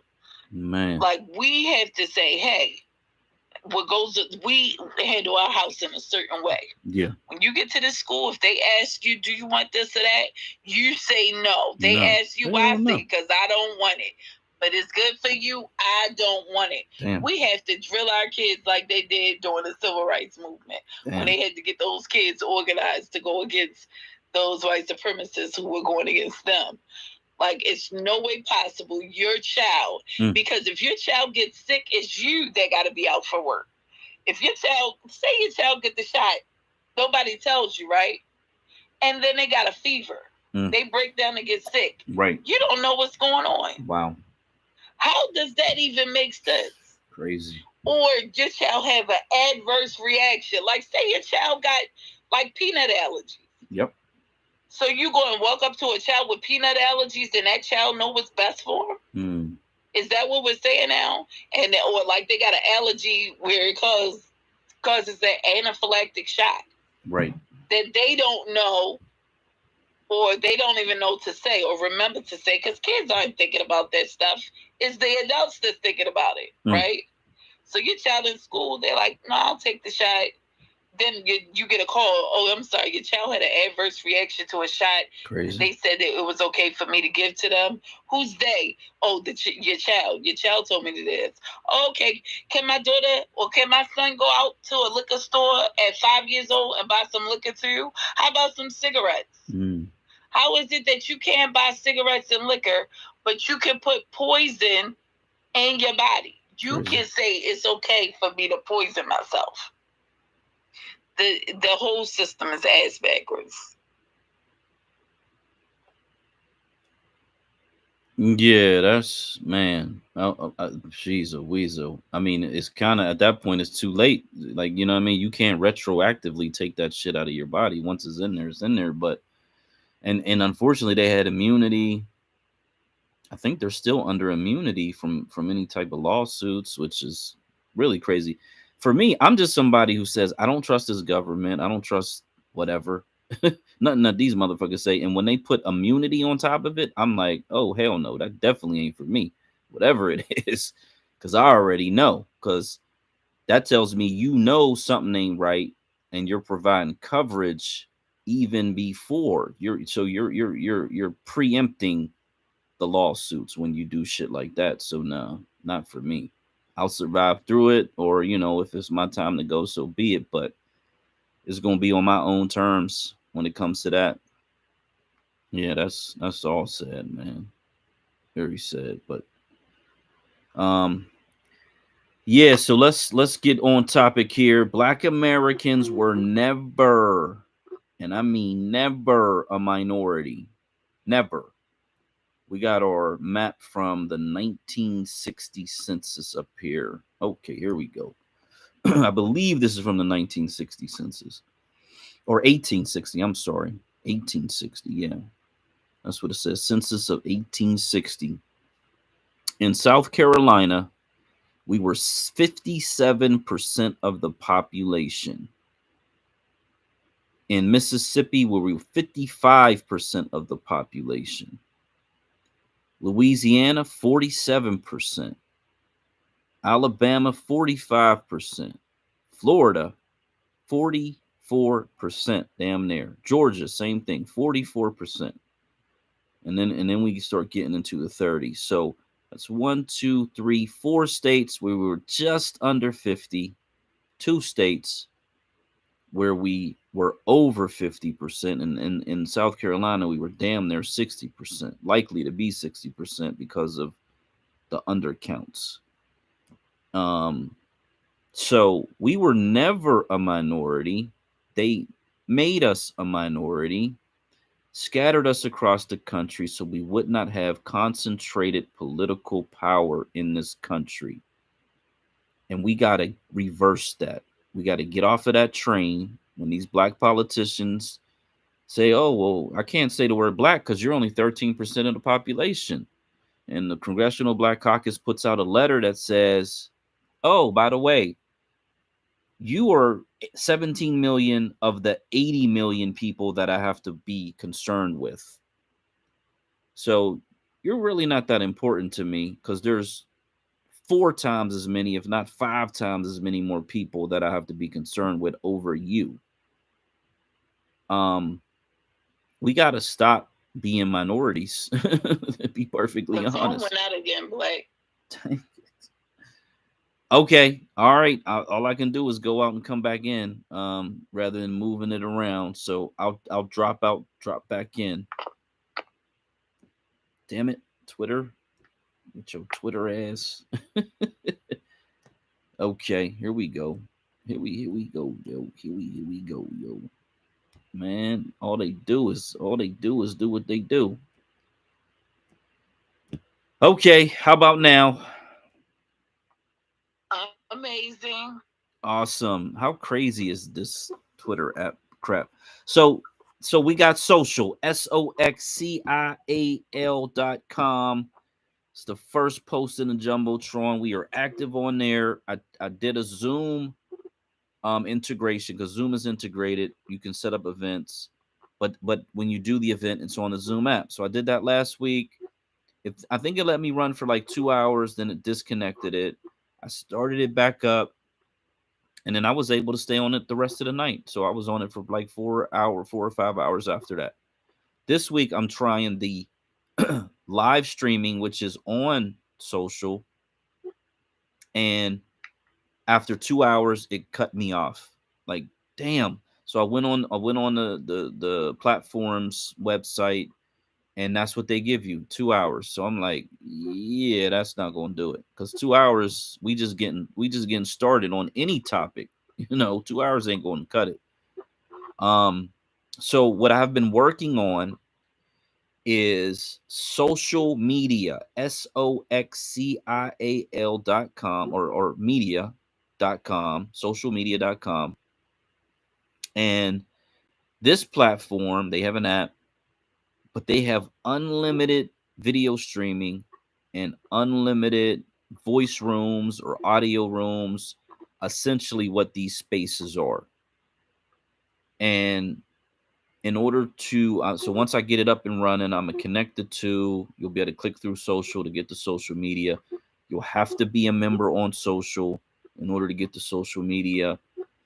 And hopefully, I put an email in. I'm wanting to confirm it. All of the people on there will have access to the voice rooms and have access to the live streaming. So that's the site we're probably going to put the marketplace in, which is another thing. Next week is going to be our first of the month Black business space.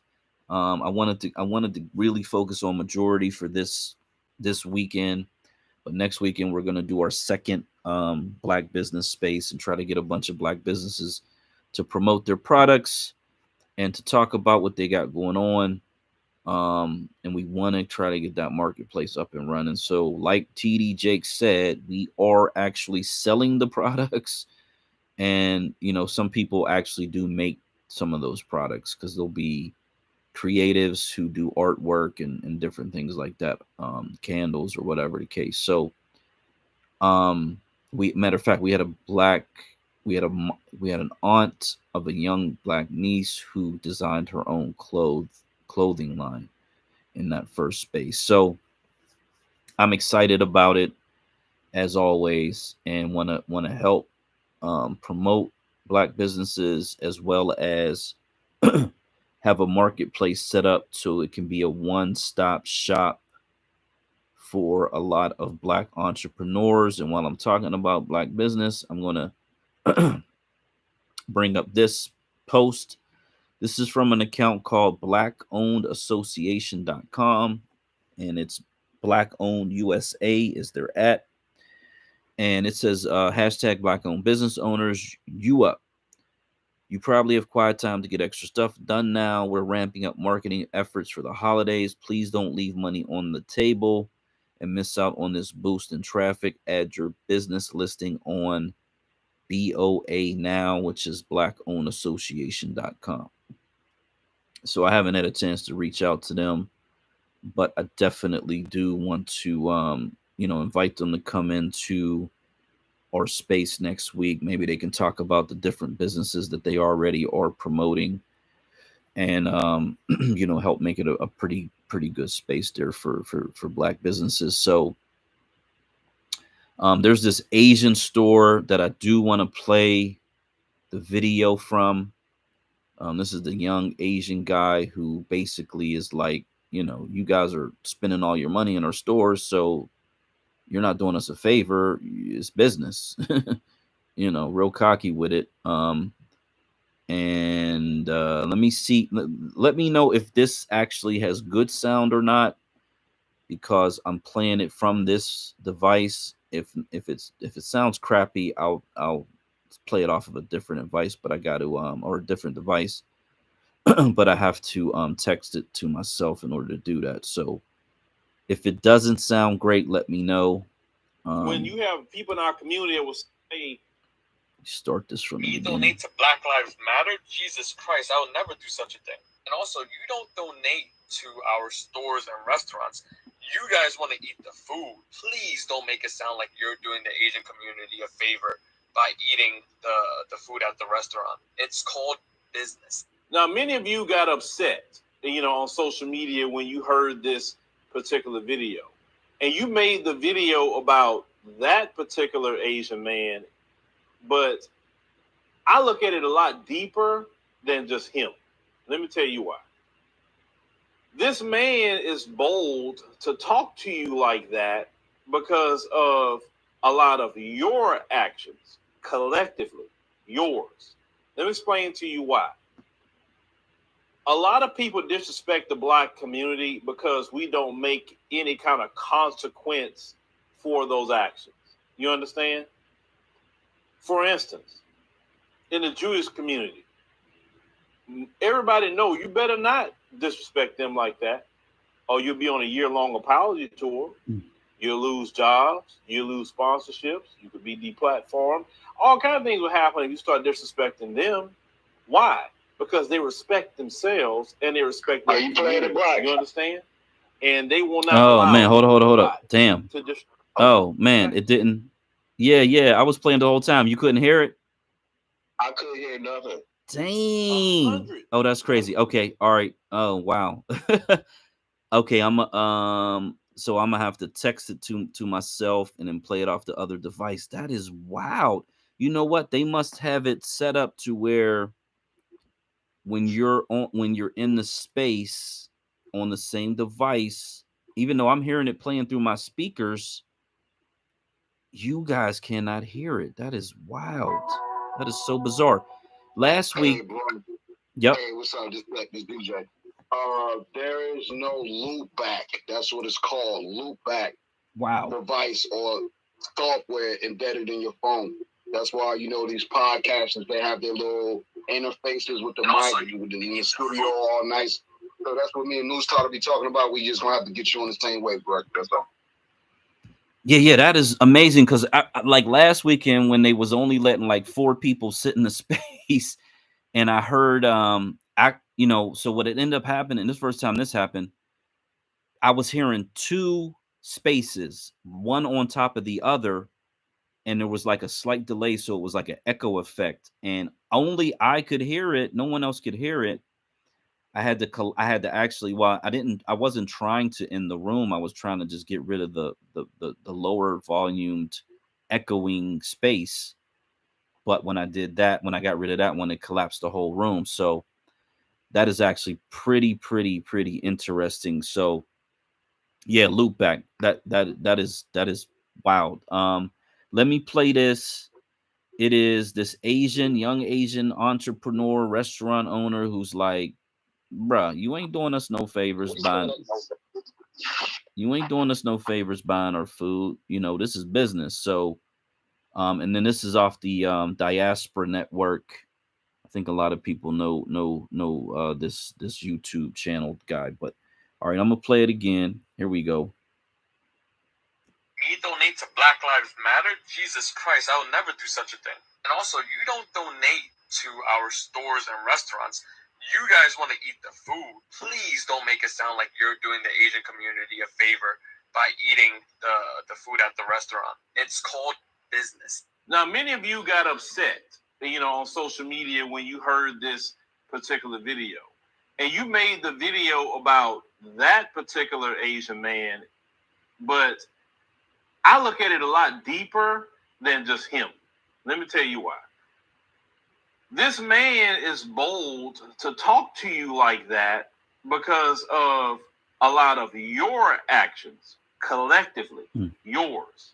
Let me explain to you why. A lot of people disrespect the Black community because we don't make any kind of consequence for those actions. You understand? For instance, in the Jewish community, everybody know you better not disrespect them like that, or you'll be on a year-long apology tour. You'll lose jobs. You'll lose sponsorships. You could be deplatformed. All kinds of things will happen if you start disrespecting them. Why? Because they respect themselves and they respect their community. You understand? And they will not allow nobody to disrespect them. I'm not mad at them for that. Black folks should be 100, matter of fact, 10,000 times more like that. Now, in a small scale, we're starting to see some of that, but it should be extremely massive that anyone would be afraid to say anything negative about the black community, about slavery, Jim Crow, whatever. This man saying this to you because of when you have people in our community that will say, don't shop in their businesses, don't go to the nail shops, don't go do this, don't go do that because we're not being respected. Then what we have is a lot of, and we got to call it what it is, a lot of these off-code sisters, you know, a lot of them in the hood persuade. Yeah, so, I mean, so, you know, the Asian, and he's a young Asian cat, man. He like, man, bro, because I guess someone asked him to donate to Black Lives Matter. He's like, what? What are you talking about? It's like, I'm not doing that. You know, this is his attitude. And essentially saying, you're not doing me no favors by eating at my restaurants. It's business. It's a transaction, right? Why are we eating in the restaurants? You know, go back to TD Jakes. Like, why aren't we producing our own food to buy and sell amongst each other and supporting each other? I'm someone who owned a restaurant, you know.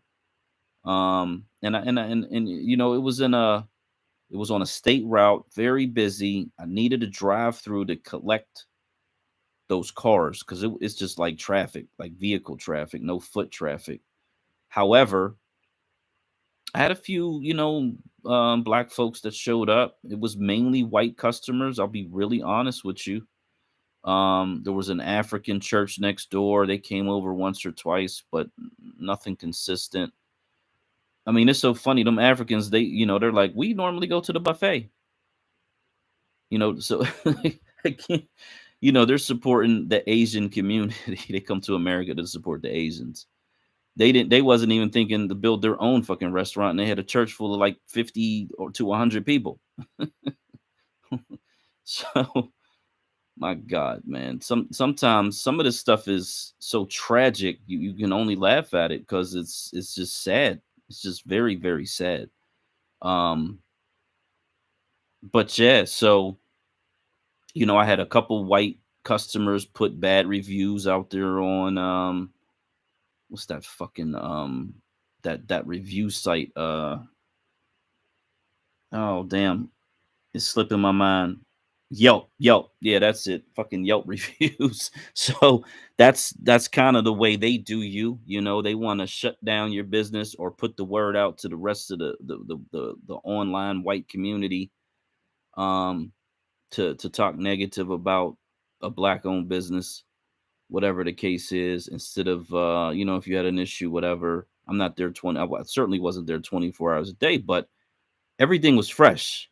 It was a burger restaurant, fresh fries, fresh ground beef, fresh chicken that I was buying daily. All the vegetables were fresh, you know. So if you don't like fresh food, you don't like fresh food. Maybe because you're used to eating garbage fast food, but it is what it is.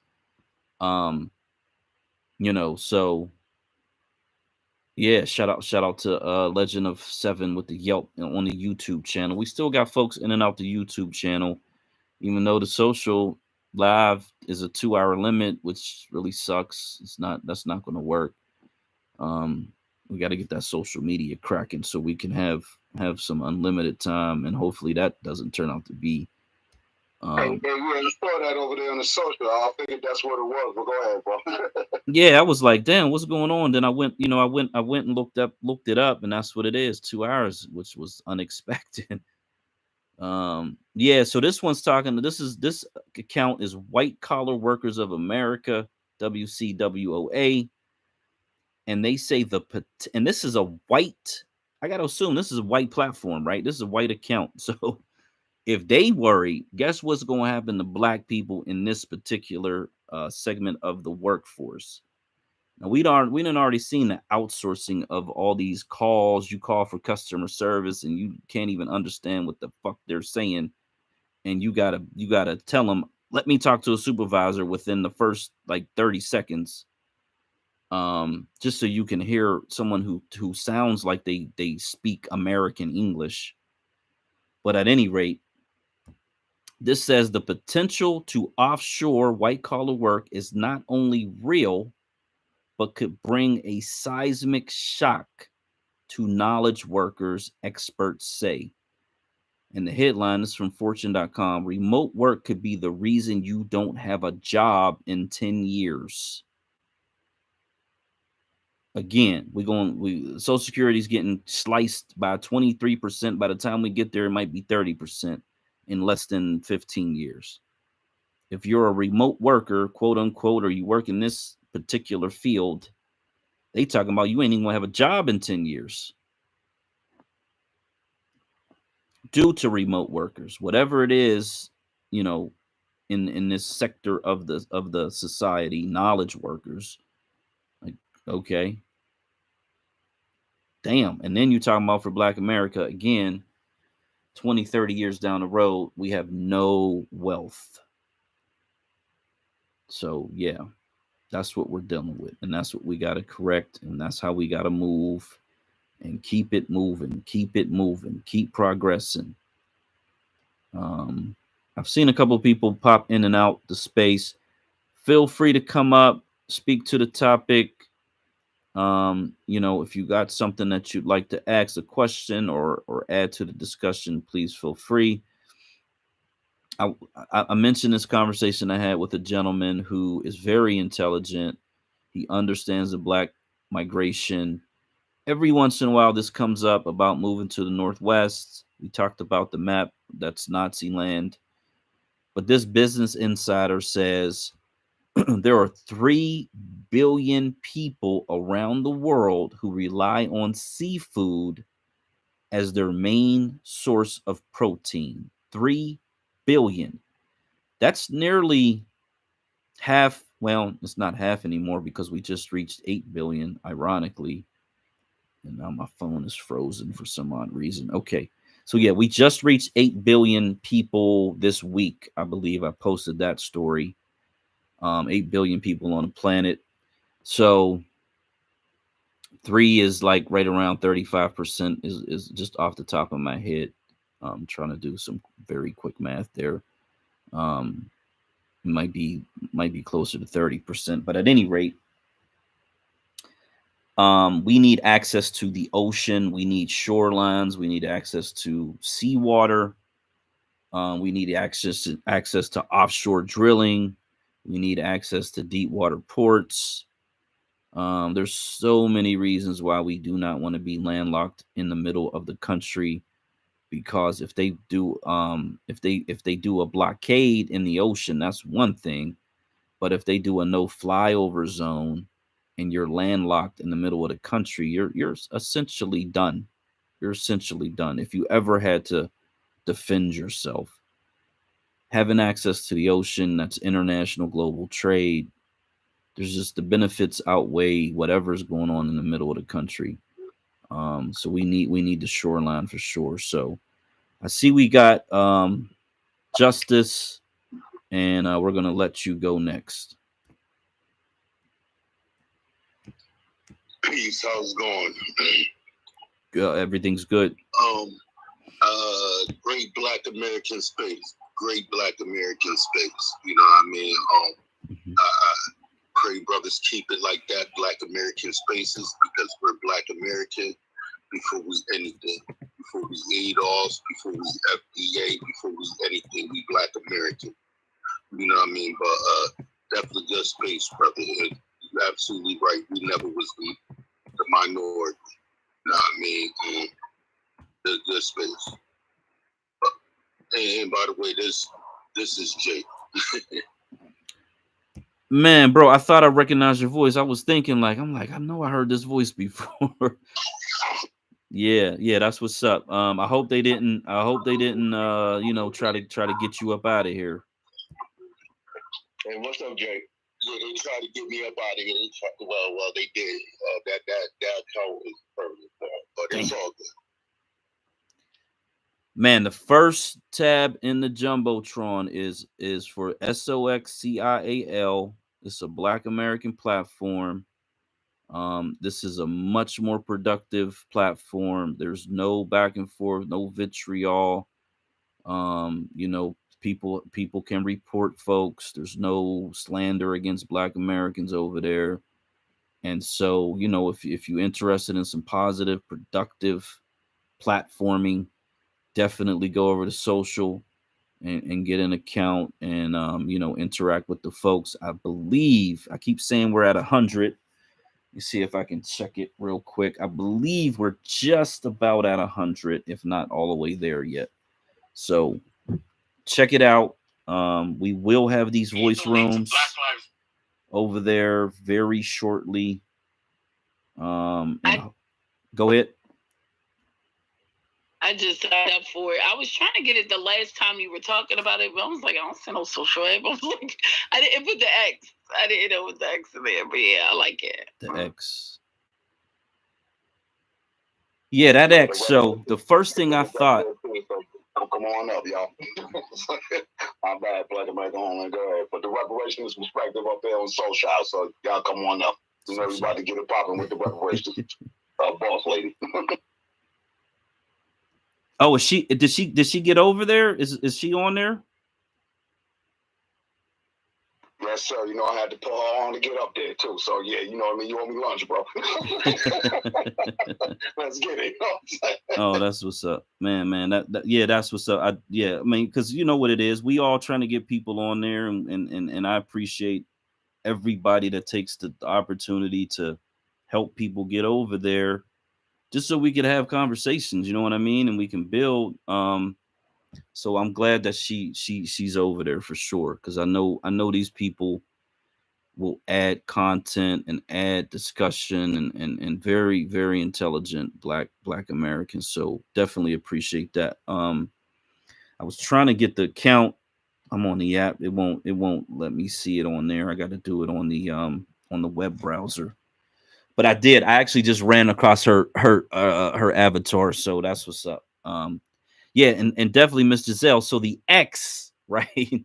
You know, we got this relationship with the X character in this country. Obviously, Mr. Malcolm X, and that was because of the desire to strip the last name of the oppressor, the colonizer, etc. But you know, when I'm digging back in these documents from the 16, 17, 1800s, oftentimes we used an X as our signature. And because, you know, we weren't allowed to learn, even if we did know how to read, we couldn't let them know that we knew how to read. And I do believe many more of us knew how to read than they would ever give us credit for. However, it was a part of our survival to not let them know that we could read. And I do believe I've either come across in reading or in watching a movie that was, you know, about that time period where people were warned not to let them know that you could read.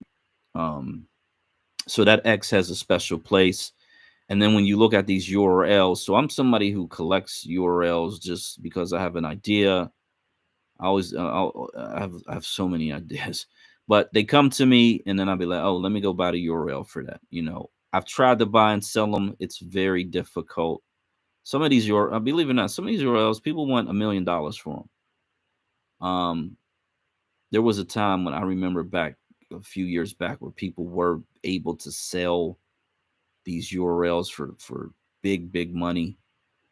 But it's like, you know, at this point you just create a different spelling. You know how we do Black American hip hop culture, slang culture, and you just add a twist to it, and the URL was available. So I got a couple of them because I kind of, again, I want to create an ecosystem where it's Black content, it's Black American content, it's for us, by us.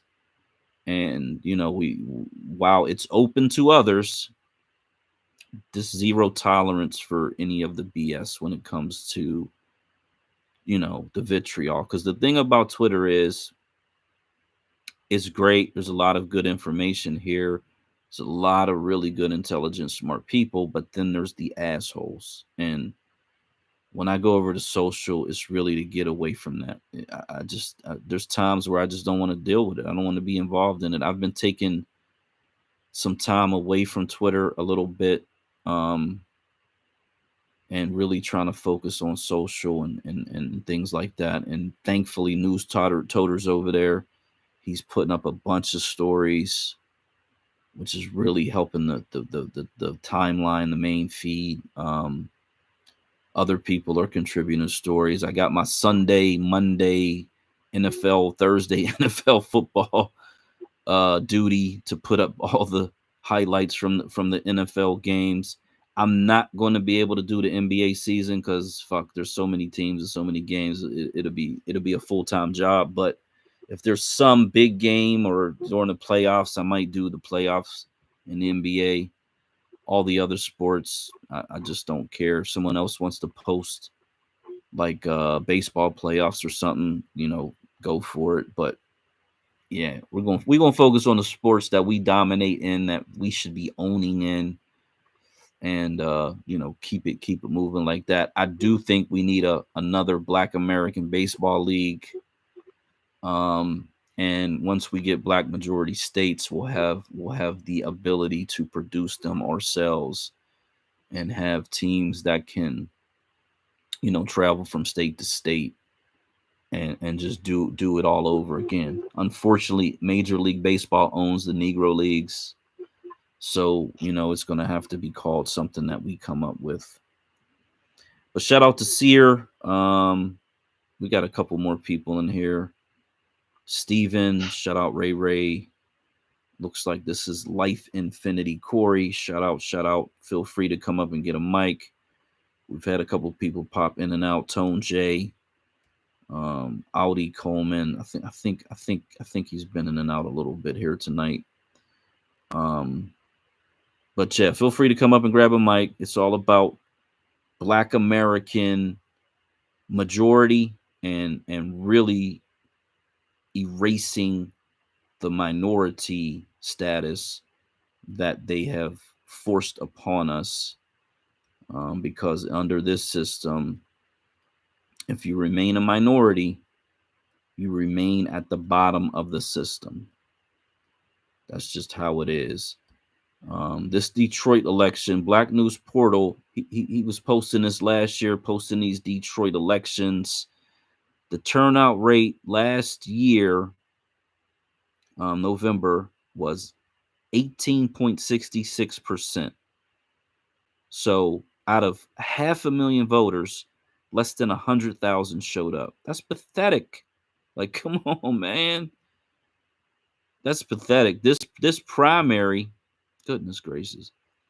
Less people showed up. 15.42%. Out of the same 500,000, there's about 2,000 more registered voters.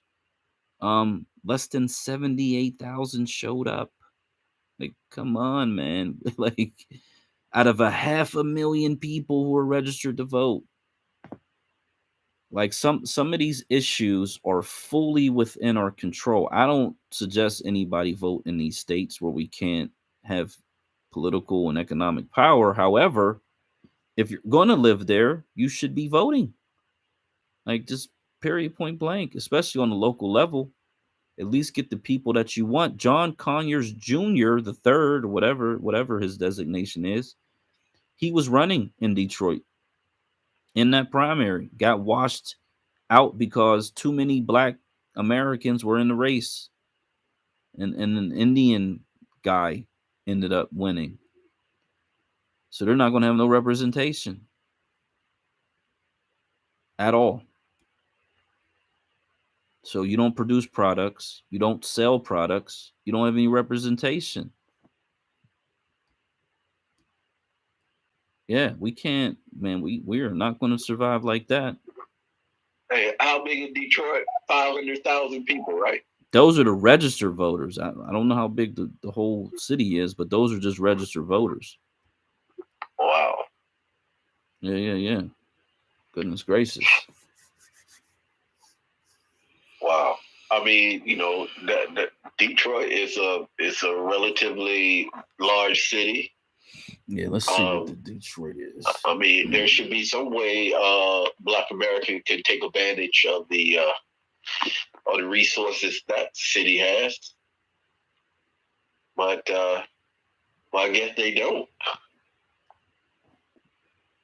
Man, so Detroit, we talk about when they start putting money into an area, what we call that gentrification. So they about to dump hundreds of millions of dollars into Detroit right now. You think they're doing that for the Black Americans that live there? Ain't no way, Jose. Oh, yeah, but this the thing. But the city. I mean, let's look at it, right? Okay, money is coming in from the outside, right? Mm. So that means that the city, I mean, they get taxes in their coffers, Mm-hmm. right? I mean, they get some type of benefits. Yeah, the city. I mean, the city gonna get some benefit, but if they raise the rents, if they raise the leases, if they raise the price of properties, who's gonna be able to afford to live there? That's the question.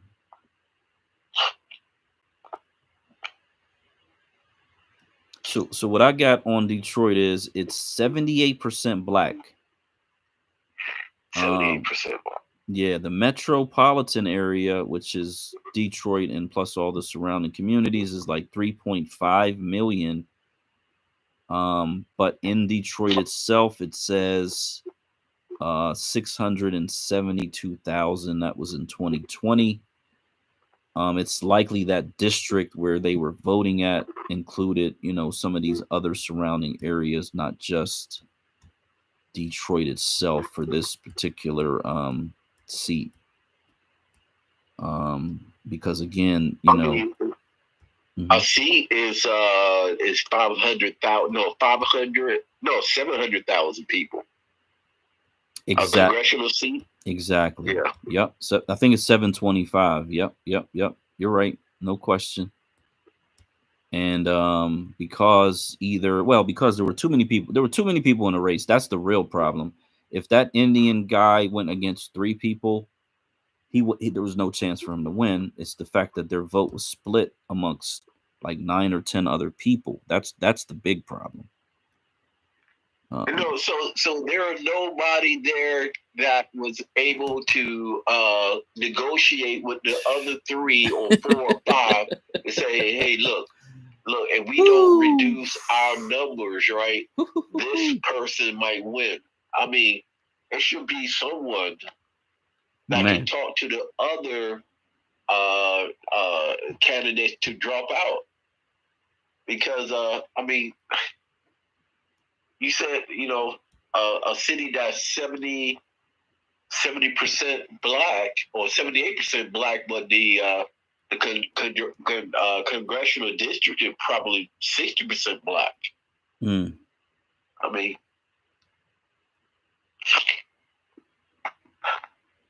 yeah, that's where you have.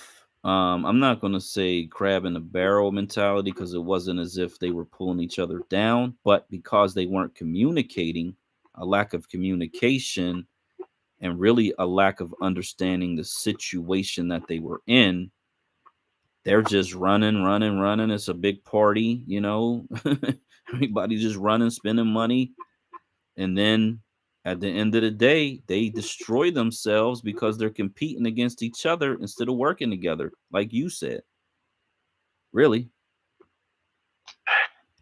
Yeah. Oh, it's sad. Yeah, it's very sad. I mean, it's very, very, very sad. It's depressing, to be honest. Very sad.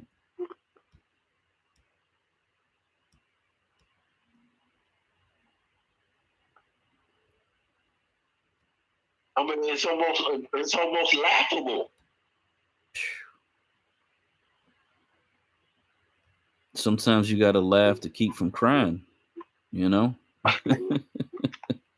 Sometimes you don't have a choice, man. Again, I'm not, my family was in Detroit.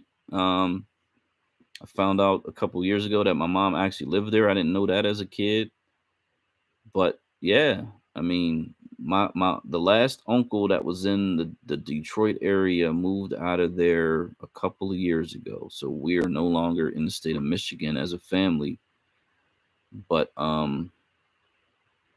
yeah, I mean, whatever. I mean, yeah, it sucks, man. It sucks. It sucks. You know, the Democrat Party likes to do the thing where in Marcel's race, they'll throw in a third horse so that, you know, that person is there to siphon off votes from the challenger. They do that all over the country. This was not that. This was much different. This was just arrogance and, again, the lack of communication and or awareness of the situation they were in, and they just stumbled and fumbled. And you know, it's like the tortoise against the hare, the turtle against the rabbit. They were all trying to be the rabbit, and the turtle just walked right up and won. Yeah. So a predominant black congressional district have to go to a Indian man to get resources. Ooh, buddy. When you say it like that, it sounds much worse than it already is. But yeah, that's the situation that they're in. And there's nothing they could do because he won the primary and he's the Democrat, I guess. Yeah, it's a Democratic primary, so they're screwed. Yeah, they're screwed for the next. I think Congress is 2 years and Senate 6, so for the next couple of years, they're screwed. But how ironic would it be? And I hate to say this, he does such a good job, right? He's a neutral party because it obviously they got some infighting or some unnatural competition going on up there. So he's like the neutral go-to guy where they just sit back and say, oh, you know what? Let's ride with this guy. Let him be the face of it. And you know, no one can topple him in 2 years. I mean, that's a possibility. Hopefully there's a black person running in the Republican Party for mayor of or Congress. I mean, for the congressional district, right? No, I'm sorry. It's only no. Can a Republican, a black Republican? I don't know if they're running or not. You know, in Michigan, there have been, and Trump endorsed a couple of black Republicans up there. Actually, I think it's two black Republicans that did win their primaries up there. One was against there's a family that owns these warehouses. They're like Walmart's. I think they're called Myers. Yeah, Myers, but it's spelled with a J in the middle of it. And so that I think he was the incumbent, but this black Republican actually beat him in the primary, I'm pretty sure. And so there are some black Republicans up there, but I don't know if it's in this race. I'll have to look that up.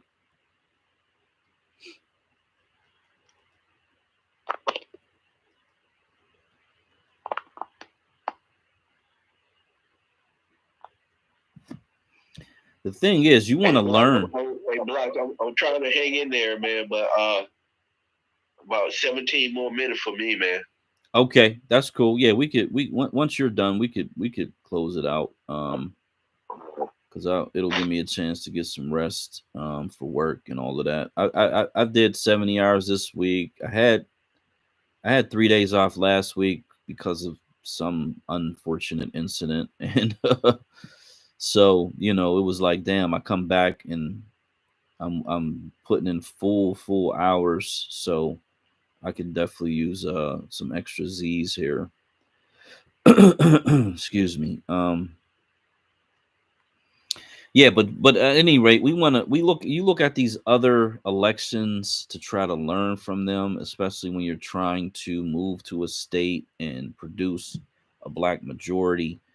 You kind of got to be aware of what's going on a little bit, just to have an idea of what's going on. And this is something that is you got to be aware of, because with Detroit being damn near 80% black, this is it's ridiculous. It's really kind of ridiculous. But yeah, let me see, because I'm not finding that there.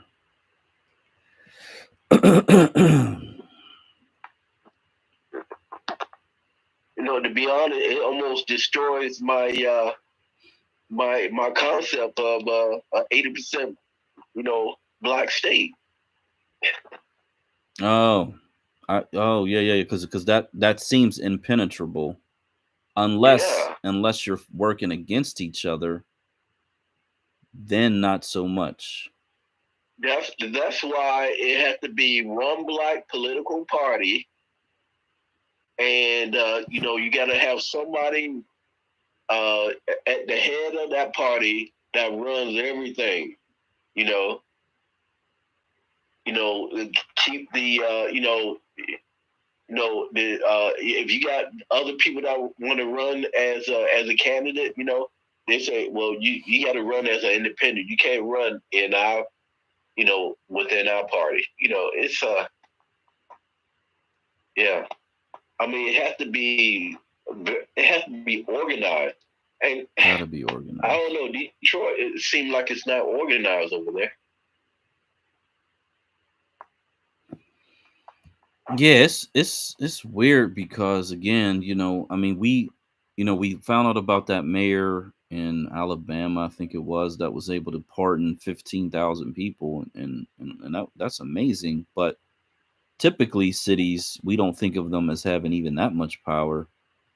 But it's like our black population is really centered around Detroit. I mean, there's a couple of cities. We got Flint, which is a little northwest of Detroit, and Inkster, and all these other little towns. But the bulk of our population is really around Detroit. And then the rest of the state is pretty much a white state, to be perfectly honest. So it's kind of like Atlanta in Georgia, where our population, although in Atlanta, they do have some other, Augusta and Savannah and all these other cities that have Columbus, Macon, black. Savannah.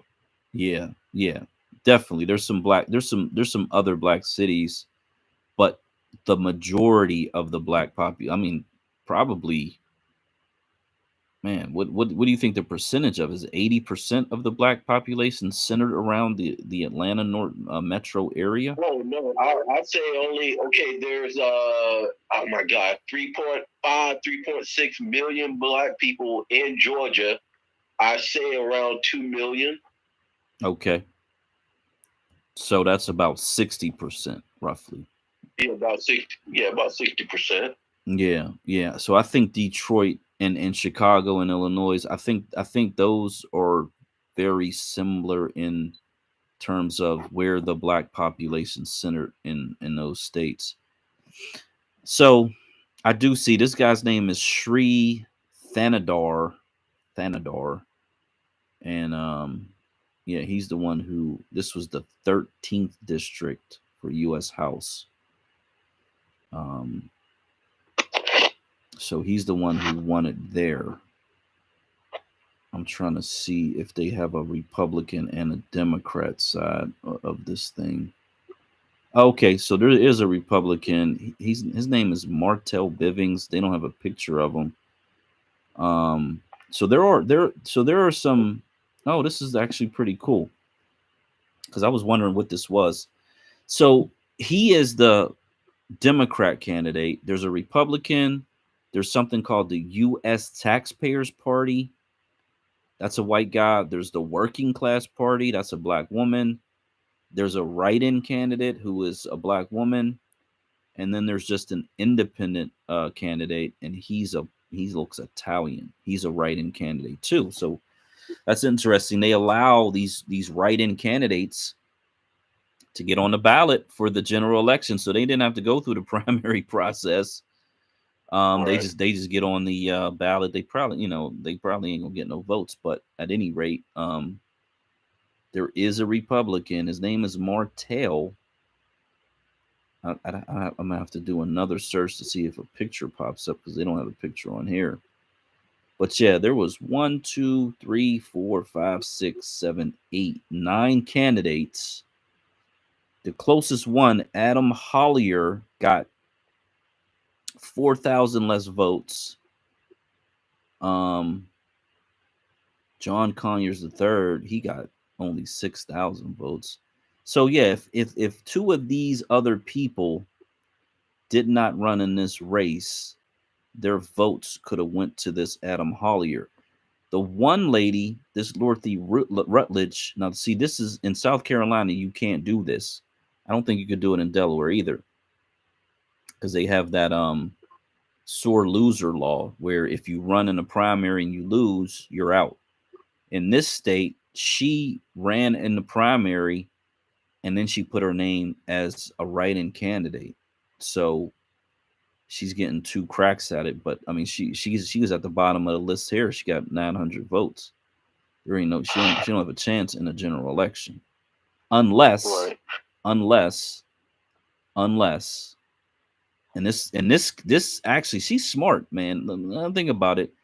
She put herself in a position to where she's the black Democratic face going up against this Indian guy in the general election. And if these people get their shit together long enough to say, well, you know, we blew that primary, let's get together and actually get behind the black candidate, she might be able to turn this thing around and win. Embarrassment. Yeah. You know what I mean?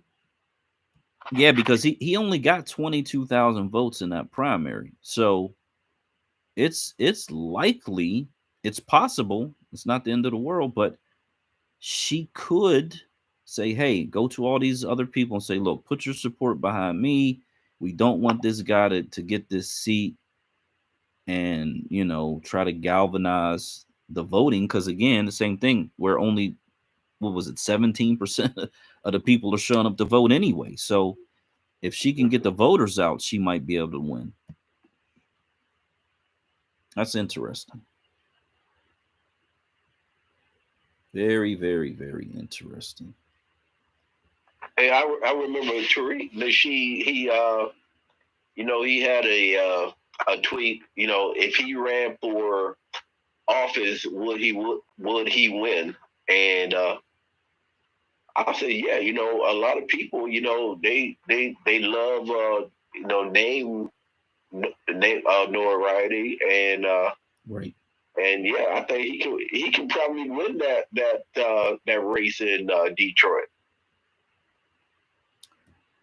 You know what? You know? The Republican is a black gentleman, Martell Bivens. And I was thinking, Martell, that sounds like a black man's name, but I didn't want to, you know, jump out there like that.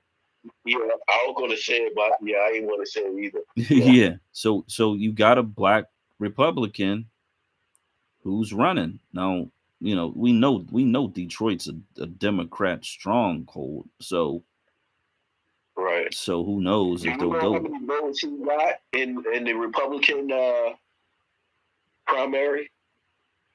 If there were one, or he was probably the only candidate.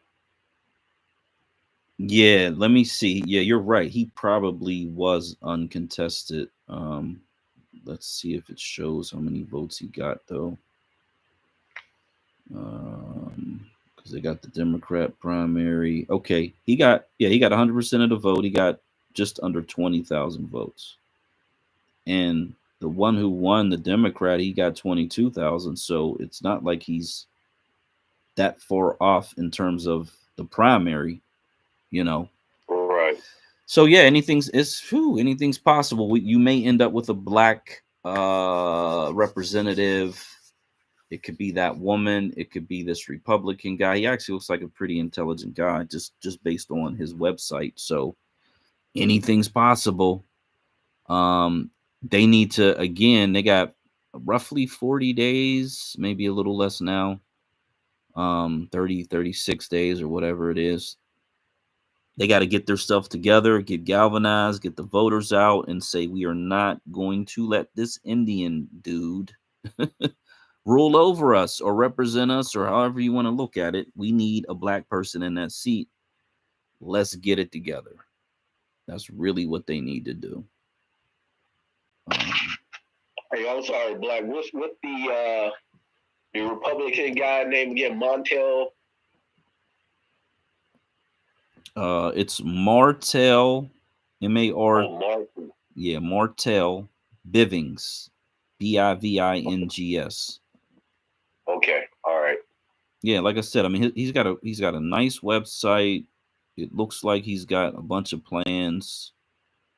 Oh, this is a new. Oh, and so I didn't know that. This is a newly formed 13th district based on the 2020 census. So there was some games being played probably with that, like everywhere else, to create that district.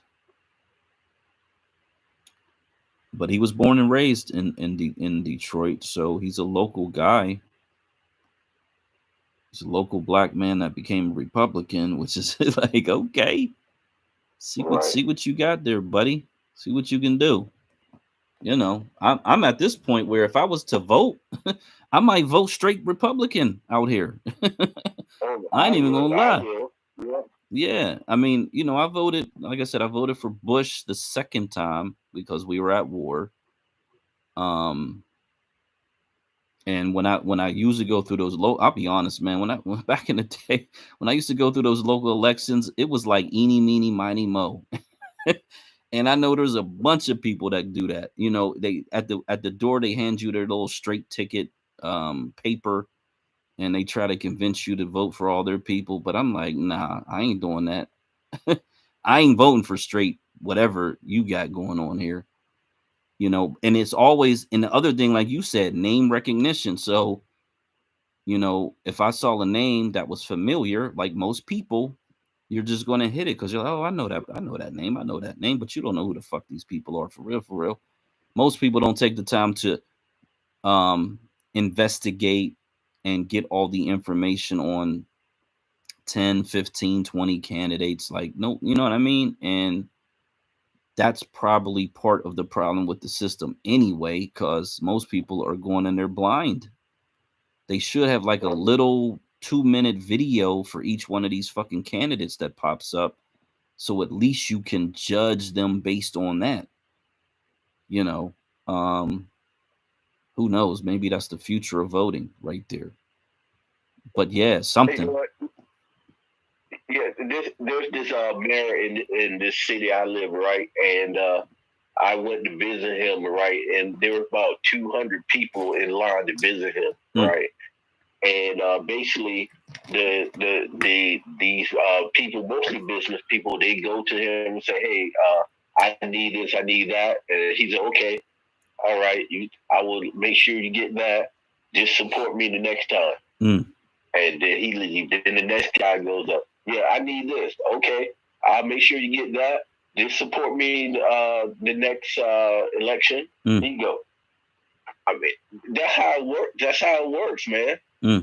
You know, you got to visit the mayor or whoever candidates that won wherever position, and you got to visit them and you got to ask for things. To me, that's how it works. If the mayor or the congressman, if they don't know who you are, they can't give you nothing. So, you know, that's you know, to me, that's how politics work. You gotta ask for things, and then the candidate will say, "Well, you vote for me, and I'll make sure you get this or get that." Okay, yeah. So we've had to use that during the COVID whatever and unemployment backlog. My son, you know, and it was like advice, like, you know, find out who the local state senator, state rep is, get in touch with their office, and it actually moved the process along much quicker than if you just sat around waiting on them to get through it, because there was such a backlog that once he got in touch with them, they were able to pull his file accelerate him through that process and get his money flowing. So sometimes, yeah, you got to be able to make those calls and meet those people. I need to put a call into the city where I'm just been trying to get this bar up and running, but I called the mayor, I called the little city council person a few months back, but I need to make a couple more calls because we're right at the point where I should be able to open, and I just don't. I've been waiting for like a year now, so I might have to make those calls. But go ahead. We got Miss the reparationist, and then DJ. Good evening, family. Thank you. Can you hear me? Yes. I can hear you. Oh, awesome. Let's see here. I just came in the room, so I don't know enough about what preceded me. But I do want to stress the importance to your viewers in the space of weaponizing our vote. Mm-hmm. Like, when you've been neutralized economically, you don't really have much power. And that's what both parties have been complicit in doing. The Democrats, neutralize our vote by flooding the zone with immigrants. It's out of control right now. And the repugnant clans expect us to pull ourselves up by our bootless straps. So what we must do is have the backbone of our ancestors who knew when to leave the repugnant clan party for the Democrats to get some semblance of civil rights, which, we don't even really benefit from right now. The plan on the Democrat side is to use our votes to replace and erase us. That's what's happening. So, when you don't have money, you are on the menu. You're not able to sit at your own table. And that's what I've been experiencing, in this fight for reparations. As I sit up and watch this current administration give close to $1 trillion to the Ukrainian neo-Nazis, and now they've asked Congress for $37 billion more for more race soldiers that they continue to hire to come into our communities and execute unarmed Black men, women, and children by state sanction without ending qualified immunity. They've been flying in these immigrants and giving these illegals housing and food and all manner of things while leveling our homeless encampments where we as American freedmen are the predominant race in homelessness right now, the predominant race experiencing evictions and things of this nature. Now, both parties suck. Neither of them are going to do anything in the best interest of American freedmen. But the sad reality is the repugnant clans' closed borders position is the only shred of saving grace that will allow us to continue to tread water as we continue to put pressure on the Democrats to deliver what they owe us. It makes no sense that they've got a trifecta, and Joe Crow with 3 Ks is literally about to make an executive order to give 600,000 illegal immigrants citizenship before paying the reparations that we are long overdue. So we just get black taxed all over the creation. And so I'm done talking, you see. I'm all talked out. I have no more tolerance or patience for either party. They both suck. I'm an independent. And so I don't believe we're ever going to get reparations until we bring the Democrats to their knees for several election cycles. And I'm very over people sitting up here talking about staying home, no tangibles, no vote. Well, let me help you understand what's going to happen to us as a lineage. if we are politically lazy, sitting up here expecting anything from the Democrats or the Republicans who clearly do not owe us. We've not been their loyal lapdogs since FDR. So it is ludicrous to say, no tangibles, no vote. You don't have the complexion for that kind of idiotic position. You just do not.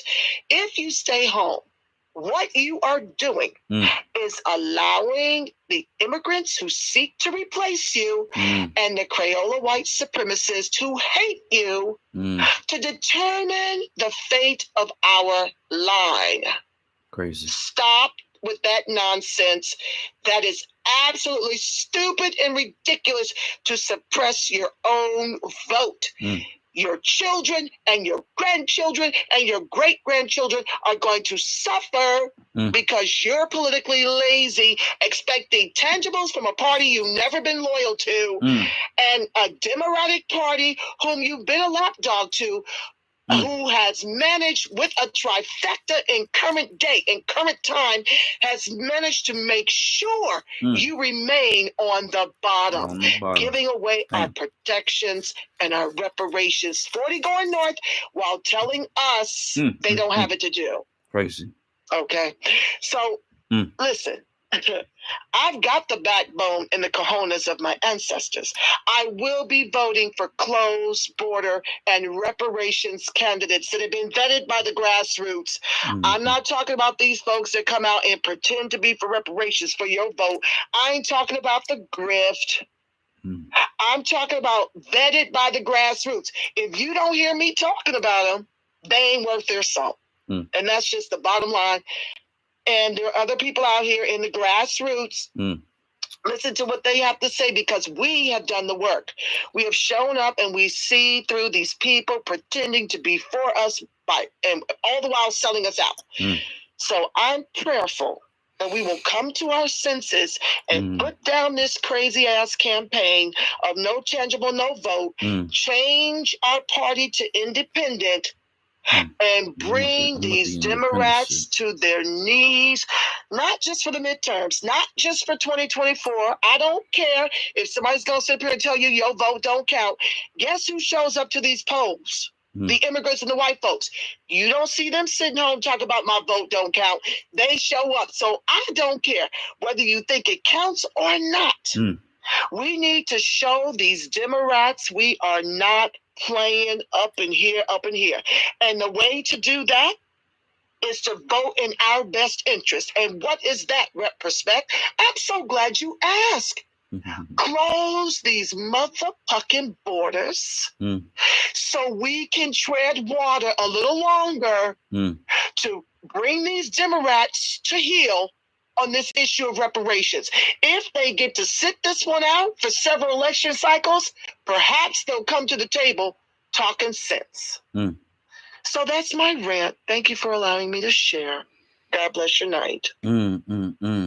Thank you for that. Yeah, independent voting as a non-registered, no affiliations. I've done it since I was 18. I've encouraged it in the book. We talk about it a lot. That's a seismic shift.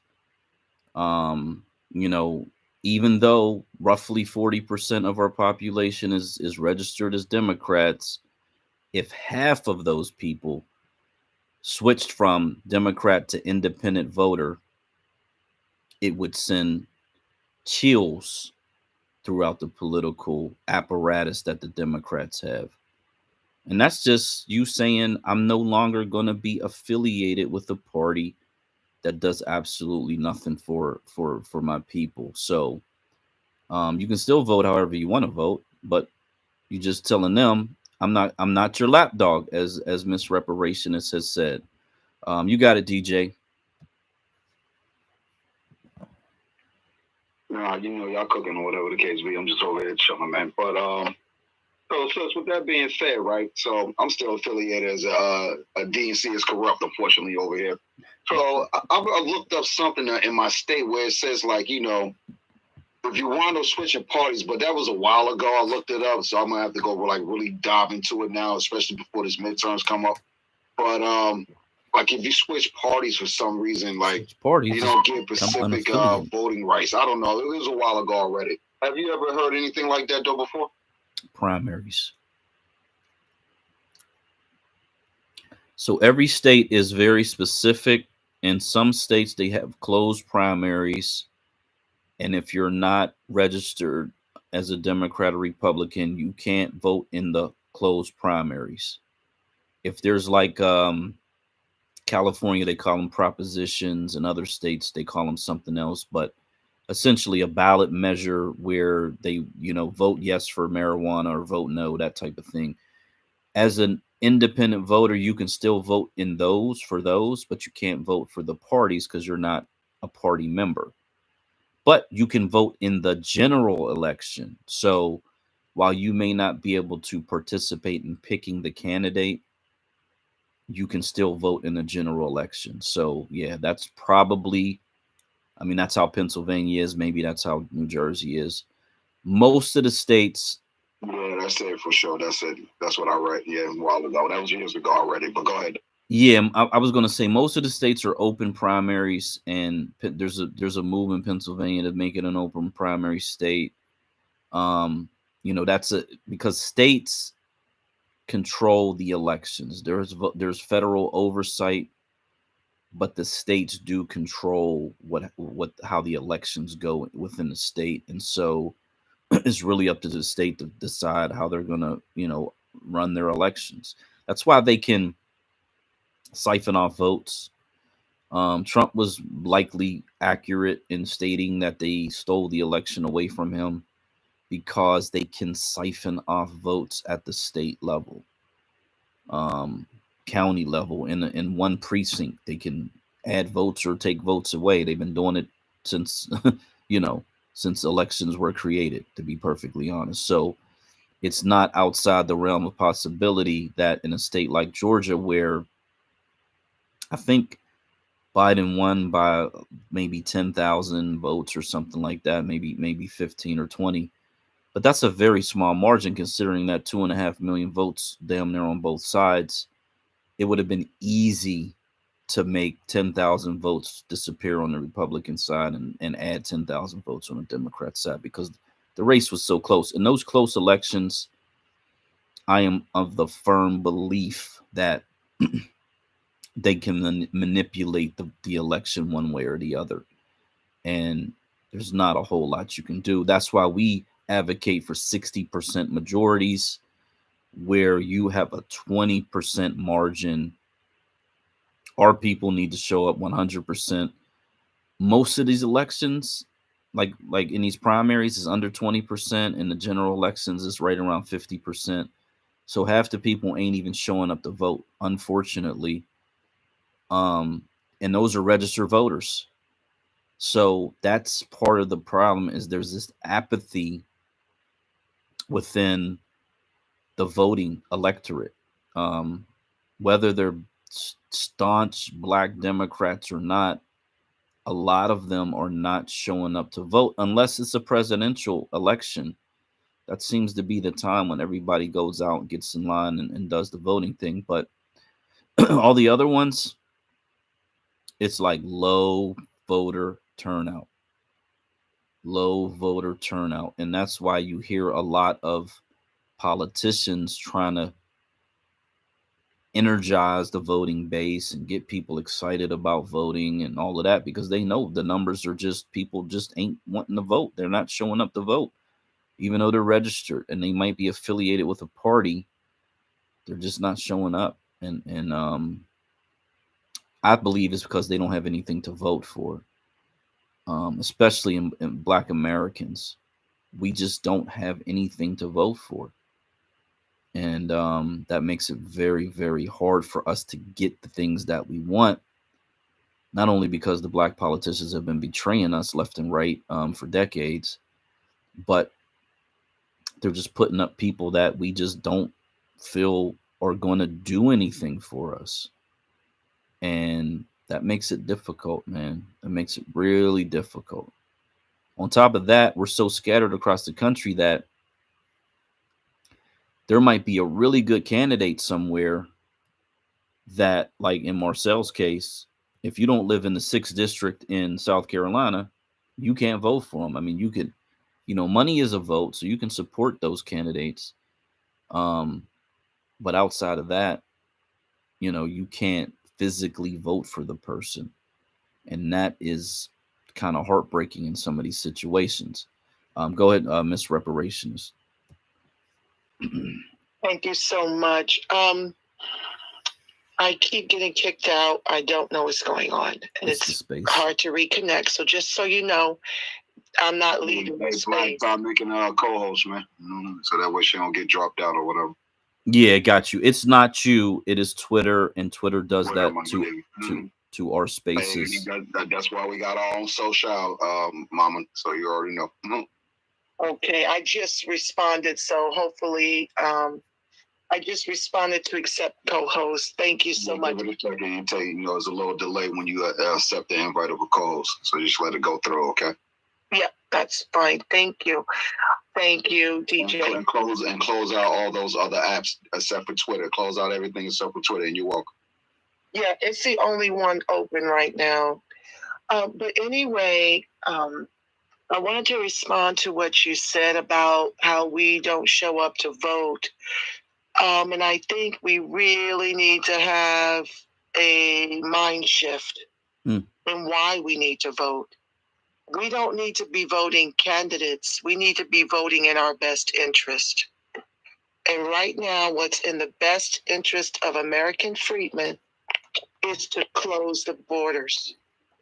So we don't need to continue in this vein of not showing up, because it's just suppressing our own vote. And especially when you're talking local races, especially when you're talking midterms. I'm in California, and now I see the same influx of immigration moving south, which is where a lot of us were talking about going to shore up our numbers and work on getting any semblance of power. Well, that's very difficult to do if, number one, we continue to show up to these polls voting blue, no matter who, to our own people's peril. A vote for blue, no matter who, means you're voting for your erasure and your replacement. And the second part is we're sitting up here waiting for a candidate to give a damn in either party. And that's just misguided. I prayed over how to weaponize this vote before I rolled it out to my subs and people who support my voice in this space. I prayed long and hard because we were told the last election cycle to go to the polls voting blue no matter who. And all they have done is fasten the noose around our necks even tighter. And sadly and tragically, we listen to people who oftentimes are grifting off the reparations movement, or they are being, they're paid operatives of the Democratic Party. And, there's lots of that happening on the black and the white hand side, where you see people that look like you in office that aren't doing anything for you. We've got to get beyond color.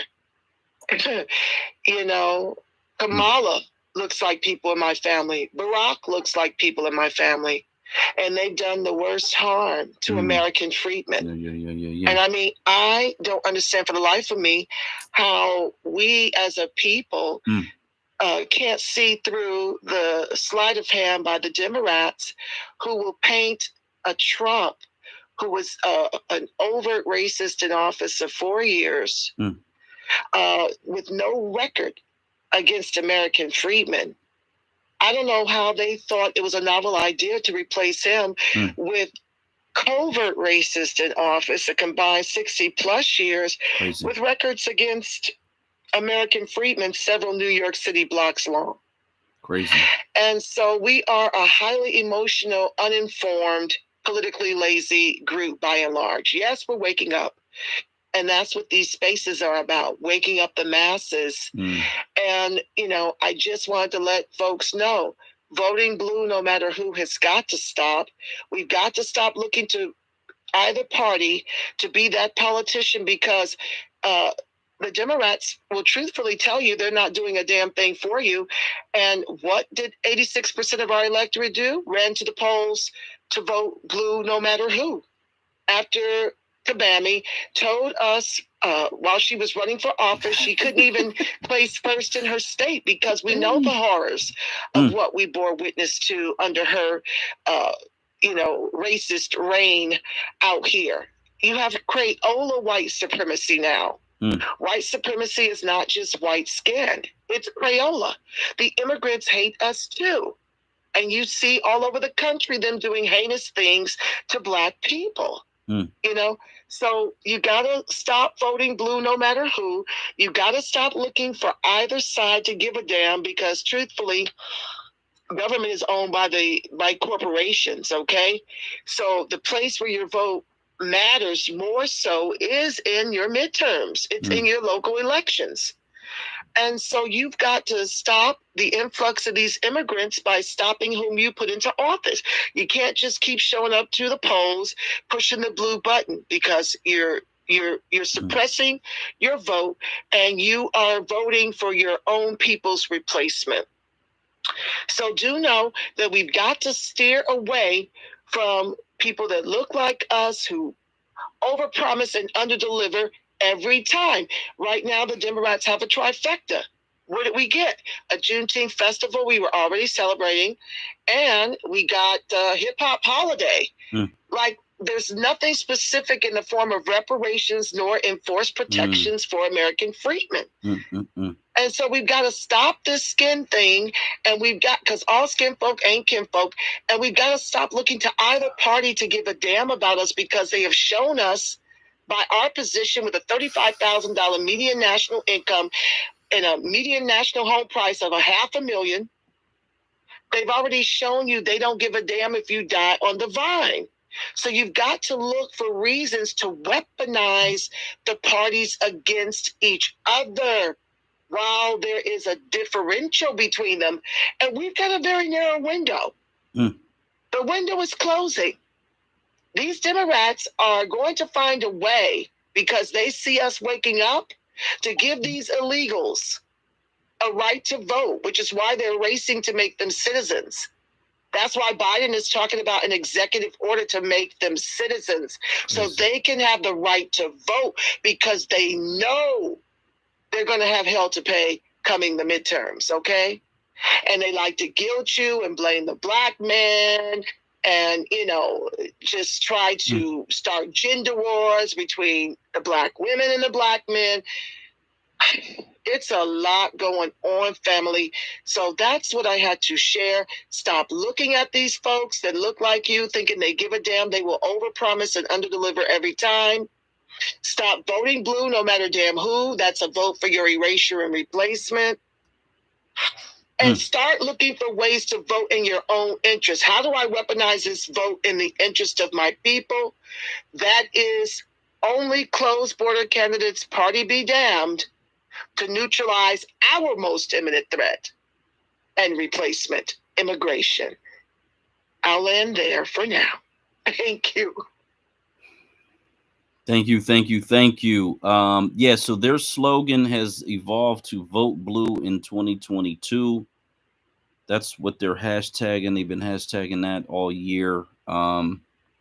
It's the same old, of course. I actually have something up here in the Jumbotron about what the prediction is. And, predictions are what they are. You take them for what they're worth. But let me see if I can pull that up here, because it shows a red wave is on the horizon. And that's sort of where I believe things are going to head towards. Hey, bro, try sending us the co-host spots, both me and Angela. See if we can get her. Yeah, I sent one to her, and for whatever reason, it did not take. Okay, I just sent you one. I'll cancel hers, and then I'll resend it. Okay. Yeah, you know how they do. They do what they do in the Twitter sphere up in here. But This was this is called Cook Political, and so they expect 212 seats lean Republican, 193 seats lean Democrat, and there's 30 toss-ups. So the fight in this midterm election is for these 30 seats, and they're saying that they only need to get 20% on the Republican side in order to win control. I'm assuming this is the House. So the Democrats got to win 83% of those seats in order to maintain their majority. So they are definitely, the odds are in favor of the Republicans to take the House. That creates a lame duck situation for Biden administration. He won't be able to pass legislation because he's in a position where he doesn't have all three houses. Oh yeah, see, it won't even let me do it again now. See, now they're acting like I can't invite another co-host. So we are looking at a small red wave in the midterm that will likely fuel a Trump return in 2024. And I still am one who says I believe that Biden has been exhibiting signs of dementia, not even early dementia, but just flat out dementia. And so it is possible that they could insert Kamala and declare him medically deficient so that they can have this first woman president on the Democrat side, and just see how that goes for the next couple of years. But it definitely looks like we're in for a lame duck presidency where just nothing's going to get done for 2 years, essentially. It's like that now, as far as we go, because he hasn't done anything for us, Jim Crow Joe. We're the only ones that's really sitting ducks. So, like, damn, 2024 seemed like 20 years off, bro. You know what I'm saying? We ain't gonna make it fucking with this motherfucker for the next 2 years. Damn, yo, come on, 2024 shit, Yeah. Oh, no doubt. It'll be. So how would that legislation work? They're going to need Republicans to pass anything, which means essentially the Republicans are in control. They'll be able to line item shit off of whatever bills they put up. So yeah, so it'll essentially tank the liberal agenda for the next couple of years, which is a good thing based on what we know about how dangerous the liberal agenda is for Black Americans. Go ahead, Miss Reparationist.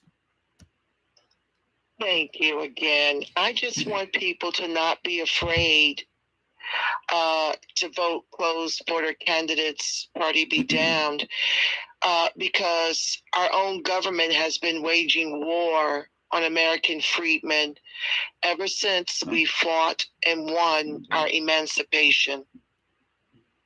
So there's no need to be afraid.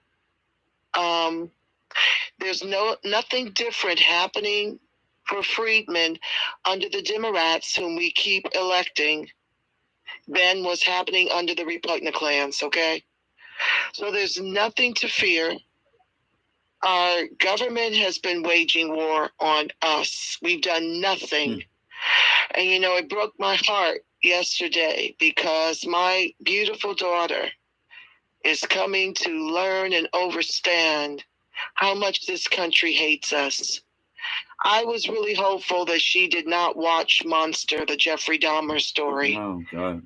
Having grown up in that era, I did not want my daughter to see what she bore witness to in that Netflix special.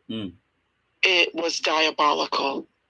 And sadly, my daughter and her peer group, they're the Gen Zs, okay? They are getting the worst wake-up call ever to see that the color of their skin is being criminalized. while the Democrats are in charge, while the Democrats have a trifecta. Mm-hmm. You know, my baby had to witness the woman screaming for help and constantly calling the police, letting them know she's hearing people scream, she's hearing strange things, there's smells coming out. Like, the bottom line is everybody had a fucking nose, okay? Them race soldiers and the judge and all of them deserve to be under the jail. But the message is sending to my beautiful daughter and your beautiful children and your beautiful grands and your beautiful great-grands is that they are hated because of this beautiful melanin that the temple, that the spirit of the living God indwells their temples is worth just not giving a damn.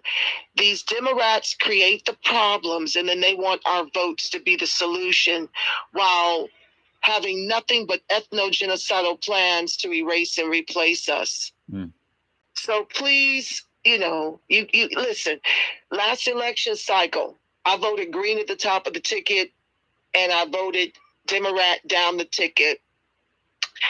And they still called me a Trump supporter. So what's the point in, like, you know, trying to spare people their ideas about me? What people think about me is none of my business. The Freedmen protest voter strategy I was given in prayer. My inner Christ told me this is the direction to lead the people.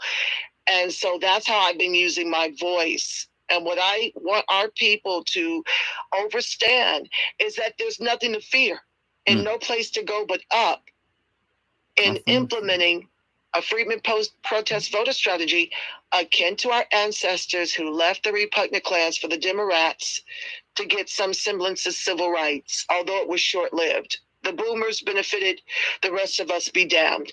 So we are already at war. And as for the repugnant clans, you know, looking like they're going to bring this out, understand that these Democrats are very clever in the way they steal elections. Yeah. I watched them and Bernie Sanders collude with them to steal the primary both times he ran. I was working his first primary. So I was there for the whole scam. It was such a scam. Even people like Stacey Abrams, who don't have a snowball chance in hell of winning in Atlanta. Amen to that, bro. She knows she's not going to win. She's being used as a tool to herd us like sheeple to the polls to continue to vote Democrat. So don't be afraid to have the spirit of our ancestors and neutralize this threat that's right now. I mean, we are freaking out of time. Folks are sitting up and talking about no wealth in 2053. No, honey, they did us in with the pandemic. It's a wrap. We're losing our homes all over the country while the news does not report about it. But the reparationist perspective is reporting about it. So I thank you again for allowing me to share. As things come to my mind, I will impart more of the reparationist perspective. Thank you.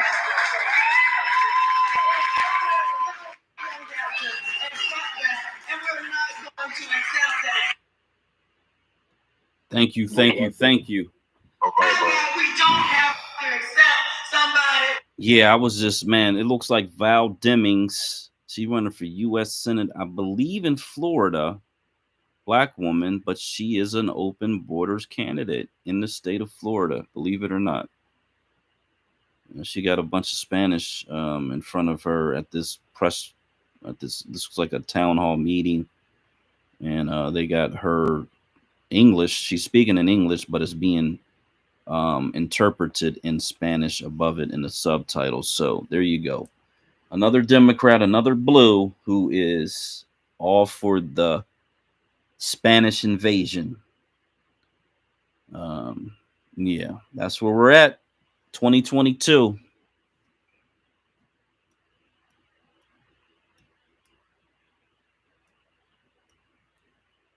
Well, they are all in it together, you see. This is what I'm telling you. These are the skin folk that are Crayola white supremacists. They are all participants in this ethno-genocidal plan to erase and replace American freedmen. So this is when the grassroots got to get with the folks in Florida and wage war and spread the freedmen protest voter strategy. Wes Moore out of Maryland, he's on that same page. Stacey Abrams, Raphael Warnock, Karen Bass out here in California. Yeah, like we need to make this message go viral. It just is what it is. Hey, Roz, Coon, Baraka in North New Jersey. They add them to the list. Just pack them up. It's all over the country.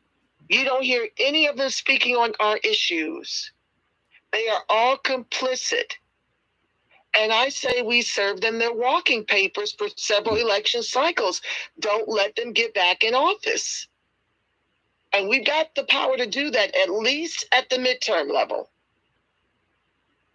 But I've seen these people still hold primaries. I don't put it past them to have stolen the last election. And I don't put it past them to try to mess with the midterms this time around. I don't. The Democrats play dirty. Yeah, I believe you. I believe you. Because I can remember going to bed and the screen was all red, right? My grandmother sat up, God bless her soul, and watched it. When we woke up, it was blue.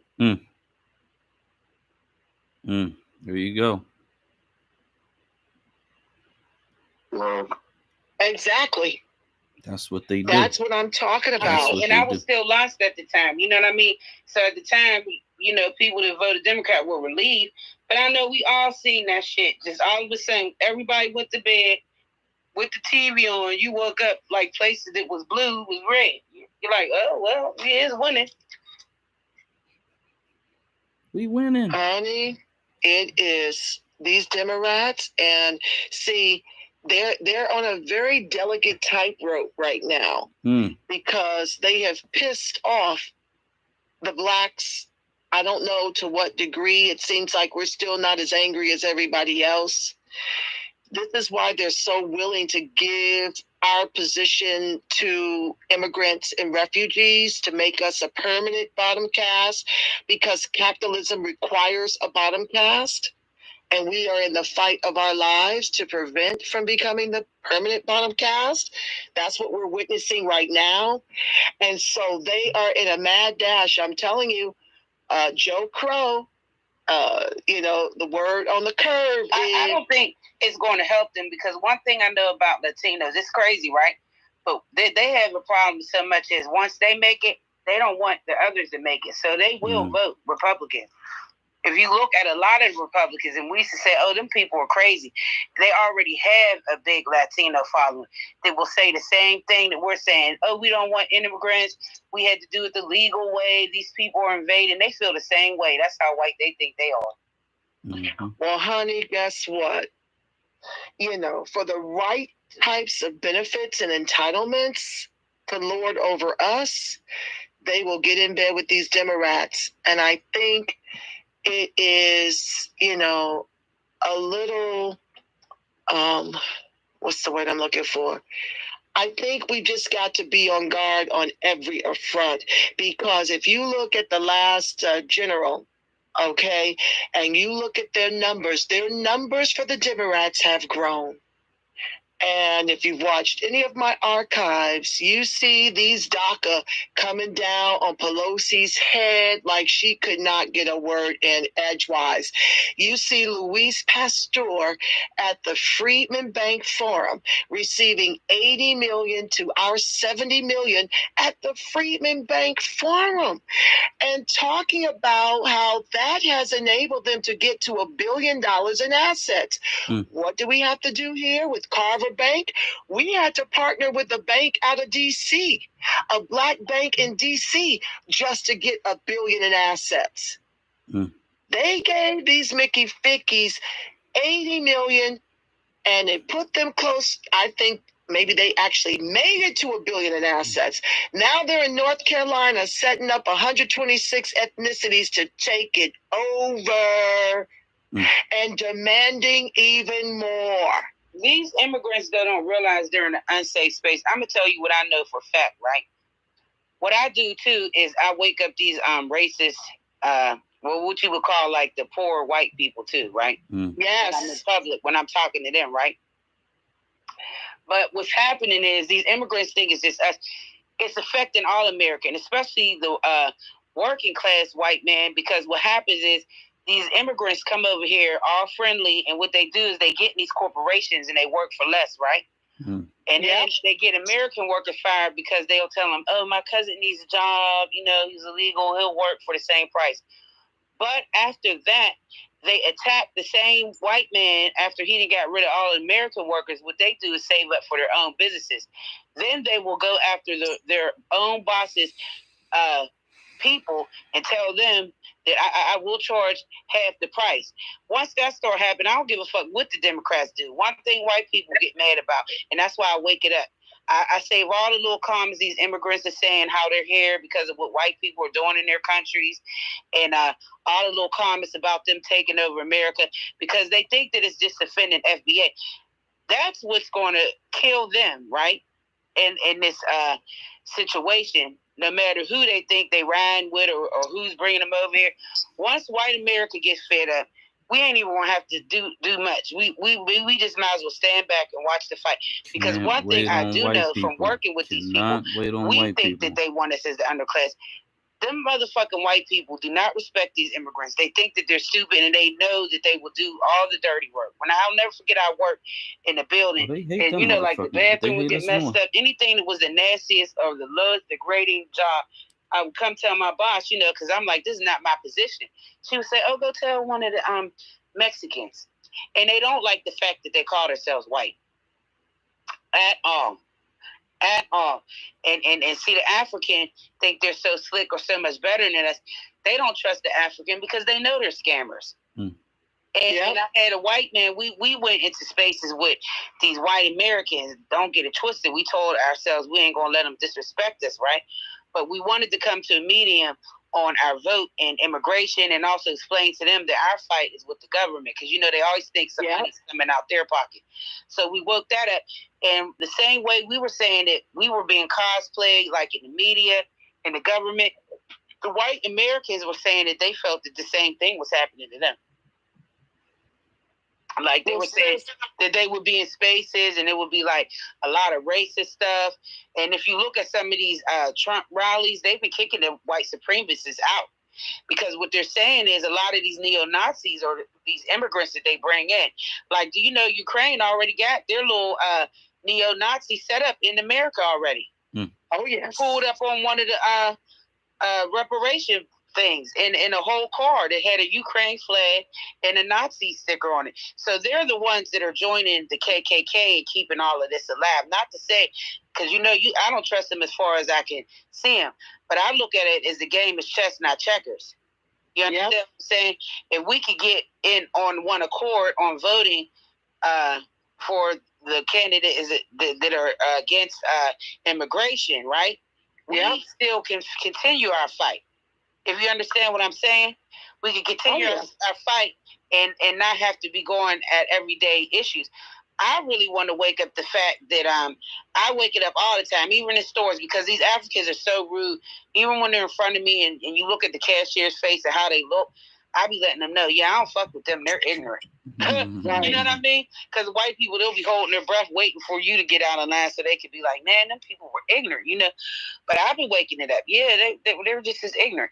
I've also woken up the fact, why do they feel like they can call us slaves and all these names, but if the white man do it, the Chinese man do it, how they like to say we don't fight them, but they do get fired. I've watched police lose their jobs. I've watched businesses crumble behind a white racist or a Latino racist or even a Chinese racist that gets exposed and we find out where they live. So why are we allowing this from these Africans? And you know, it's a sad thing because I'm against immigration, period.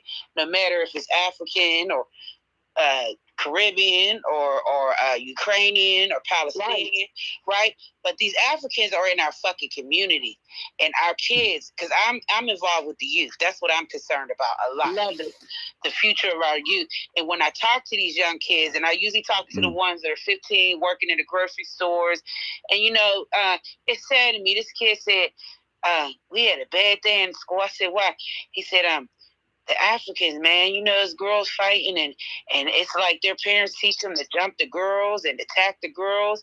And he was like, they segregate themselves. I would say, what do you mean? And our children shouldn't be knowing about this stuff. That's right. He said they sit at the cafeteria on their own table, and like we don't feel invited. And I said, none of them said what y'all said. Even if one or two sat with us, they're shunned by the other Africans. So eventually they leave us alone. Then I had the same report from college students. The girls, they just started a new semester.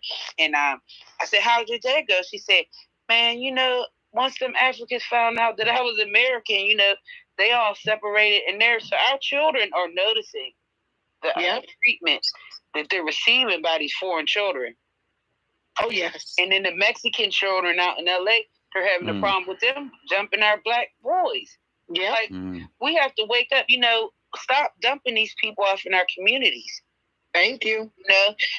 We need to start gatekeeping. I think we should have, like the Jews, when anybody mentions their ancestors, the same thing should be about our ancestors.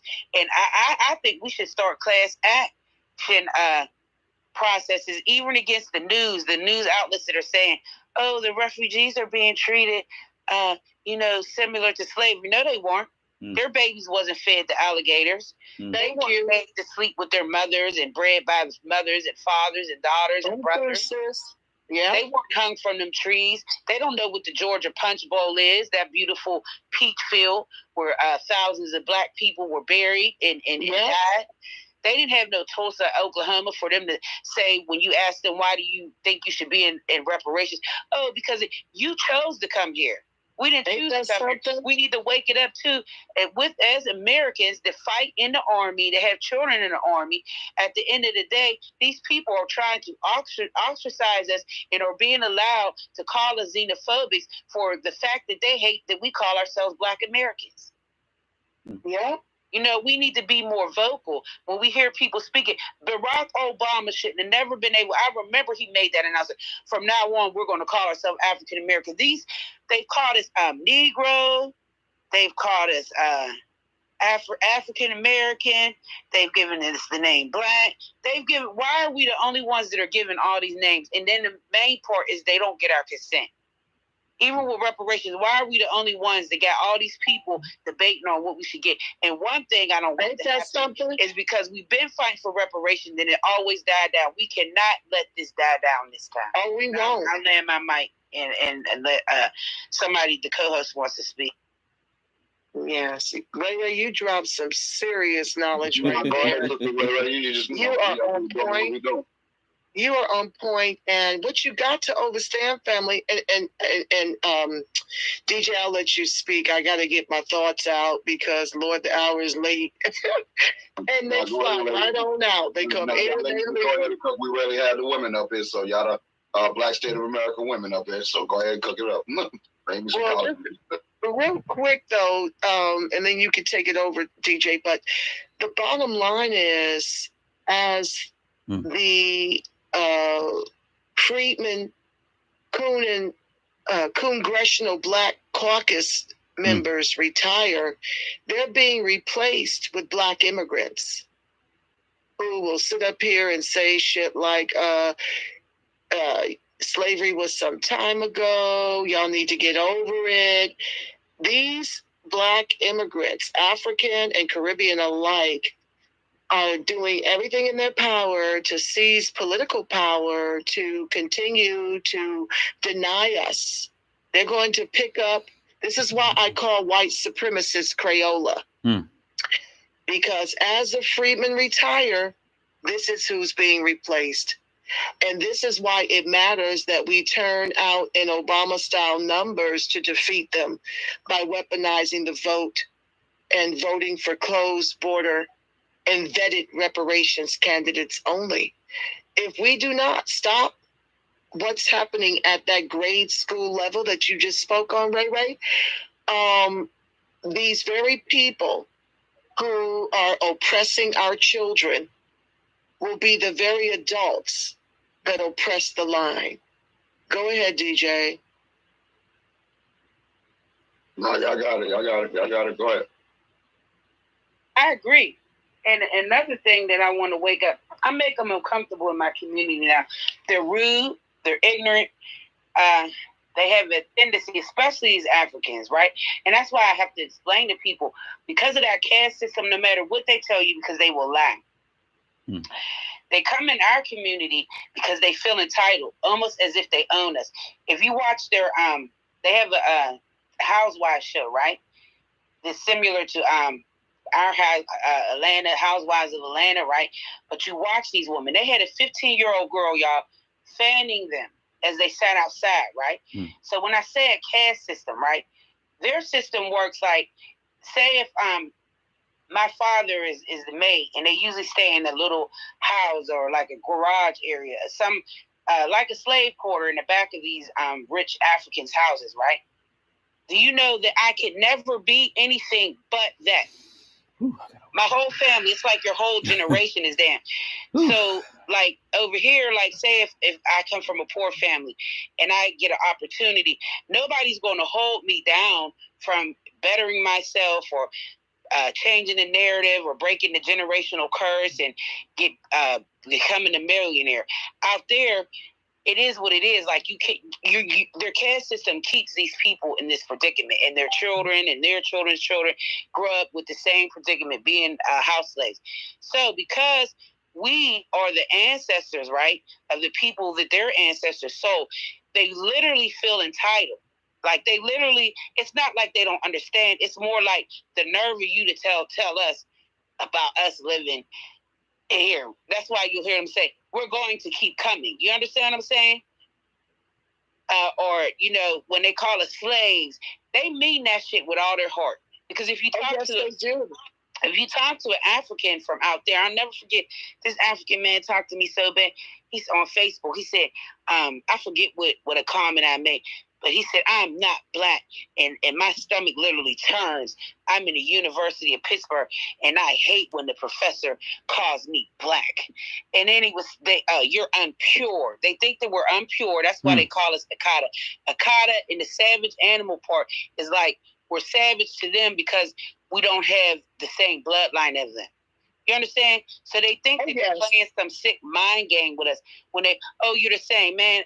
I remember when Africans would tell us, you're not African. I never understood it. I was in New York, and this girl said to me, why do you call yourself African American? You never been to Africa. You might have visited, but like you didn't grow up in Africa. She's like, you know, you're born in America. Why aren't you a Black American, or why aren't you just American? And she was basically telling me like how they feel like we're not African. So now that we said we're going to delineate, they want to tell the Caribbeans, oh yeah, we want a black coalition worldwide, globally. Even they didn't want us to have that because that's what we were doing. If you get what I'm saying, we've always been the one to do and share our tangibles with everybody. So the nerve of you to call us xenophobic and then try to act like you're getting other people in the diaspora together to join up when that's what you should have been doing in the first place. And I don't buy the shit that they say, oh, well, when we're in a continent, this is all we see. That's bullshit. Because y'all been coming here long enough for your ancestors or your elders to have passed down, hey, when there was segregation, we had to go to the black community. They welcomed us. They gave us jobs. They patronized every business that we had. Because don't know white people go into an African store, no Caribbean store like we do, or go get their hair braided by these people. We do. Right. So I'm saying that to say this, that it's almost like I like the spaces to recant. I don't know if any of y'all were in it, but he was saying basically that as long as we're fighting, you know, nobody have a problem with us. But as soon as we open our mouth, it's like, oh, you're being divisive. Oh, you're xenophobic. Shut up and fight. You understand what I'm saying? Shut up and continue to fight with us. And it really opened my eyes when we were talking to some Africans, and they said, finally we got them to admit, oh, y'all did fix up here nice for everybody to come. And we were hoping that y'all would come to Africa and do the same thing. And then that's when I realized these people really, we laugh and joke and we call them tethers, but it really is a tether situation. They feel like that they have every right to be here, and it's because of us. Well, you know what, Sis? You spitting more fire, and it puts me in the mindset of this Woman King movie. First of all, American freed women don't want to be king, okay? These things are just in place by Hollywood, which is financed by our government. You see, folks always want to come at me like it's just a movie. No, everything is fucking political in this country. And until you start to wake up and use your third eye to see that, then you're going to stay losing. Everything is political. So to sit up here and to refer to these women as kings and to constantly fictionalize our history is to erase and replace us. It's all by design. So you got these women king who were in fact, the ones that slaughtered our elderly, our elders who were too old to be traded into slavery. And then those who refused to go, they would slaughter them and take off their heads and smoke their heads. I mean, the story is diabolical. And I recently bought 3 books that deal with this very issue. And I'll get them in a second. And they're on my bookcase so I can tell you the titles. But anywho, I digress. They pretend not to know how heinous our chattel slavery is. And I just saw in Twitter space in Africa, a slave or whomever being beat to a pulp while the audience watched. And they sit up here and pretend that they don't know what they put us through. They pretend, and then Hollywood makes movies and fuck up our history, and then I gotta go back through and try to reteach my daughter the truth and give her the truth. Don't nobody feel like going through that? Y'all ain't doing this to the Jews who run the industry. You're not distorting and fictionalizing their Holocaust, but you think it's okay to fuck up with our never-ending Holocaust and confuse our children. It's the same bullshit they did when they cast that Arevo chick to play another icon, Harriet, and then you got a black bounty hunter running around killing entrepreneurial women. What the fuck? I had to let my daughter know that shit wasn't going down like that. You can't believe this shit. Now I got to reteach because Hollywood wants to distort our history, and now they want to call us indentured servants or disgruntled employees. They don't even want to use the name slavery. Okay, like they're doing all this thing to erase us, and it makes it that much harder to teach our children the truth because Hollywood has some, ethnogenocidal plan to change the course of what happened. Those glorifying Doheny women and that tribe is like glorifying motherfucking Hitler. My people are from Benin. Okay, that's where they're from, which was Dahomey, and so. They don't give a shit. And then Viola Davis, who comes from the goddamn mud, I mean, she was poor as a fucking church mouse. And you're going to sit up here and play Naniska and pretend like you were asking the king to not enslave us anymore. You're a lie. You guys were the tribe just like the men.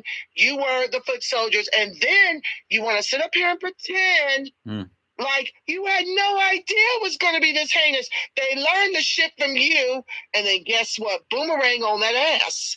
You found out that you were going to reap what you sowed. So they came and colonized your asses, okay? And that's when your kingdoms fell, and y'all still over there colonized. When our people stayed in our never-ending Holocaust, and we're still fighting, you fled yours, and all you do as an African, as a tether, if the shoe don't fit, don't come for me unless I send for you. Okay. All you do is sit up here and use us as a resource. You want to sit up here, Ghana or wherever the hell, and have this big come back to Africa movement You ain't offered no reparations. You ain't offered no land, but you want to charge us 100 times as much to go to Gory motherfucking Island, where our ancestors were held in captivity until the slave ships came to get us to the point of no return. They be laughing. My friend, there's a guy on this what is it? He was in the Army. He is on Clubhouse, and he said that he went out there and like he had pictures of them and the guys showing what they traded us for. Like you might get 40 slaves for a glass bottle with nothing in it, and they have these remnants and the umbrellas. And he said the people just be laughing, as they're telling the story. I couldn't do it. Mm. Yeah, well, the bottom line is all this migration back to Africa is to use you as another resource. They want those American dollars to come over there and build up their shit. And I'm saying, hell no, I will only come for a visit, and I'm only going to go to places like a South Africa. I'm not spending money with West Africa. Fuck them. They're the ones that were complicit. Okay, the Arabs did it first, then they picked up and traded us and kidnapped us and captured us in wars and tribal wars and shit, and then sold my people. And then you want to come to this country and denigrate me? That stupid ass Ajanu, whatever the hell, over at Carnegie, I think that was a college. You gonna sit here and call us a Carter for 30 years, and you smart enough to become a professor? City. That's in my city. This bitch is. Okay, and so you're gonna sit up here and pretend not to know what a Carter means, but you got enough sense to be a motherfucking professor in one of our universities that my ancestors built? Please miss me with all the bullshit. So the bottom line is they're seeking to use us as a resource, and they're seeking to replace us. And Hollywood is complicit. You see Hollywood casting all their asses in our iconic hero and shero roles. You see them casting them in all of our stories. How about the Latinos coming up in the new Black Panther movie? I'm so sick of them. And that's another thing we need to start waking up. We need to stop them from putting Latinos in our museums. Yeah. That's what they're doing. We need to wake that up. These people, I saved everything. I'm gonna start doing my own little reaction videos and putting up the stuff that they say. where they're, oh, I'm Latino, I'm not African, I'm not this and that. Stop putting them in our damn fucking, like our Latinos always want to be inclusive, but the way that they want to be inclusive, they're in our culture. You're not our culture. Right. Sis. This is what I'm talking about. And this is why I keep telling people about my Freedmen protest voter strategy. If we don't close these hot damn borders, we are done. I'm going to try not to cuss. It's very difficult because these type of topics really, really eat at me as they do the rest of you, I'm sure. But I'm going to try not to cuss. I'm doing my best to clean up my language. I love your, I follow you. I like the way that you are able to articulate what you're saying. I love a lot. I love here. I follow him. I love to see what my people are doing in the movement. I'm trying to find my place, and my place is where I want to wake it up, and I want to wake up these white people, because once they wake up, we don't. We can just step aside. You understand what I'm saying? They have lost every dog in the fight, and we were their dog in the fight. I'm not fighting. I'm not marching. I don't want them complaining. When that little young boy got killed, I'm sorry. I pray for your family. I will do that. But as far as, everybody that was Black American, we went out on that shade room and we told them we sitting this one out. Y'all go ahead and fight for him. Because he talked about Black Americans called us cicadas and all type of sickness. And I'm tired of the world trying to ostracize our Black men, because it's deep. Like, they even have your own brainwash to think this is not the majority of our Black men that don't take care of their kids. Every Black man that I know in my life right now, they are diabolical fathers. Even if they have been locked up, a lot of them are getting out of the system. They're involved in nonprofits that are helping other people with jobs and things like that. When they get out, they're opening up their own businesses. They're giving out paperwork, and they've talked to corporations as far as to get in my city. They've talked to a lot of these jobs like Amazon, we have a free CDL class to get the boys off the corner. Like, you can make you some real money. And then after they finish the class, they are put into a job. They don't just leave them. So I'm saying that to say this. I'm tired of the narrative that is being pushed about Black men, because there's nothing greater in my life right now. When I tell you, I got brothers that aren't even my blood, but they treat me like a queen. They take care of their kids. They take care of their family. They take care of their woman. Even if they might have 2 or 3 women, they taking care of them. They housing them. You know what I mean? Like, I'm just like, when I hear these statistics, I'm like, where are they getting these statistics? This is not the majority. They're made up. The Black men I know are not on the corner. That's like sort of played out. In my generation, there ain't nobody out there hustling. And if they is hustling, they done found a way to hustle legally. Thank you, sis. So we have to do a lot too with not allowing this narrative to be pushed, about our men.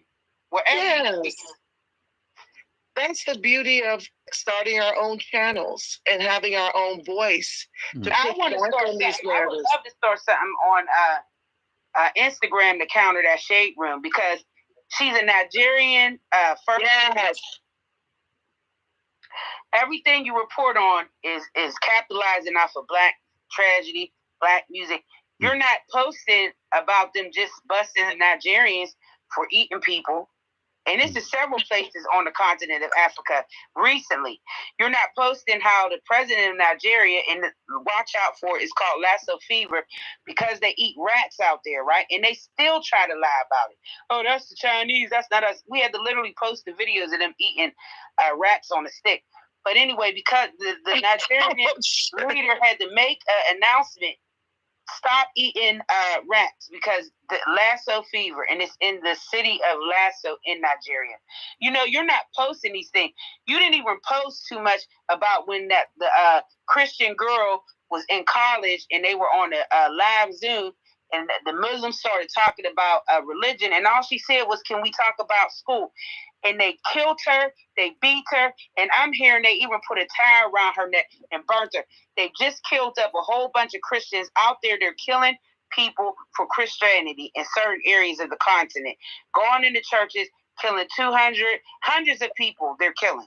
Right? It behooves me why you're not reporting this on your page, but anything that has something to do with Black American tragedy, your funky ass and your funky ass Black American followers that don't know no better, that work for you, post everything that's terrible, but y'all don't post about how them Somalian scammers, they just caught 42 of them they stole money that was supposed to go to a nonprofit food organization, not to mention several other Nigerian one was trying to get in our political area. They busted him for big time PPP scams. And watch, it's going to be a whole bunch of them African little salons and stuff. Trust me. So, it's other things that is going to work into getting rid of a lot of immigrants. Sis, you have found your lane. You need to do exactly that. Because, honey, you got me ready to create a broadcast under the TRP. Yeah, we should have a room that counteracts with the Yes. Why don't we? What is it called? The shade room. Yeah. Maybe we should call it International Shade Room.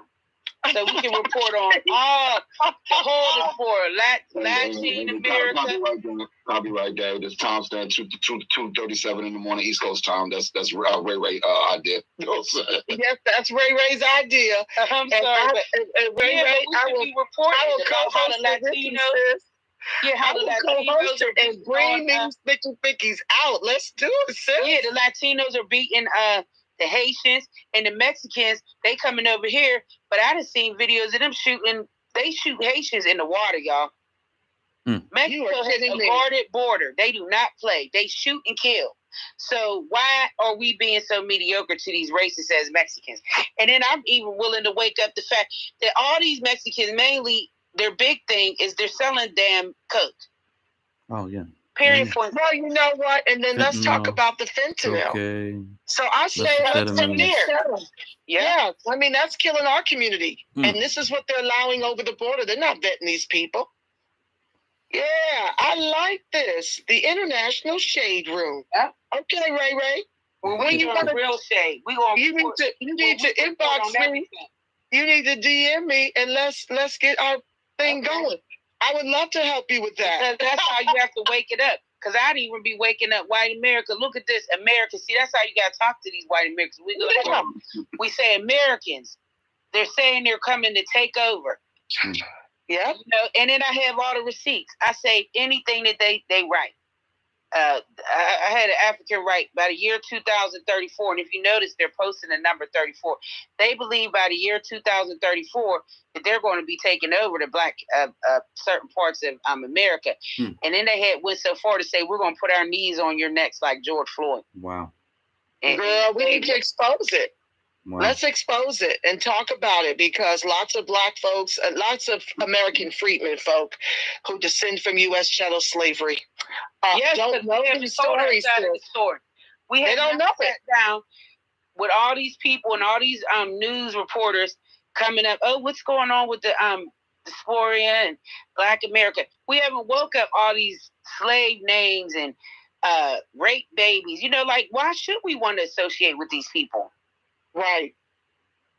And it's not just social media, because just like I'm on social media, this is me in real life. Stop letting them be comfortable in your community. Damn. Stop. Exactly. Shit, when they don't speak, I call them out. You don't speak. Oh, you didn't speak to me. I grew up here. This is my community. Right. Some manners. Damn. Ray, you just have to DM me and let me know when our first show is and what we're going to talk about.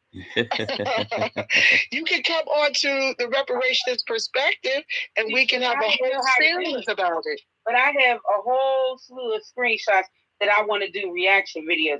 And I want other Black Americans to see, because we can say this is what's going on, but they have to really, really see these things that are being said. Oh, yeah, they got to see it to believe it anyway. Well, honey, whenever you're ready, we can create a broadcast that can stream to ScrewTube, Facebook, and Twitter, and hold a Twitter space around the topic. And, you know, you can also, I don't know how to do it in Instagram. I'm never over there. But, you know, that can take a page, but you have to get followers. Okay, well, I have followers already. I just don't know. I don't know much about how to go live there, but I'm sure you can show me. Yeah. But yeah, let's do the things and bring attention to what's happening to them, the way they like to cast aspersions on us. That's a perfect way to settle the score. But not brilliant idea, sis. To wake it up and let people know that we're no longer voting blue, no matter who. You know. Oh yes. For tangibles. We started a hashtag and it says reparations for president. Straight up. I love it. Well, please understand that tangibles, you ain't got nothing coming until you bring the Democrats to their knees for several election cycles. It's time for us to get into the spirit of the Freedmen protest voter strategy and vote to close the borders. Closed border and reparations candidates only, party be damned, to neutralize our most imminent threat and replacement, immigration. That is what we need to be on, because this no tangibles, no vote is going to keep folks home, and we need everybody at the polls. We need all American freedmen turning out the vote for closed border candidates. Otherwise, we're going to leave the fate of our lineage in the hands of immigrants who seek to replace us and Crayola white supremacists who hate us down to our baby toes. So, yeah, we can't afford to wait for tangibles. We got nothing coming from these Democrats as long as they know they can get the vote for free, like they've been doing for quite a while. I'll land the mic so that one of you other persons with your hands up can speak. Go ahead. Sorry about that. I didn't even see it till just now.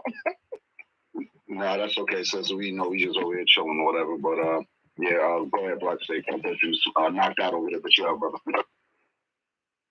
Yeah. No, I am about to go ahead and get some Z's. I was off a little bit. And then you can take over. Has something to say. I see Patty Cakes. Yeah, no, absolutely. You can take over, DJ, but definitely Patty Cake. Hey everyone, thank you so much for letting me speak in the space. The only thing that I want to say is Ray, I'm a need for you to go and trademark that. Go on whatever site, go trademark that as soon as possible. Mm-hmm. I am willing to support. That's all I wanted to say. Y'all have a good night. That was a great idea. That's what it got to be. Look, how long have we been fighting for reparations? Hey, hold on real quick, Ray. That's why I said, hey, look, at 2:37, that was Ray's idea, so don't be trying to copyright that shit. It's already timestamped up there. We made it up live off the freestyle because, we don't like that. Can you copyright online like that? Yeah, we just did it just right here. Yeah, I'm a singer. What I do, you can do a poor man's copyright on anything too. You write out. Hold on a second. It says poor man's copyright. Unfortunately, that don't hold up in court. I do music for a living. I study the contracts. Oh wow! But this right here, though, it's all of us in the room. We're all bearing witness. We're all like what they call it, the notary republic or whatever. That's all of us here, right here. You know what I'm saying? So we talking about this right in this live in the flesh. So nobody can take that from you. You know what I mean? Whatever website we have to stop laying down and allowing this to happen to us. Whatever website it is, get on it right now. Go to the website and register it now. Like now. Like right now. And then build off of that. And that's all I gotta say. That's another fight tactic too against them. When you start showing them that you know what's going on in the continent and you have tangibles and proofs, you don't notice how different their mindset changes. Like it's almost like a shock because they think that we really, really, really don't know what's going on.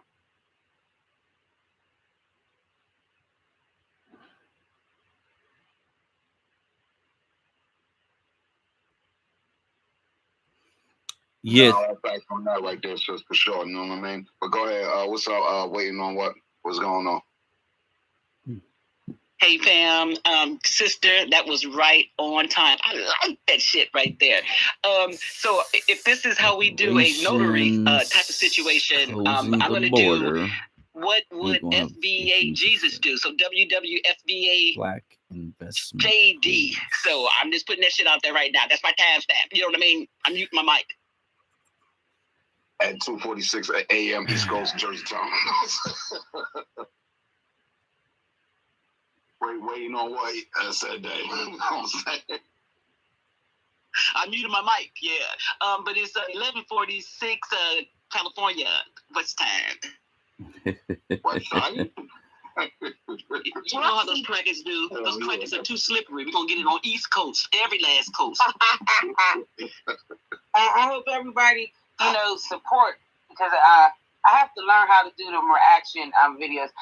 But because we're not because the way that we're built, I want to say that we haven't been really counterinteracting, with these Africans have been doing. If you Google FBA or what's the problem with Black Americans and Africans, it's all based on what these Africans have told them. They don't say, well, we've been calling them slaves. And then they want to say, oh, we get called an African booty scratcher. Nigga, I got called an African booty scratcher as a kid. But how do you equate talking about my ancestors, which was a genocide that your ancestors participated in? How do you counteract that, what you saying that? That's why we really need a hate bill. Yeah, well, we need an anti-Freedmen defamation league is what we need, because it's not really an anti-Black. It's anti-Freedmen. It's us specifically. Yeah. All of these groups are against Freedmen Black. And this is the beauty of how we're unflattening and disaggregating the data all over the country. At the we started attacking these news. I ain't gonna lie, I've been trying it. When I see somebody, I think it was Fox, had reposted, and the people were saying, "Oh, the way these immigrants are being treated is considered slavery." I said, "Do y'all need a lawsuit?" Right. Talking about my ancestors and what they went through, which had nothing to do. These immigrants are, first of all, coming here. Right. We weren't right here by choice. You better know it. And that's another thing I cannot stand is when they say shit like the country was built by immigrants. I was over at the Ace Hardware and, Snowflake was eavesdropping, ear hustling. Yeah. When I was on the phone with some of my comrades talking about my Freedmen protest voter strategy, and he's going to sit up here and ask me, well, why are you opposed to the immigrants? They're hard workers. They built the country. What the fuck are you talking about? That's why most of our new structures have been falling apart, because everybody knows Mexicans do fast work, but you often have to go behind their work. Well, this is what I'm telling you. This Snowflake told me, and he, manages the Ace Hardware. It had nothing but Hispanics in there, but they buy into these white racist tropes. They like to pretend like there is a shortage of workers because blacks don't want to work. So let's just bring in all the Indians for the H-1B visas. Let's just bring in all the Filipinos and different folks to the Caribbean nurses and the Filipino nurses to replace them there because they just don't want to work. They don't want to make a living. In space where we can expose them. How many? I don't know. Y'all probably don't be on. It's so many videos of these foreigners beating on our elderly. A white man admitted to me that these nurses and stuff be having fake degrees. My friend quit and opened her own practice because she said all the Africans, they didn't even know how to take temperatures. Crazy. So she said, I know that they had to get them in these hospitals under some type of fake credit, she said, because they didn't know how to do the simplest thing. And then they wanted to segregate themselves. But then when they needed help, they wanted to ask her. And then when she didn't give it to them, they became volatile towards her, and hateful. So initially, because this is what she do her whole life, she got tired of seeing patients neglected, and she ended up leaving. Absolutely. Well, that I'm hearing from all over, not just New York. Bro. I have nurses in Pittsburgh, people in the caretaking business, because I'm a caretaker. I run a program, and it's like everybody has a complaint about these Africans and Caribbeans. Absolutely. Well, it's the same thing in the teaching sphere. Yeah, did you see that 200,000 teachers nationwide? That lady's daughter, she took her son out and told her nobody wants to watch your son because he was autistic, and called her a damn slave, a Jamaican. It's on the internet. This is what I'm saying. All of this stuff needs to be called out because we know the racist white media is never going to call it out because this is their plan by design. But, they laid off 200,000 American free teachers all over the country, and now they're paying these immigrants who come up out of the Philippines and different places to come in to teach our children. And they're hostile towards them. They don't even speak the King English, and their starting salaries are $50K. I've done a lot of reporting on this in my archives. I've got over 300 videos over at the Reparationist Perspective, and I'm dealing with these very issues, not all of what you raise, but I deal with these immigrants. I'm on their heads to make the case for the weaponization of this vote. That's what I'm on, my Freedmen protest voter strategy. So sis, listen, one of the reasons why it hasn't been tackled is because we are being accosted on every front. It's just hard to cover everything and work a full-time job and raise your kids and advocate and be in these spaces, so I'm happy to. I think it goes down to us used to being fighting for ourselves so we don't complain and we don't like to tell like how they've been saying, the black people is xenophobic, but we don't even like to even associate with stuff like that. We sort of like get in and handle it ourselves, or like, I wish this would happen in the community, but we need to treat them with the same treatment.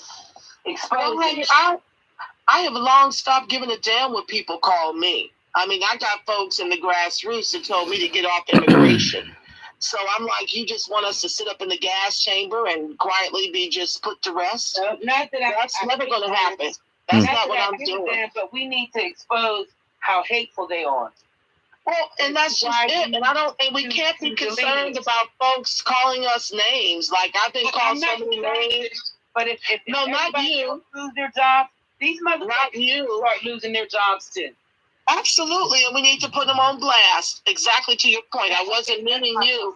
I just mean, like, in the beginning, when I started this work, you know, as one of many co-founders of the grassroots contemporary reparations movement, I see Noir DOS up in here. She was another one.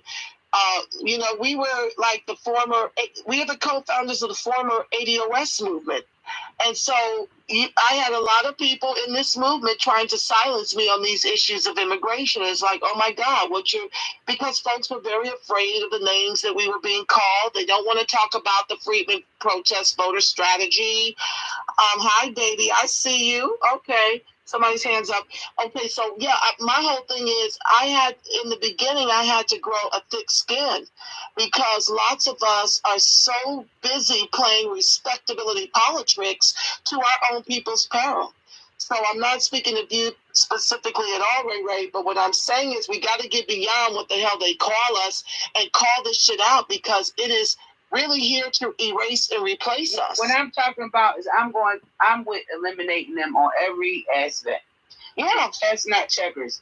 And if we dox white people, you know, you see it on, oh, this person at this facility said, we need to start doxing these people because guess what? When we put their names up beside the comments and stuff that they're doing on social spaces, somebody gonna say, oh, this person go to my college. Oh, this lady works to clean the hospital. Come on. Oh, this lady is my neighbor. You understand? That's why the purpose of waking it up. Oh, yeah. I'm all for your plan. I'm all here for it, and I'm happy to help you in any way that I can. I really am, sis. I see Trouble from birth. What's up, Sister? Come on up if you want to speak. Hey, good morning, everybody. How you doing? Black American Freedmen. Good morning, everybody. Listen, I've been in and out of the space, so I haven't heard the whole conversation, but I've been catching bits and pieces as I'm trying to get my homework done. Miss Battle had, make sure I'm saying the right name, Miss Gazelle had spoke on it earlier as far as the immigration and the borders. Now, my question is, that's something that needs to be closed up, but that's something that I'm not 100% sure either the Democrats or the Republicans want to do, because if they really wanted to do it, you would think that they would have been done it at some point in time. You know, like there was somebody that posted an article about something that had to do with the judge, and some judges was battling at had got into a fight, but they made sure that they sealed that up, and then two years later, then they released it saying, okay, well, it wasn't as clean cut as it was. So our country has a way of hiding what they want. So my thing is, if they really wanted to close those borders up, they just like you all was saying, they were shooting the Haitians in the water or whoever it was, that they could do the same thing. And the citizens would never know. But because it benefits them both to a certain degree, that's why neither of them do. So I know Ms. Gazelle was talking about it earlier. So what I really wanted to know was, is there more immigrants that are actually coming in here the legal way, or is there more coming in here illegal? And would it be better if we tried to push legislation or put both the Democrats and Republicans on the line to change the language of how many they allow to come in? Because the countries seem to be making deals with other countries to get so many of them in because they want the resources from their land or whatever, what have you. You know, our corporations are hiring them in because they're cheap labor, which pushes us out. 5 houses on my block has been sold. So these landlords are complicit because they moving us out and they're moving them in. My landlord informed me a few months ago that he sold all 3 of his houses, mine included. And when the inspector came over, when I talked to him, come to find out it was a corporation. So that has 8 houses now. Well, let me help you with something. All you have to do is look at the numbers when Trump was in charge of the country and the number of immigrants that were let into the country as compared to Joe Crow. When you look at those numbers, yes, you're absolutely right. The Republicans wanted as much as the Democrats. But when you got someone as radical as a Trump, and you got corporations trying to silence Trump when he's already got the support of the people because of his closed border strategies, ICE was getting them up out of here. Now the Democrats are in charge and ICE is allowing them into the country. Fox News has been showing how they've been leaving the gates wide open to allow them entry. They've been down there reporting on the front lines. So it's not that both parties don't want it because it helps both parties. You're absolutely right, because corporate owns government. This is not run by the people. It's not for the people, by the people, of the people, no more. But these repugnant clans now, to Ray Ray's point, they're fearing the whites whom they've turned on. You see, the whites are now being dislocated workers, you know. It's impacting their jobs. It's impacting their margins and how much more wealthy they are than us. And so I like Ray Ray's idea, and I've been talking about it with some of my cohorts who also have the same idea, is to get in bed with some of these disgruntled white voters as well, because they're the ones who we have more in common with right now, because they're being eked out as well.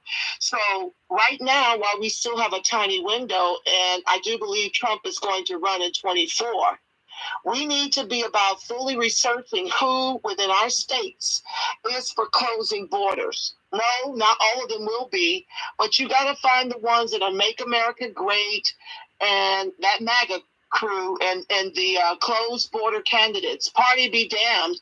We must cast our vote for them, because that is neutralizing our most imminent threat and replacement, which is immigration.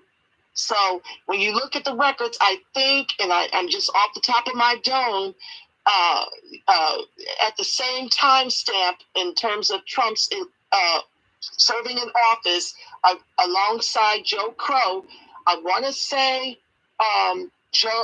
say Trump had let in around 42,000 of them, as compared to Joe Crow about 3 to 4 million. When you look at their records time over time. And like I said, ICE was coming for these people. They were in hiding. Okay, so I'm just saying that while the more conservative aspect, like the Mitch McConnells and them, this is why Trump bumped heads with them. What we got to learn to do with this vote is, if the Democrats love it, we need to detest it. If the Democrats detest it, that's what we need to embrace. And that's what we've got to learn how to do when it comes to this vote. Otherwise, we're going to be finished. We got a very, very tiny window to invoke my Freedmen protest voter strategy. And just know that both parties suck. You need to defect from the Democratic Party. You need to show them by defecting from them and going independent. And you need to show them at the polls that you're not playing with them. And you need to do this for several election cycles. If we don't move as a block, we are finished. And time is of the essence. We are out of freaking time. Yes. I'll learn there. Yes. We must start now waking up. I always include Americans. I'll say immigration is not good for America, especially Black Americans. But we must start waking it up now. And another thing that I don't like about these Democrats, right? They specifically are doing this immigration stuff. They did it despite Trump. When he got in and said, oh, we're going to leave the borders open. Our presidents have become to be like in a petty game. And it's not right, because Americans have voted you in. And the concern is no longer for Americans. We have to wake up the fact that immigration is not safe for anybody. The fact that we have more missing people in America since these people have come. We have more fentanyl deaths in America since they've been letting undocumented illegals come in here, because they don't know these people. And even a Venezuelan man had went live, and he said, you know, I'm a criminal, and they let me in. He said, if I'm a criminal, how many other criminals you think are getting in under the demise of they look like good, innocent people? We have to wake up that we're not safe. We have to wake up that these Democrats made us unsafe during the pandemic by letting all these illegals in here. And now we have monkeypox. And we have to hit every damn level of tangibles with proof as to why immigration is hurting Americans, period. And we have to shake up and demand that our presidents start looking out for Americans first. Period.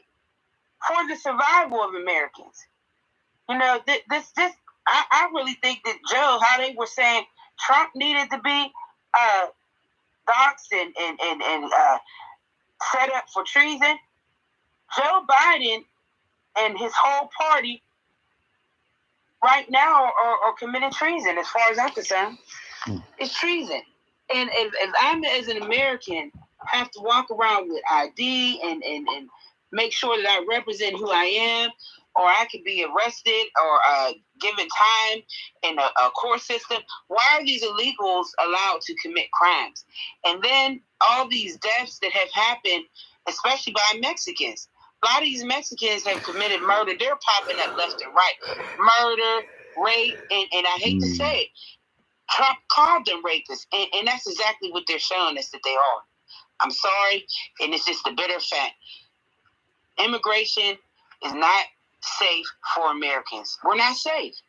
All these people getting snatched up and Uber drivers riding around here and people going live saying that they tried to kill them or immigrants. And for some reason, our president just keeps letting them in. We need to wake that up. We're not safe. We are not safe with these policies. And yes, it's both sides. You know, as far as us being Black Americans, we already know that both sides are full of all type of racism and dislike for us. But I am for whoever is for stopping this immigration. There's so many missing people in the city of Pittsburgh, and you know why? We have refugees. And out there, that's what they do. They sell organs. There's nothing for them to snatch people up.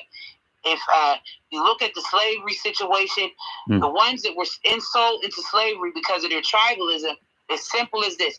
We weren't part of their tribe, and they would go and fight and capture other people from their tribes and sell them. So what makes you think that they are not doing the same thing here?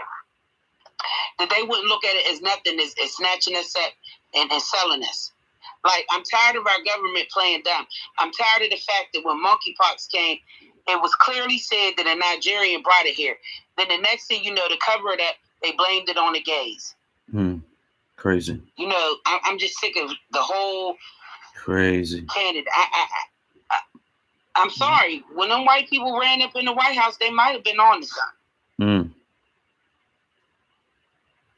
Hey. You got that right, sis. Hey. Ladies, real quick. Hey, we BlakState. I don't know if you're still up here, bro. Let me know when you're ready to roll out. We're gonna start another space over in another spot, so just everybody follow each other. You know what I mean? Well, listen. Before I go, you guys check me out tomorrow noon. I'm going hard in the paint as usual. I thank you so much, BlakState, and for everybody here at this hour. Yeah, I hope to see y'all over there in the chat. I'll be on the Twitter space, Facebook, ScrewTube. If you haven't liked, shared, and subscribed to my channel, please do so. Like I said, I've got some hot archives where I go hard, like I've gone tonight, that I think you'd be very impressed with, that you can help those messages to go viral so that we can get everybody on board to what's really happening to help American freedmen not just survive, but to flourish. We don't do that until we start weaponizing the only commodity we've got left, which is that vote. It's a very, very short window, though, as Joe Crow is seeking to do an executive order to give 600,000 illegals citizenship before making American freedmen American. I thank you guys so much. I won't be following to the next space. I need to get some rest and continue to work out which current events I'm going to weaponize tomorrow, 12 noon Pacific Standard Time. I love you guys. Freedmen strong. Thank you so much for welcoming me in the space and allowing me an opportunity to bless the mic. Good night. Good night, sis. One love. Hey, Black, you up? Yeah, I'm still here. Yep. So, did you set your space up so people can just put it in the Jumbotron? And they could, throw it up in the Jumbotron there, and that way they can just click the link. Thank you for this space. I really appreciate it. Yeah, thank you. Thank you for coming in and contributing. I made sure to follow you. Love that idea. Counter programming is absolutely necessary. And I often post a lot of degenerate white behavior because it is to counter program all the negative stories that they have against us. So I'm definitely for that. I support that idea.